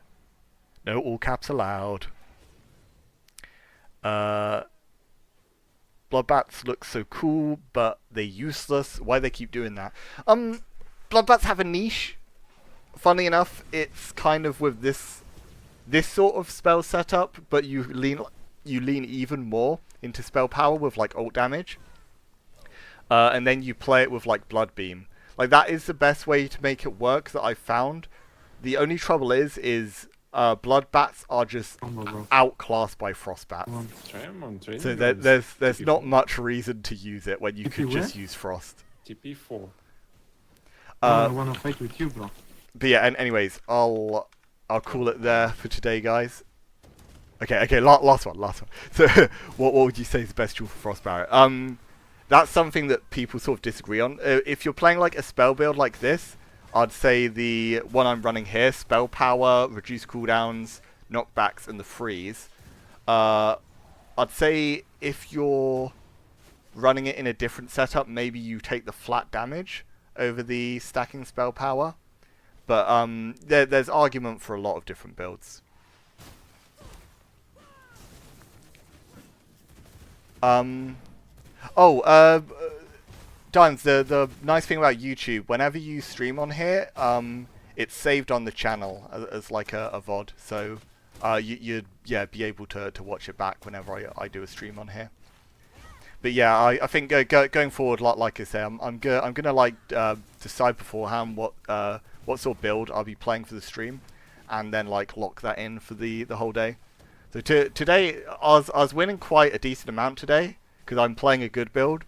Other days I won't be playing something quite as meta. In those cases I'm gonna be losing a lot more. But is a little bit of a try hard day today. What time will you be live? You seem to be online while I'm at work, which is perfect. Yeah, I'll sort of. I should maybe try and stick to a bit of a schedule, but yeah, I'll need to figure that out. But I am thinking sort of typically afternoon time, sort of like about the time I went live today. Chapel tries Fizz build. Uh-oh. I mean, hey, the solo weapon builds I've been playing are Fizz builds, but I think that's cheating because it simplifies things a lot. And I think playing like a more traditional physical build, like the weapon swaps are a lot more difficult than they are for scholar builds, because most of the scholar ones you have a ton of time. Do you think there are going to be servers wiping again for the weekend? Wiping for the weekend, I'm not sure. There might be some private like servers that go up during the weekend. I'm not sure of any in particular, though. I'm afraid I'm not like I'm not super knowledgeable when it comes to like the different servers and stuff. Yeah, the main server I know about the ongoings on is Arena. Outside of that, I sort of leave it up to others to know what servers are populated. But yeah, anyways, I'm gonna be leaving there then, guys. But I'll see you again soon. Might be live again tomorrow, similar kind of time, more Arena stuff. And if not, then I should be live for the raids over the weekend. But yeah, there you go. That answers your question, Shivering. I'll probably be streaming the open world raids that we'll be playing over the weekend. Like I feel like there's too much downtime for me to feel like that the streams are like as good for the open world for the most part. But I think raids should be good content. What's considered a typical physical build? It's something like sort of Blood Rage or Power Surge with one of the counters, and usually like Blood Dash or something. Yeah, like buff counter with like Warrior Brute. Yeah, that kind of thing. It's like buff counter with any combination of like Warrior, Brute, Rogue. Those are like your sort of very standard physical builds.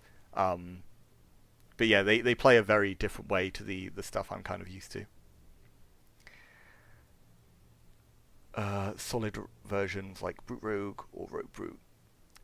Yeah. Yeah, I'm still not sure. Like I think it's a close call between Rogue and Warrior as to what combo is better with Brute. I think that there's an argument for both, but I mean, if anyone does the maths to prove one's better, then be my guess. But I think it is one of those where it's a case of do you value the crit more or like the free cast and stuff more. Yeah. Alright, anyways, have a good day, guys, and yeah, maybe see you soon. Alright.